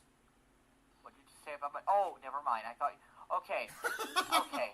For a second, I thought you were making an insult towards North Carolina. I will... Camp immediately cuts out. Hey, Camp, how's your North Carolinian Wi-Fi? I'm joking, by the way. If you can hear this, I'm joking. I muted myself so there be no evidence when the cops found... Bud, I got some bad news, Camp. I'm streaming again, and the audio picked that up, so it doesn't matter. That's great. That's... If your request ends up being like heard, people start making like out of context moments. That's definitely going on there. Oh God. Let me guess. What did he do? Threaten to kill me or something? Cute. I'd sooner kill myself before letting anyone else do that. I'm joking. And before any of you get concerned, I'm joking, people. I am joking, people. I want to point this out, Seal. You sunk North Carolina, then let Tirpitz get away to then be killed to be stole by the RAF. Is that what I'm hearing? Am I reading this Not right? really. The fight was pretty much going to go down like this. Both of these things go in and both walk away beaten to crap. And outside circumstances so happen to sink them. But, yeah. I want to point this out. North Carolina took a torpedo during World War II and survived. So why wouldn't she be able to take two? This is also post-battle. There's a Listing, giant like black trail damage. of smoke coming from the ship. She's Yeah. listing already. She's already flooding. And Just so likely happens that bleeding she was oil. knocked out, and the crew gave up. I hate how accurate this would be, though. Hey, Yeah, I mean, it's Seal. annoying. Well, Seal did mention that this is alternate history he's doing. And by the way, that reminds me. I know. No. but Let me. I Excuse understand, me. and I get it. But I wasn't. I'll let you finish. Sorry. I wasn't done speaking. I was gonna say, Seal, have you thought of going and getting this thing proofread by someone a little bit more professional than me, and potentially getting this printed as a proper book? Not yet. Dude, I'm gonna just say it. I would seriously look into it just to see, because yeah, I've seen plenty of alternate history stuff. A lot of it mainly refers to, oh, what if America lost World War II due to Nazism? But, you know, I don't think anything no, like... it's not that kind of stupid stuff. Well, no, I'm talking about, oh, your sorry. stuff, Seal. Nobody has done something quite like what you're doing. Not to interrupt, and I do want to say this. Seal, you had me on the edge of my seat the entire story. This is a fucking amazing story. It's accurate. It's painfully fucking accurate. I love North Carolina. I do. But I do want to point something out. I think North Carolina's second turret armor should have been able to take a hit. Unless that's meant to basically... Unless that incident is meant to take over what happened to Iowa years later. No, it's not. Oh. Turrets being knocked out in battle is fairly common. Fair enough. The turret armor, you pointed this out earlier. The turret armor on there. Yeah, turret armor, yes, is incredibly thick, but that does not mean it cannot be penetrated. Huh. Well, yeah, no, the a Germans Toyota believed truck is strong, but it is not unbreakable. The Germans believed in the motto, if I remember correctly, of, okay, we're going to shoot smaller rounds faster. Yes. Not, lower weight of shot, higher speed. Meanwhile, the British and us, we went with big gun equal more penetration. And more boom. Yeah, pretty much. And more speed. Which the Germans were honestly kind of smart with that, because the smaller shells mean they can carry more rounds, and plus they can have even more guns. Even though, I want to point this out. Before this is a giant battle. By the way, check my stream if y'all can. I just flooded Spammels' peak tank. I want to just see what this does. I guarantee you, yep, there she goes. And I want to point out, she's still full of fluids. She's full of seawater. Not sinking. No, wait a minute. Hold on. Okay, I want to point something out. The peak tank, the entire peak tank for this ship, as you can see there, is fully flooded with seawater. The area for fuel, completely full of fuel.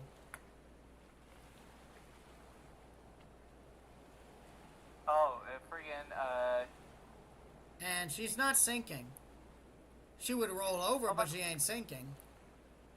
But I want to point this out. On my birthday, I'm just gonna say this. This is how I want to wake up on my birthday. Just getting like 50 DMs of this right here.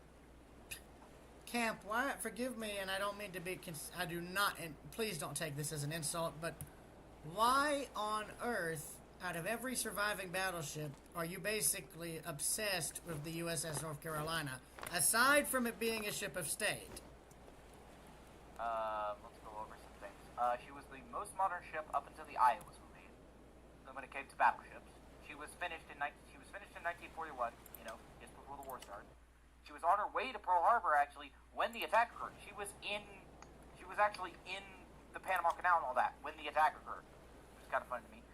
She was quite literally hailed as the best anti-aircraft ship, like this is a real quote from Admiral Halsey. Right here.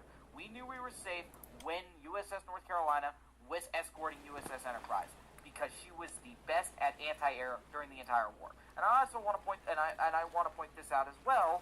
Her fucking damage control team were able to save her from getting hit by a Japanese torpedo, which, might I add, was aimed at Hornet, which was a part of the cluster. Not Hornet. It was Wasp. I always get Hornet and Wasp mixed up. See, was it Wasp that sunk? I think it was Wasp. Yeah, it was Wasp. It was Wasp. Yeah. Okay. It was aimed at the cluster. Like one of the torpedoes that was aimed at the cluster to hit Wasp missed. Went underneath a heavy went underneath the literally almost hit a destroyer.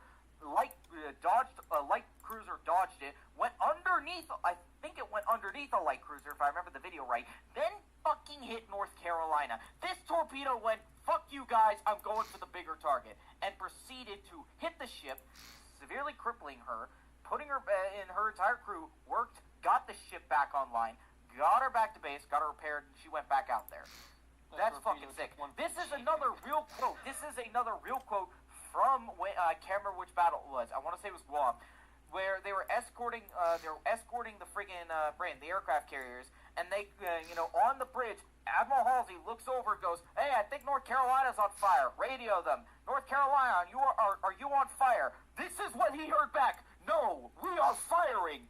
That is some gangster shit." That war was a carrier war against aircraft. That ship did the most she could to defend those carriers from the aircraft. Thank you. I'm dropping the mic.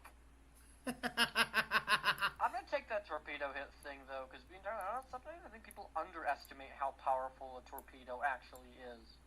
Oh no! Look at what happened to the cruisers and stuff that were in, or whatever the boats were that were in dry dock at Pearl Harbor. A picture of a fucking hip.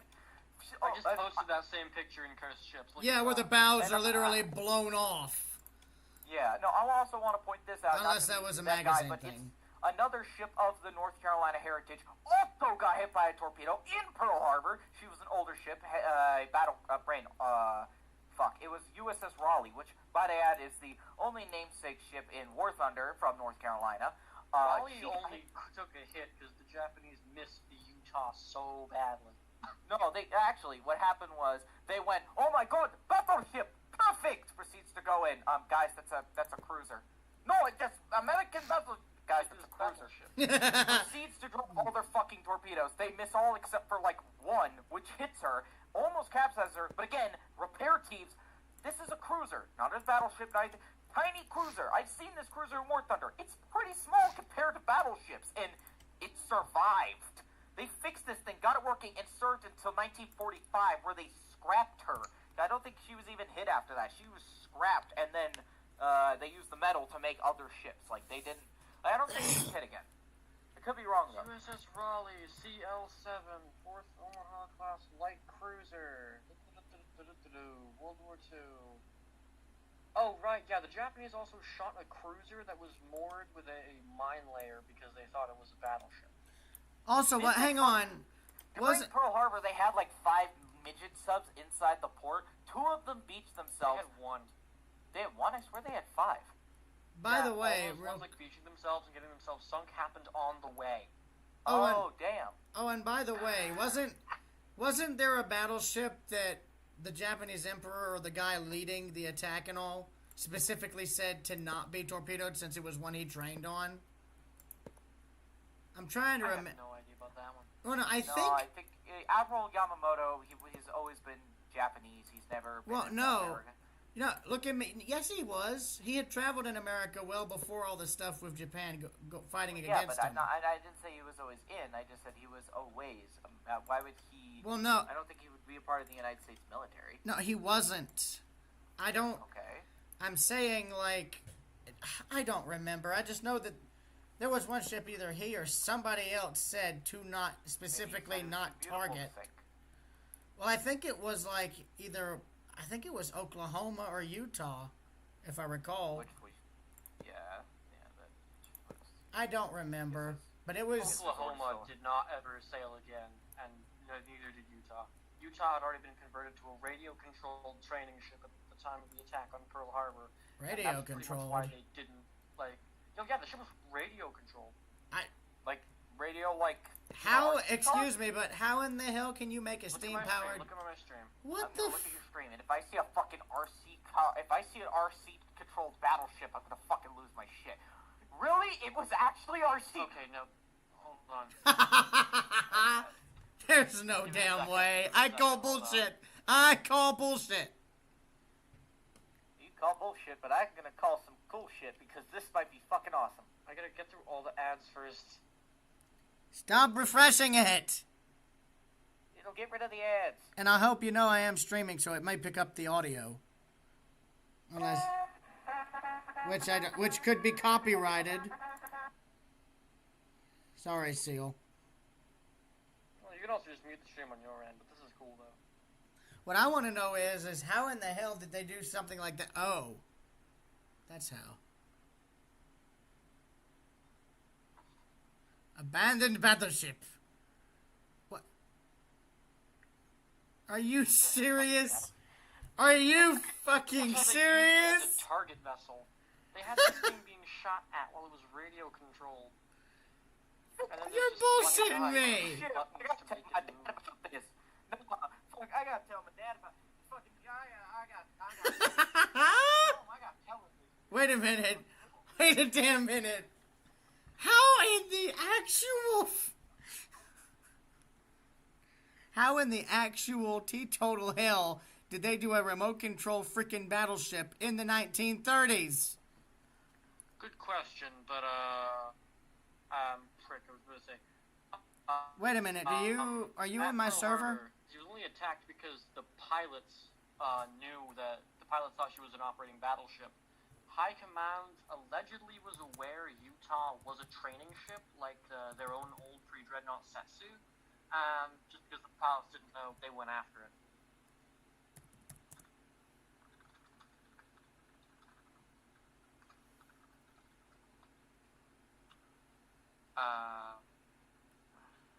Gas drinkers, goddammit. Dang Break it. the damn thing.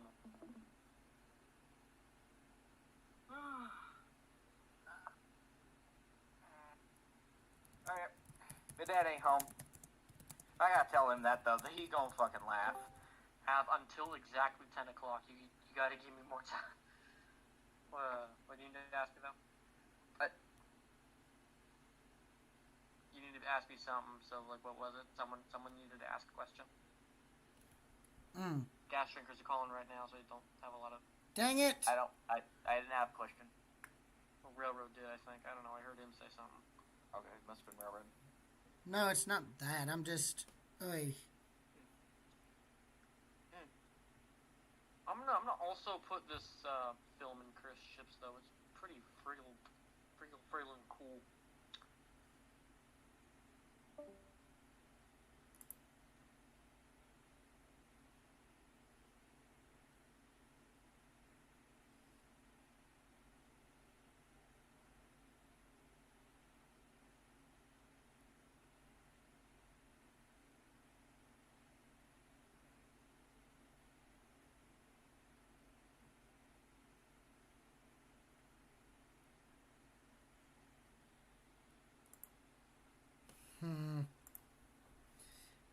Camp, I'm surprised that Spamos keeps capsizing.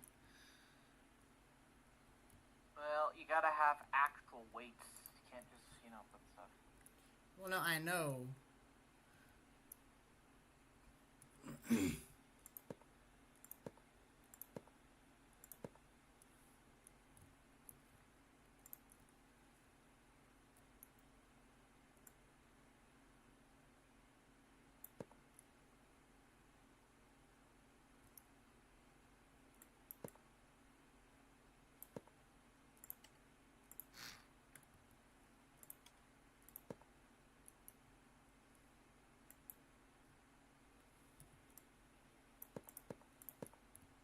I'm also finally adding some sort of concept for skylights.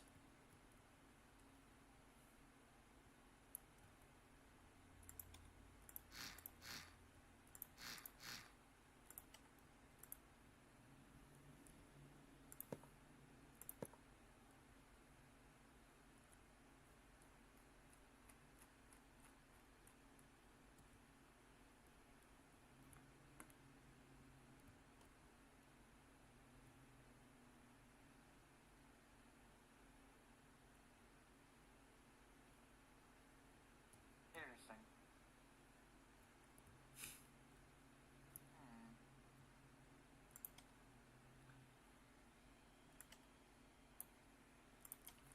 I'm mainly doing it to see if maybe the terrain flooding, water flooding in, is causing the ship to keel over.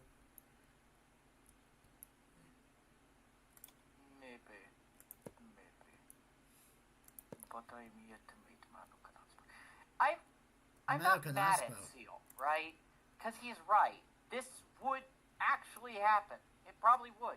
North Carolina would possibly fail in this fight. As soon as in the story they said they're going broadside, I knew it was going to happen. As soon as it said right here, North Carolina is going to, go broadside with them, I knew it was going to happen. North Carolina has a massive fucking superstructure. You go broadside, it's kind of, I'll put it like this. You ever look at somebody with some wide fucking eyes, like their eyes are on the side, like their eyes are like 3 inches apart? That's what it looks like when you stare at North Carolina from the side. She's fucking wide. That's a big ass superstructure she has. It is big chungus. She's basically a massive target when she's on her side. Now, when Hood was crossing, when Turpus was crossing the T, I was like, get him, boys. That's where you want him. Because we got 6 guns trained you at that point. Like, at that point, we got 6 guns trained on your bitch ass. Have a nice day. It's like, Turpus I've got over there- 2 guns, 1 for each of you. Yeah, I got 6 guns. Fuck all of you. No. Did you not realize Like, that? I get the reference, but I was making a joke on Doc, that. I'm sorry, but Doc Holliday was a fucking badass. Yeah, no, he was, but still. I enjoy putting my own thing on top. So I was saying, yeah, it's, yeah. Anyway, I could make a joke right now, but you're the only one in the room, so I will not. Anyway. Kevin's still in the room. Kevin, you still here? He usually goes mute. Yeah. Now, where is... Let's see. So... I'm gonna armor up this 5-incher. So this is gonna be an unclosed up 5-inch gun with some basic weight block armor. The entire idea for this is it's supposed to provide a bit of... A little bit of protection. Yes.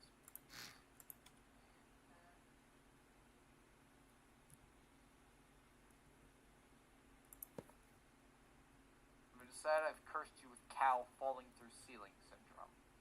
From now on, once a year, a cow will fall through your ceiling.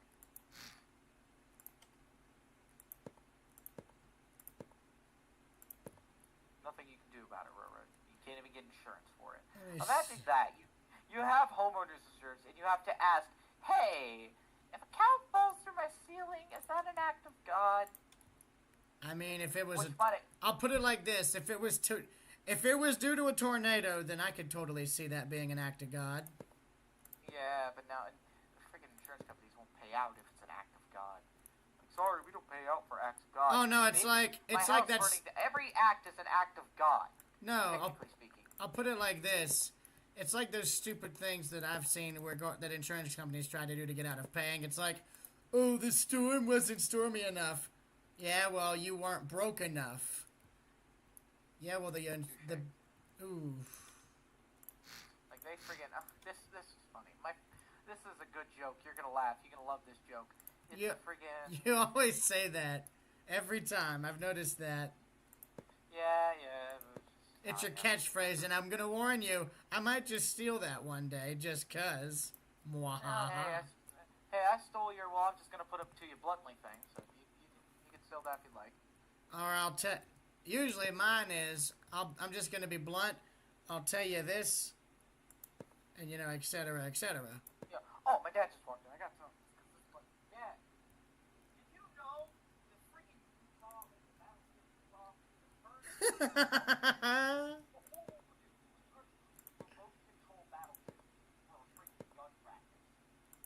Show him the video. Show him the video, you coward. Well, it was before World War II, and I mean, it wasn't the best system, but damn, man. How do you do that? Like, somebody had to think, hey, guys, I have an idea. Let's use radio frequencies to control a ship. What could possibly go wrong? Ship immediately malfunctions. Boat malfunctions and it starts blasting you away. I'd love to be the fly on the wall in the meeting for that. They're like, hey guys, so you know that older battleship we have? Which one? Utah? Fuck, I forgot. Yeah, Utah. Yeah, that's a really old battleship. Planning on retiring it in the next, like, 5 or 6 months. I got an idea. We got these boys over here in Langley, and they have this idea to try to use it as a target ship. Oh, of course, that's what we usually do. No. We want to have it moving. What are we going to do? Start it and it starts driving away? No. We want to set a remote control system on board so we can, steer and control the ship. Remote control. How does that work? It uses radio frequencies to remotely steer the ship without having anybody on board that can be injured from the firing. Well, why can't we have I'm not going to finish that sentence. Anyway, the main thing is why can't we just have lower paid sailors be on board doing that? Because they would die. Exactly. Money. Money. I'm not a fan of this, but it costs money to install this. Yes, but less money would have to pay to the families. Plus bad media. Yeah. You're right. Okay, we'll go with this idea. So yeah, they tried this idea, and I think that's kind of fucking cool. Like, it kind of makes me think, why didn't we try this in an active combat kind of scale? Well, I'll put it. Sorry, go ahead. Why don't we have a small, why don't we have like a destroyer or something with no guns on it, and it's just controlling the fucking battleship from a mile away? I mean, spotter planes telling us what's going on. Only problem, what if like an enemy saw that and was like, the battleship is acting screwy, I'm going to take a look. It is not being crewed by anyone. Well, yeah, but they can't tell. They're in a fucking plane. But here's the thing. You wouldn't see anybody on deck at all, and yet it's firing at you. For starters, you wouldn't see anybody on deck in the first place. If you compare to how big a person is to a battleship, if you're actually able to see the people on the deck, I'll put it like this to you. Fly a drone over a parked battleship, and just, like, fly past it at full speed. Phew, like that. If you can count how many people are on the deck, then congratulations, you win. But, like, I personally think you could actually, at full speed, not to mention you're getting shot at because anti-aircraft. Like, you'd have to, actually, wait, I see why they couldn't do it. Again, it was kind of an aircraft war, and you don't really have the ability to remote control, you don't really have the ability to remote control the, anti-aircraft guns, unless you completely redo them. Exactly. Again, remote targeting as well. Really, I don't even think the guns would work. In the demonstration he was showing, I didn't see the guns work. So, it could actually just have been the steering and drive controls, which would make sense for the era, because look, we had remote control back then. Hell, the original concept for the B-17's ball gun was actually a remote controlled turret that was controlled from a operator that was in the belly. He wasn't, that was in the radio operator's position, or in the area of the radio operator's position. He wasn't actually supposed to, he wasn't but actually why did they... Like a ball gun. Well, here's the problem. You had to basically make what was essentially an early computer first. Yeah, which was why it failed. Because it was just so goddamn complicated and so expensive for B-17s, that, like, one of the most used fucking aircraft during World War II. Yeah, we don't have the money for this. Fuck it. I guess people are gonna have to die, so it's literally like that stupid meme. It's, that just, and I don't mean to get in political, but I'm just reminded of that meme somebody did regarding Trump, where it's like Lord Farquaad. It's like, some of you may die, but it's a sacrifice I am willing to make. Yeah. It's like, okay, why is that so damn true with every world leader? Like, why don't you world leaders go out there on the fucking front lines and fight it out, you know? This makes me laugh that he said this, but it is funny. Would you like to hear a funny quote? He was being asked by the Japanese, during an interview, he was being asked by the Japanese, by the Japanese, what's it called? Not Prime Minister, but the, Emperor? No, not Emperor. Ambassador. It's a representative. Ambassador. Got it. The ambassador for Japan. And the ambassador of Japan's like, hey, why didn't you tell us you guys were going to be attacking Iran? Well, this, Brain. Brain. It doesn't concern Japan you. Knows all... Yeah, no, this is funny. This is the actual quote. He says, well, Brain. Who knows surprise attacks better than the Japanese. Why didn't you tell us about Pearl Harbor? That is an actual quote.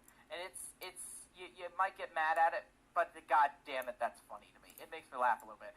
But if that wasn't in politics, everyone would be laughing. But because it was our own fucking commander-in-chief saying it, this creates a problem. Oh, I know. I'll put it like this. And I don't give a damn what my mom and stepdad or her mother thinks. Trump has made our country to the rest of the world look like a joke. I'll put it like this. I'm sure everyone else in other countries know. Well, no, let me just explain. I'm sure everyone else in other countries knows that, not all of us are like Trump, but at the same time, I'll put it like this. Everybody else around the world knows that the people in this country are not like our damn president. Even we hate his guts, but we can't do shit about it. Because, sure, even I'm one of those who's been spouting we need to have a revolution or revolt against the D.C., but yet I also know nobody in my generation has the guts to do such a thing. We don't have a George Washington or a Thomas Jefferson anymore. We don't have a Continental Army anymore. We don't have people like that who are willing to stand up and fight for what our founding fathers believed in. This country was founded because we were being taxed without representation from Great Britain, and we're now being taxed for more things now than we ever were by Great Britain, And it's by our own government. Now, what does that tell you? Everything's gone full circle, my friend. You have your points, but I want to also point this out. Our country has always been a laughingstock to the world. Why? Because they're scared of us. They've always been scared of us. No matter who's in charge, no matter what happens, we've always been a laughingstock. With Biden, with Trump, with Trump the first time, with friggin' with Obama the second time, with Obama the first time, friggin' every single one, Nixon, going down the line. We've always been the butt of the jokes when it comes to rain. Our president is rain. No matter what president we have, no matter what it is, this country has always been a laughingstock to all other countries. But does that stop us from helping them? No. My main point is our country has always been the laughingstock of every single country. Because we, to them, we're not nobility, we're not no fucking bullshit.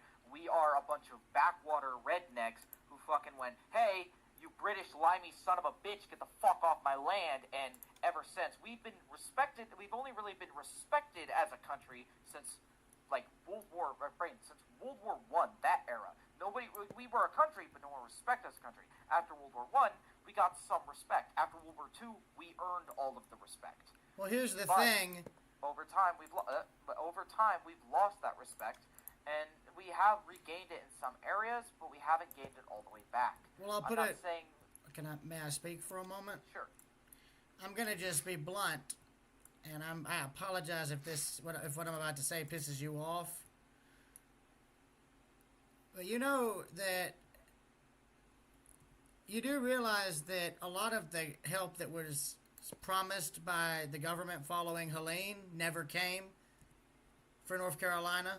And even now, there are still places in your state right now that are still pretty much unrecovered since Helene, because Trump and other politicians before him, or whoever was in office right when Helene happened, denied the funding. And I'll tell you something else. Yes. My friend Zhenya and I went up there 2 weeks after Helene. And we spoke to a lot of locals who lived in areas far outside of Asheville, and they all said that no officials from the government or the Red Cross or FEMA ever showed up to help. It was all locals helping each other. And that's where this country's strength lies. When the government fails to help its people, the people help themselves. That's what other countries should look at. Fuck our politicians. I don't give a damn what they do, nor should the rest of the world. The leaders in other countries should see what the people do and to take notes from them. Our politicians can go and hide out in all their bunkers all they like. We can do just fine on our own without them. Same goes with everyone else. Because when you... Well, I'll put it like I agree this: with when you get desperate enough, you learn to you learn to improvise, and you learn to make do or use what you have. You have your point, and you're right, and you do have your side, and I'm do just respect your trying to opinion, speak and from I a. do agree with you. I'm And just. hell, I agree with you on every point you just made. I'm just trying to speak in terms of common sense because it's like there really needs to. I mean, I'm sorry, but both of the main political parties now have gotten so vehemently, you know, Fucked. They're just extreme. fucked. Well, extremist. The views have gotten so skewed and so extreme that they're literally parodies of what was originally there. And I just, in my personal opinion, this country needs to ditch the system and go with independence on either side. You I know, agree with that, 100%. and there needs to be just, I'll put it like this: instead of having a bunch of 60, 70, 80-year-olds in, you know, Congress and the Senate and all that, you need to let people who are in our generation come in and at least take a crack at it. Because I actually have a solution for this plan, if you'd like to hear it. I have a plan that might actually be used. That is not a complete genocide, nor is it. I'm not saying I didn't say genocide. I'm not saying I said genocide because my brain was going that direction, but I'm not saying you are saying that. What I'm saying is I have a solution that's not anything that's completely peaceful. And look, I'm a violent son of a bitch, but I know violence is. There's a difference violence between. is always the solution. And Look, I'm saying I have an idea, and if you'd like to hear it, I can tell you, but you have to. Well, I also want to add, there's a difference between violence like in a revolution, which, by the way, A Fistful of Dynamite sums it up pretty damn well. Revolution ain't a Sunday dinner or a social gathering. A revolution is an act of violence. Yes. All I'm saying is, this might sound crazy, but I think to solve solve the country's problems, all we have to do, and this is very simple. Next election, and this might sound crazy, we get someone from our generation, and we put them on the fucking ballot, and we push for them. If they don't even have to win the vote, they just have to win the popular vote. If they win the popular vote, this country will go, hold up, none of us actually want these two, this guy or this guy. We want this person. But Yeah. they're not actually allowed to run because of their age or whatever.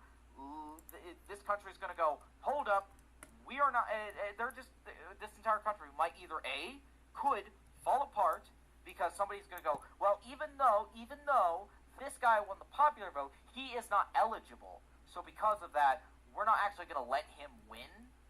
So, unless it'd be possible if his VP was of eligible age, and they'd be able to more or less have the VP take over as the main president. Also, though, hear me out, but Kennedy, he was younger than the usual required age, but, and I hate to say it, look what happened to him. yeah. I don't 100% Okay. believe Granted, he did win the presidency. He got the presidency, but still, I just feel like a lot of the politics and politicians now, I feel like they'd be low enough to take a candidate they feel is a threat to their little way of life out, if need be, just to hold on to whatever semblance of power they have. Yeah, as you're saying, Hurricane. Okay, again, let's try and not immediately get bogged down with the whole it'll never work anyway, Debbie Downer attitude. Let's try and at least think of, Well, this no, could no. potentially do. I'm just saying that that's more or less a hypothetical. Yeah, hypothetically, like, I would Plus, say, look, but here's looking at, Here's the thing. I think we all kind of know though. But here's the other thing, and honestly, but you see, the other thing, and this is the reality check, unfortunately, the reason independents never successfully run or even win elections here is simply because it has now gotten so expensive to do all of that in terms of the campaigning. I mean, why do you think you see all these ads that show up for either side, yeah, it's...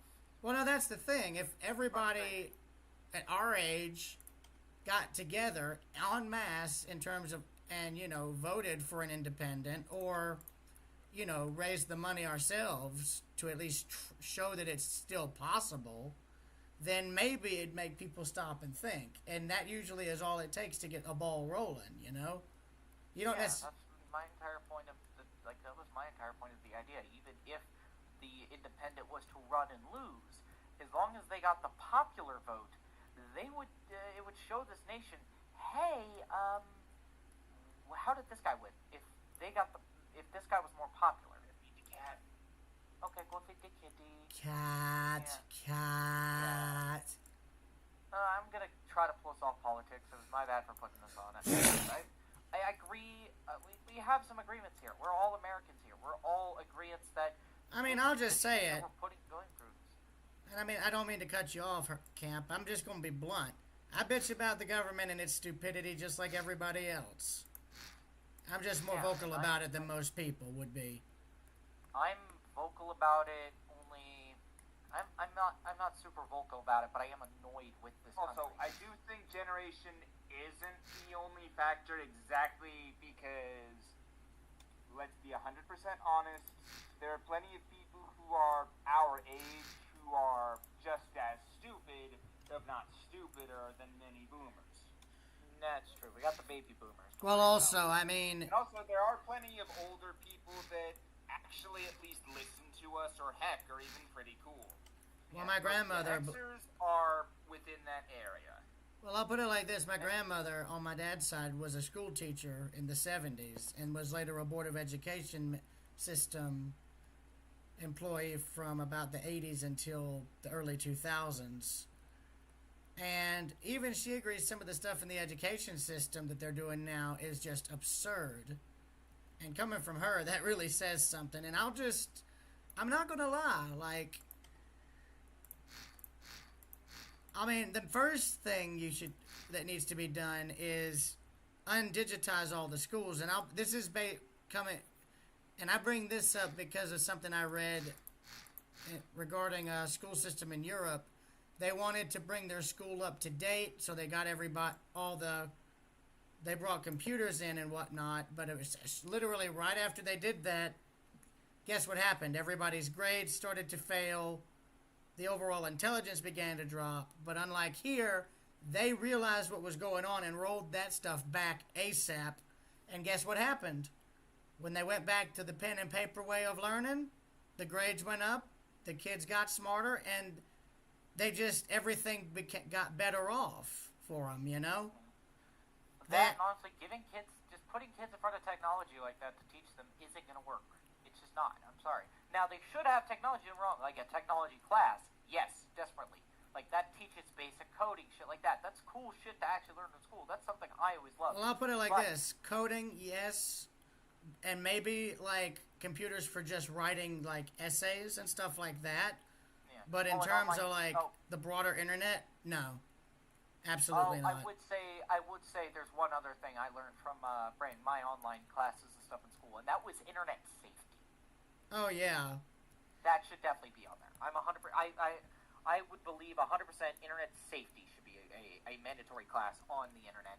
But also, don't give these kids access to computers until we're talking like 6th grade, that kind of shit. No, honestly, how old is 6th grader nowadays? I mean, here's my opinion on it. I feel like at this point, with how overstimulating the internet has become, and this is coming from somebody who, I guess you could say, is a victim of being on the internet too early. I mean, I've told you what I ended up seeing, so I'm not saying it here on stream.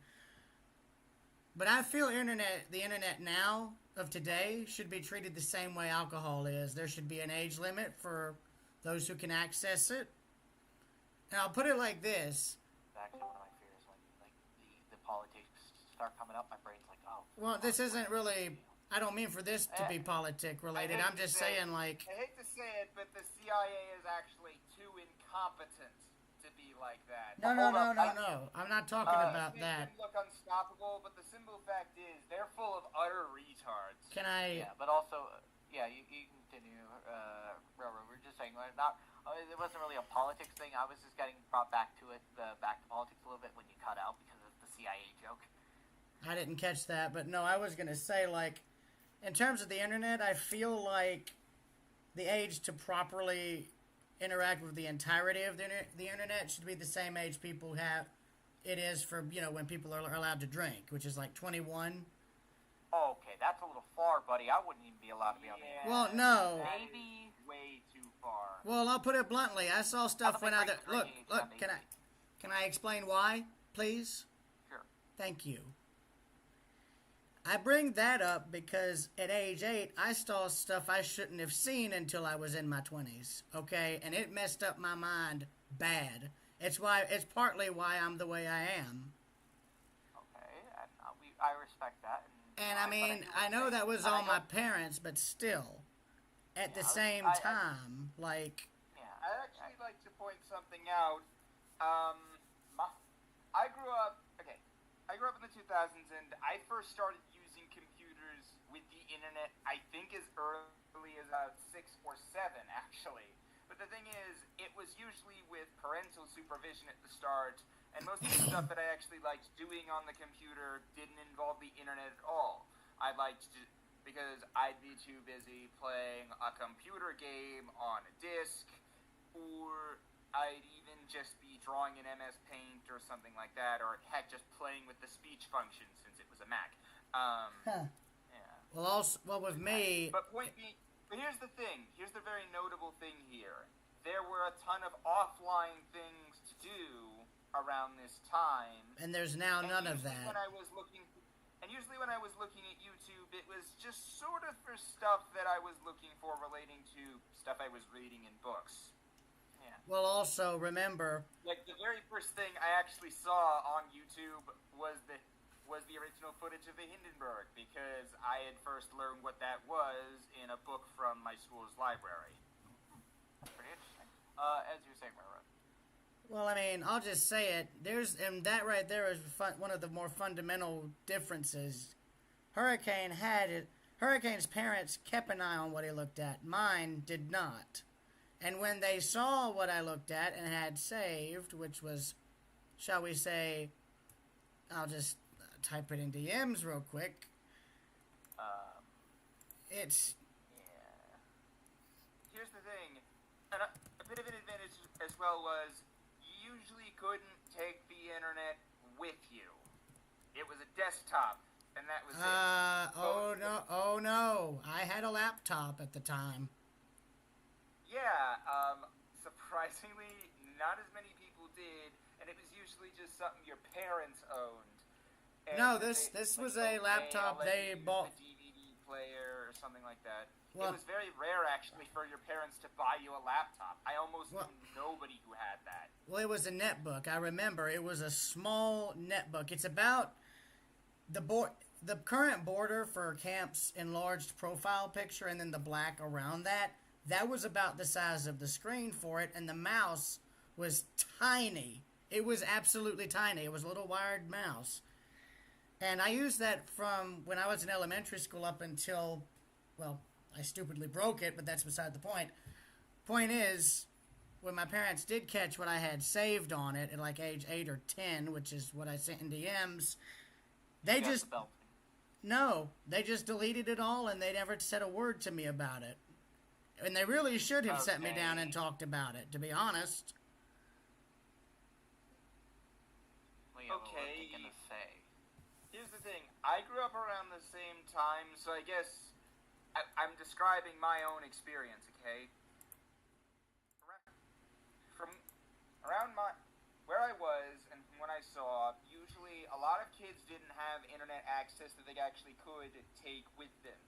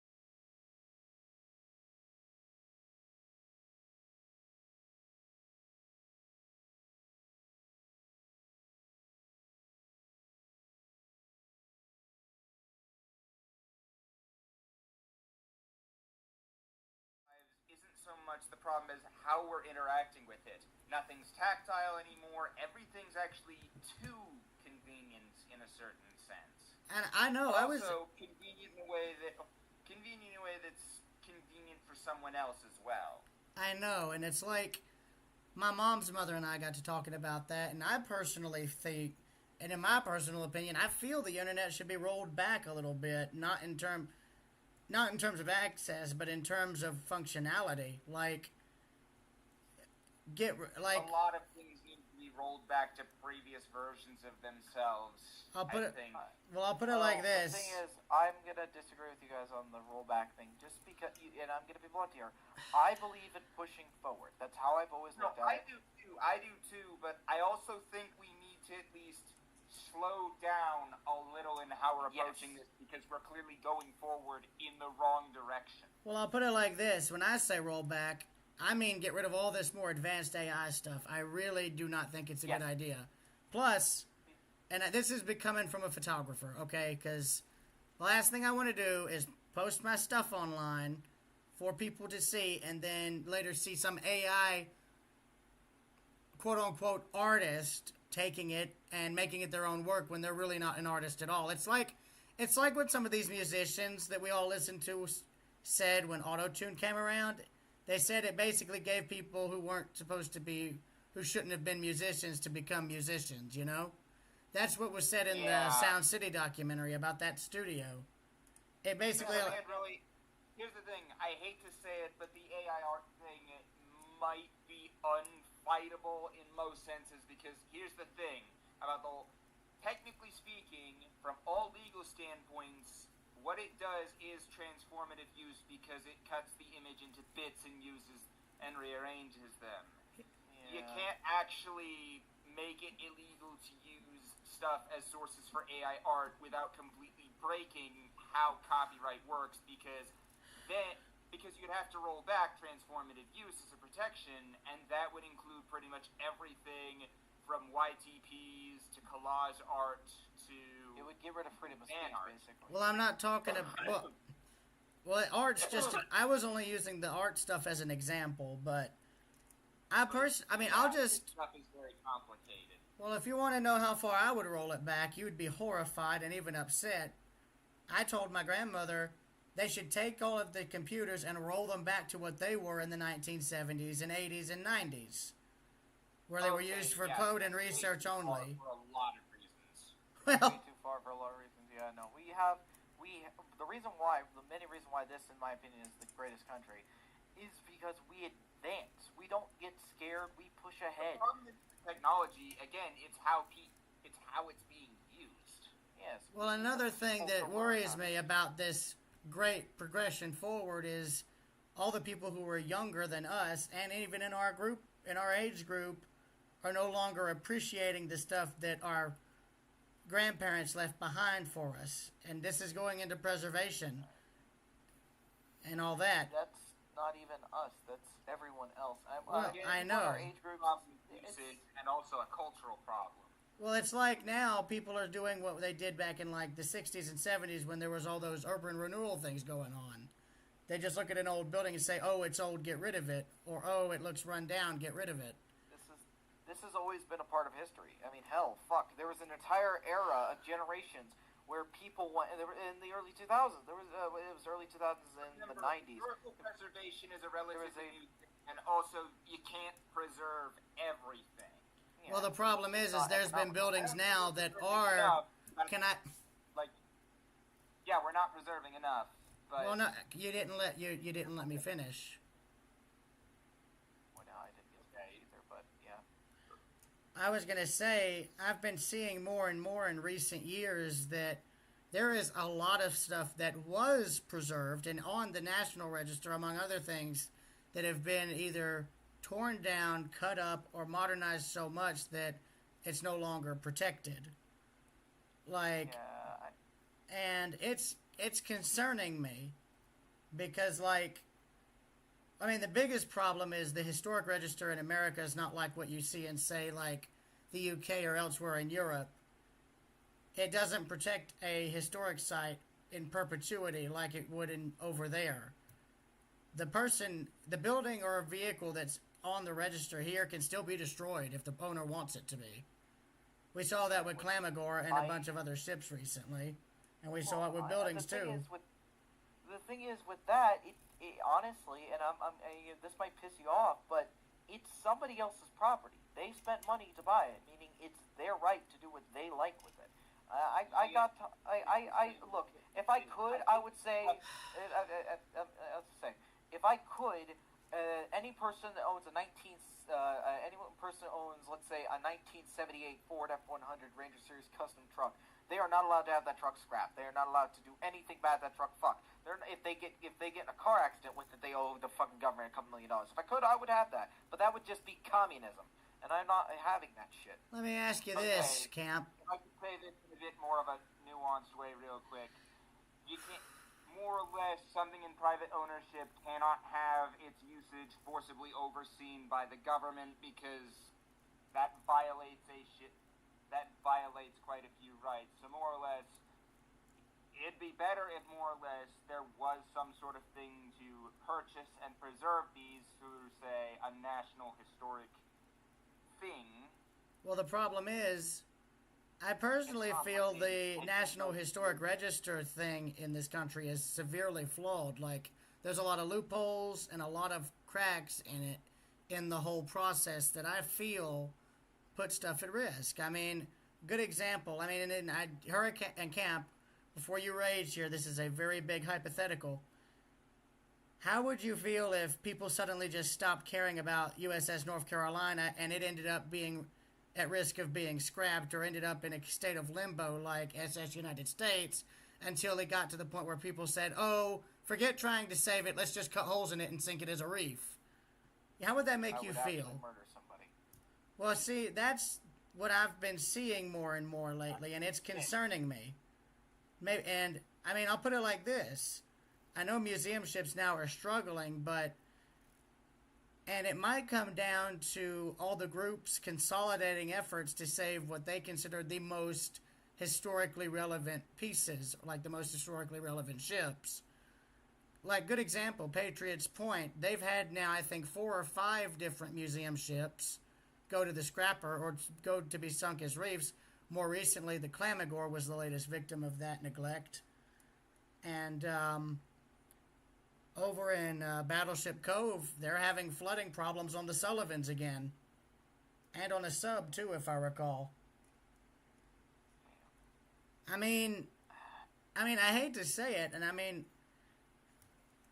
I'm interested in preserving ships and all, and I know, but at the same time, I mean, even I know a lot of this stuff ain't going to last forever, but I would like it to at least last while I'm alive. Once I'm dead, it ain't going to matter, but I'd like for that stuff to still be around long enough for me to see it, you know? You don't want it dead in your lifetime. I get that.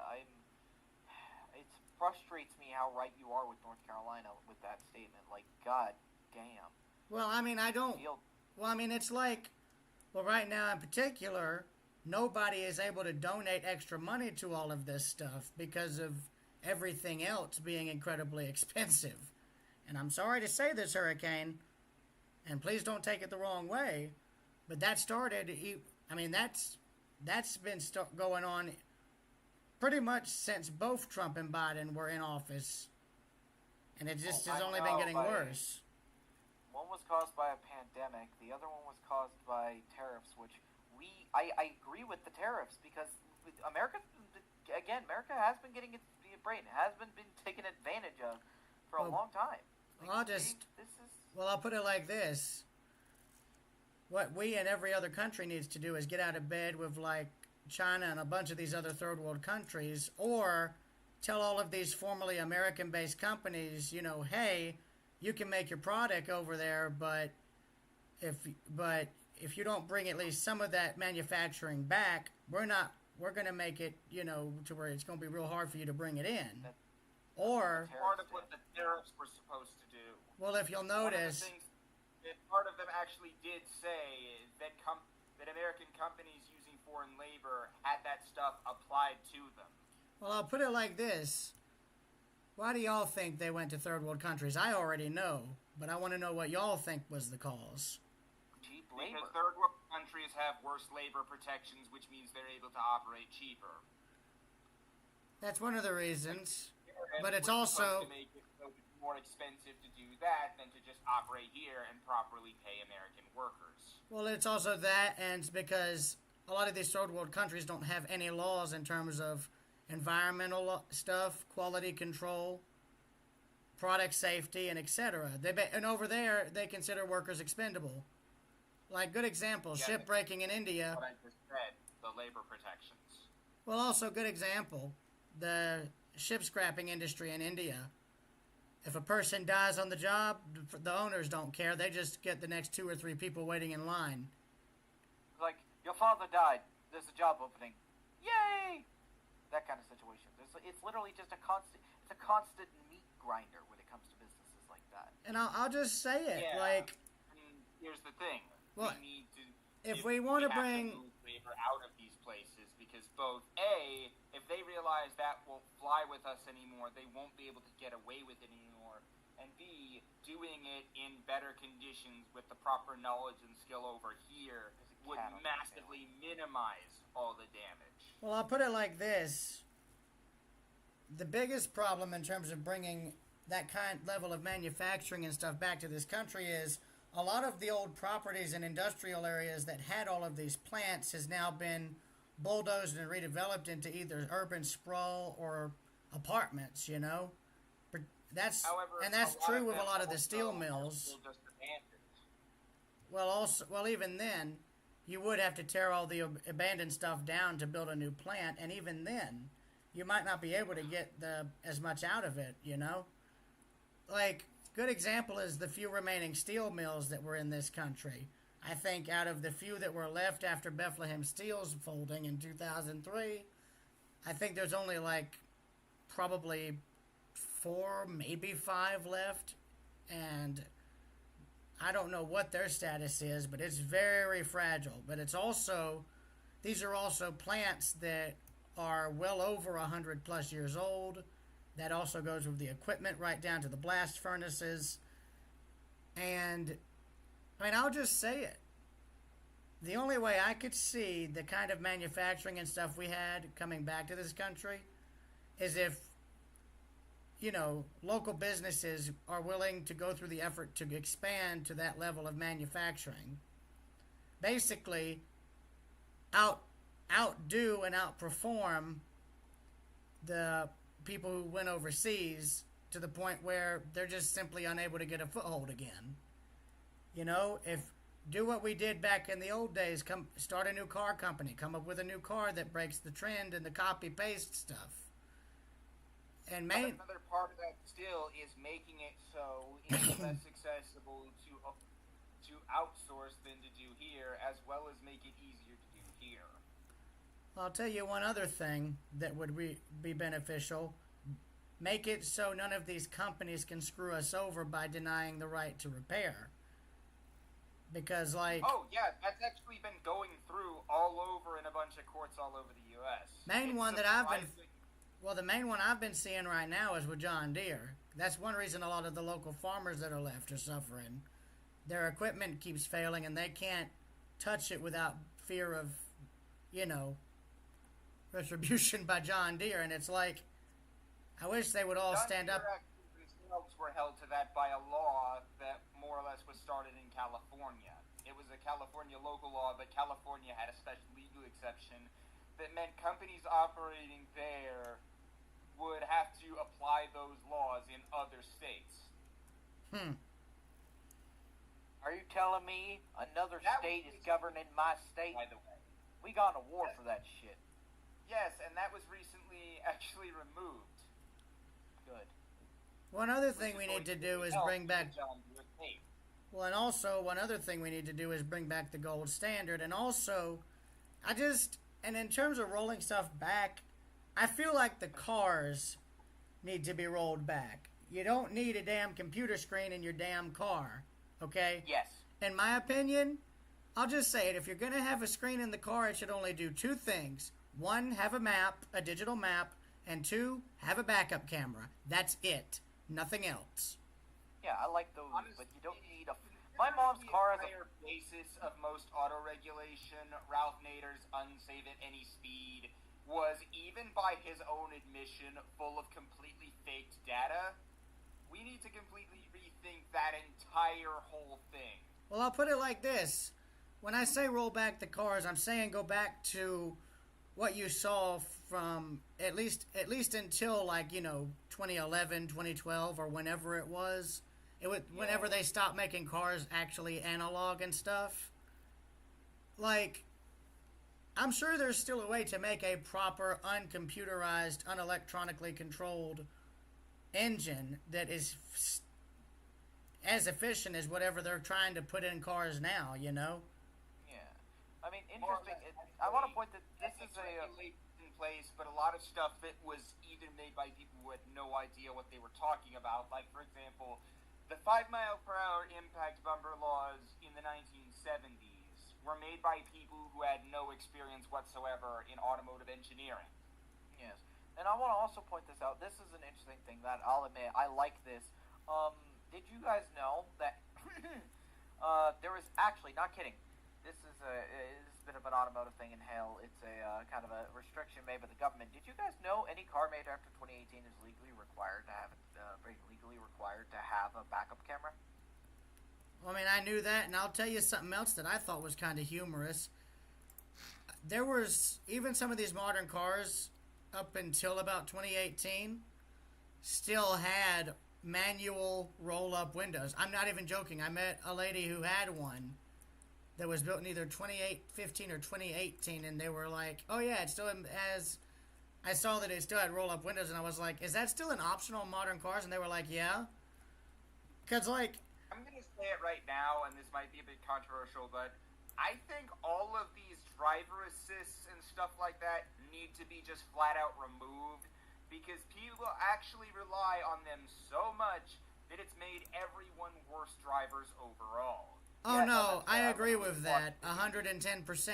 And also, this self-driving bullshit, I mean, we've already been seeing people abusing that to the point where how people haven't gotten killed from it yet is a miracle that I won't even understand. I've seen a lot of people get killed from it.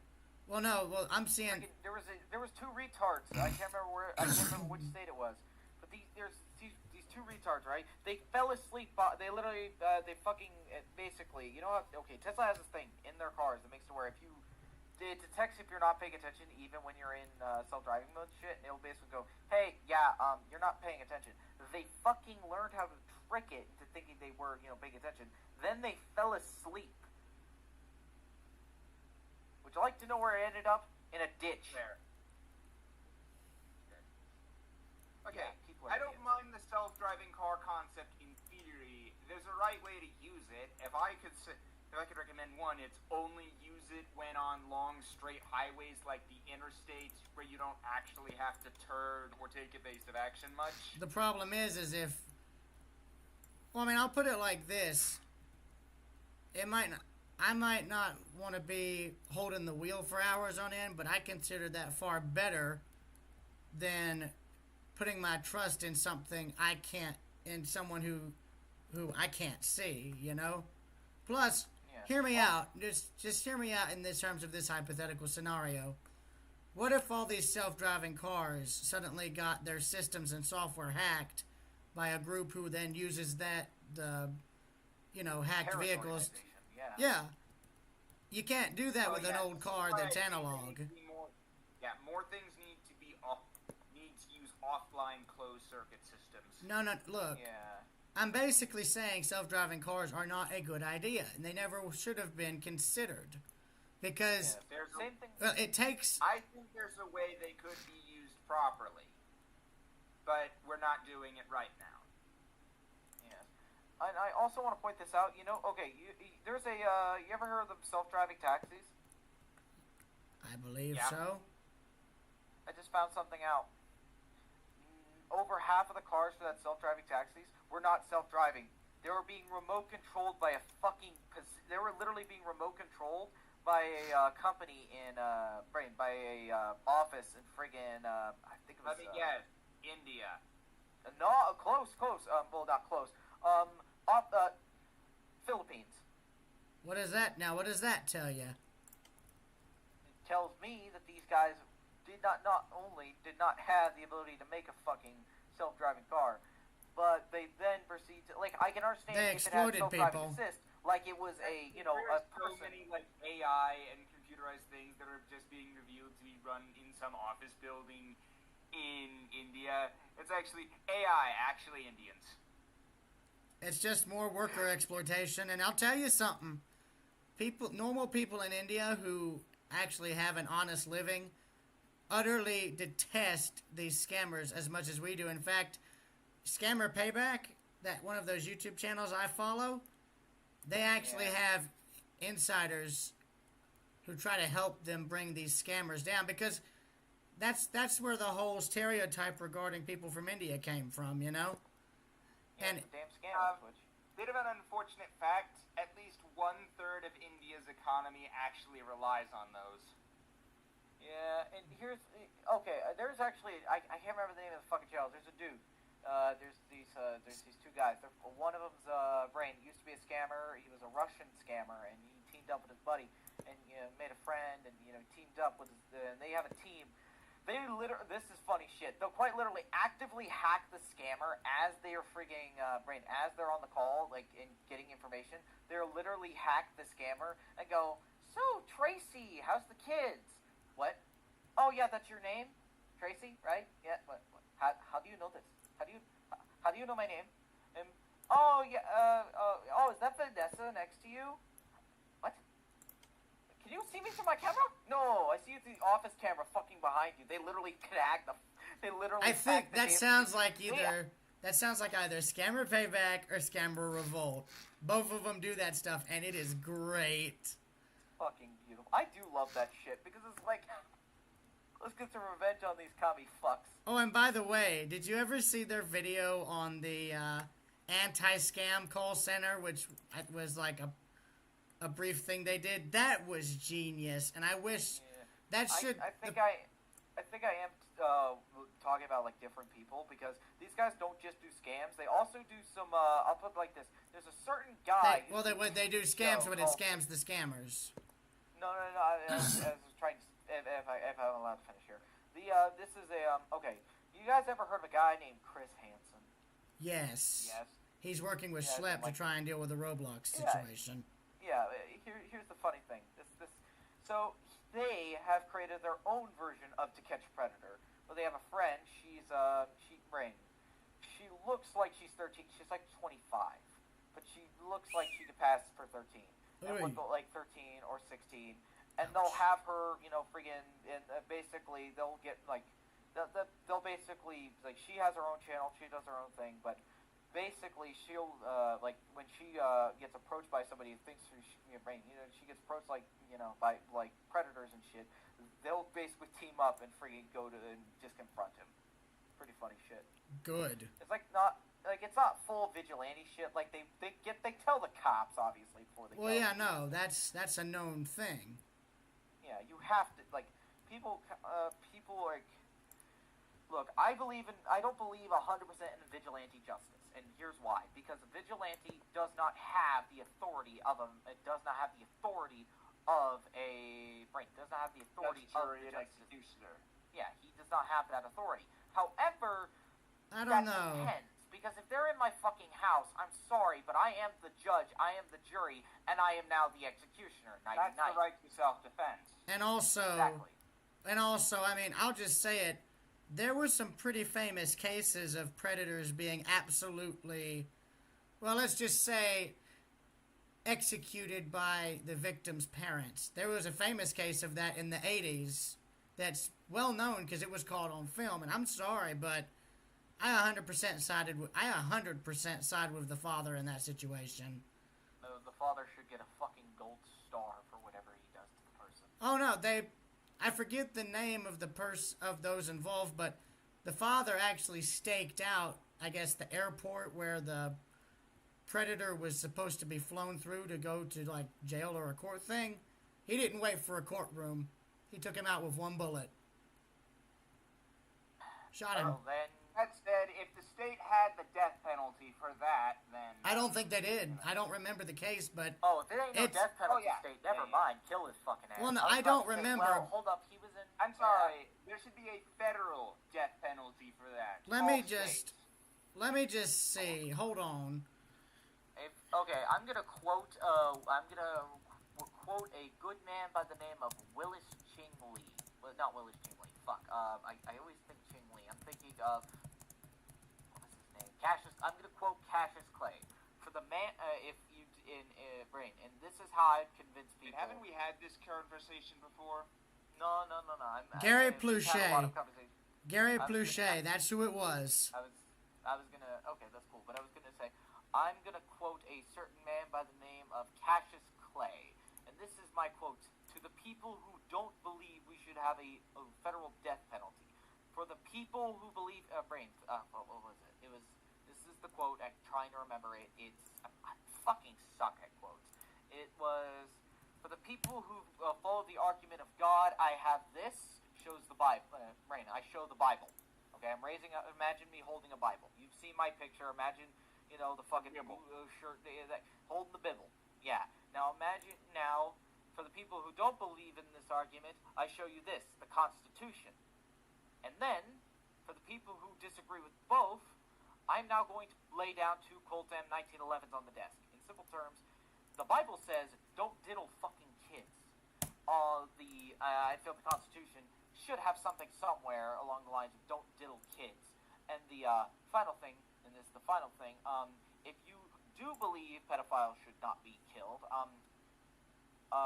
say that out loud in front of me, because I'm not going to say you, I'm not going to compare you to one, but you're protecting them, and that's a big no-no. Or enabling them, which is worse. You're enabling, yeah, that's a better word.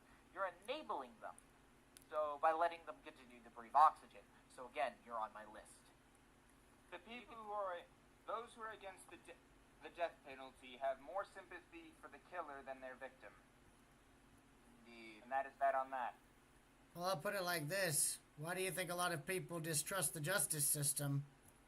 It's not hard to see why. Well, I'll put it like this. Just look at charges for some crimes and you'll see just how unfair it is. Someone get caught. I mean, hell, there's people. No, I'll put it like this. I've seen where a lot of these preds and stuff only get maybe 5 to 10 years, but then somebody with a minor drug infraction gets 20 to 30 or longer. Now tell me, how is that fair? Well, it's the United States government. It's basically look. It's not the government itself or the justice system. Well, it is. Corrupt It's the judges. justice system. It's a mixture of corrupt judges and asshole DAs. The district attorneys sometimes they want to use certain things because of their local, thanks to the local government. They want to do certain things like, hey, so we have a drug problem in this area. Hey, yeah, I just picked up this 13-year-old selling pot. Okay, has he never broken the law before? No. I got an idea. We'll use him as we're going to put the max amount of fucking punishment on this one guy. It's called we're going to use him as an example and a scapegoat and a fall guy all in one. And then their life is ruined, and then all of these people then wonder why that 13-year-old reoffends every single time as they get older. It's kind of, it kind of makes me sick, but, it's frustratingly annoying, and I hate that it happens, but, it's just how it is, and I don't want to say it's just how it is, and then Well, because it shouldn't be that way at all. I mean, I'll tell you something. I'm a law-abiding citizen, and I try to abide by the law as much as anyone else. But I'm going to say it. But I'm going to say, and I'll just say it. I don't know how to use a gun at all. But I'll tell you something. If somebody ever tried to harm my family or anyone in it, they wouldn't be walking away. I'd be making damn sure they don't walk away. Well, That's a promise. This right now. You don't need a gun to defend your family. Oh, I know. Axe handle, your own fist. Bud. God, you do not know the feeling of hitting somebody in the back of fucking... I'm not going to say what I've done out loud. Your guys are going to... Yeah. I'm going to just... I'm going to say it. The stream is still going. I want to go on and point that out. Oh, fuck. The stream's still... Jesus, Oh, no. I'm just gonna say it. There's a reason self-defense laws exist. Why people are trying to remove them or them and the stand your ground stuff, I don't understand. But that's the thing. I understand perfectly why they would want to, and it's why the people who say that stuff should never, ever, ever, ever, ever, ever, ever, ever, ever be trusted. What? Or should also be allowed to procreate, because I'll just say it, there's some sick fucks in this world. Damn right. The same people. There's also those same people. I would also say should never have kids because, well, I'll put it like this to you: they are idiots because they're gonna push for those laws to get rid of, and then when one of their kids gets hurt, what's gonna happen? And I'm not. I'll just say I'm not wishing this upon them. I'm specifically saying if something was bad to happen, this is what would happen. I'm gonna kill them. You can't. You literally got rid of the laws. I have an idea for a law, and some people might say it's grotesque, some may say it's wrong. I believe we should have an open law that specifically states if they found evidence to convict a pedophile, and they have specifically have this evidence. This is 100% confirmed, and they do If not. crime is irrefutable, death penalty that day. I was gonna say the acute. Look, I'm gonna say it like this to you, and look again. I'm not a religious person, but I will use the Bible again if I have to, because at least around these parts, the Bible usually gets people to the fucking Bible. It usually gets people to shut up and listen, and that is, and I'll be blunt here, what was it? It's the fucking brain. You bring up the Bible and we're all wearing like sailors, but then again, yeah, it's the. I don't think. I would hope the Lord wouldn't. Well, it was. I would hope the. Sorry. It was a person. No, fuck. It was. It's right here. It's in my head. I know it. It's. It's fine. A brain. In basic terms, a person who has been wronged has the right to be judged by the person who has wronged them. A brain. A person who has wronged someone should be judged by the person that has been wronged. In simple terms, the accused in this situation or the convicted should be clearly, in my book, should be killed by firing squad, and the leading of that firing squad should be the victim and should be the victim's family. I mean, I'll just say it like. Well, moving on from that, excuse me. Daniel, why does it always go there? What?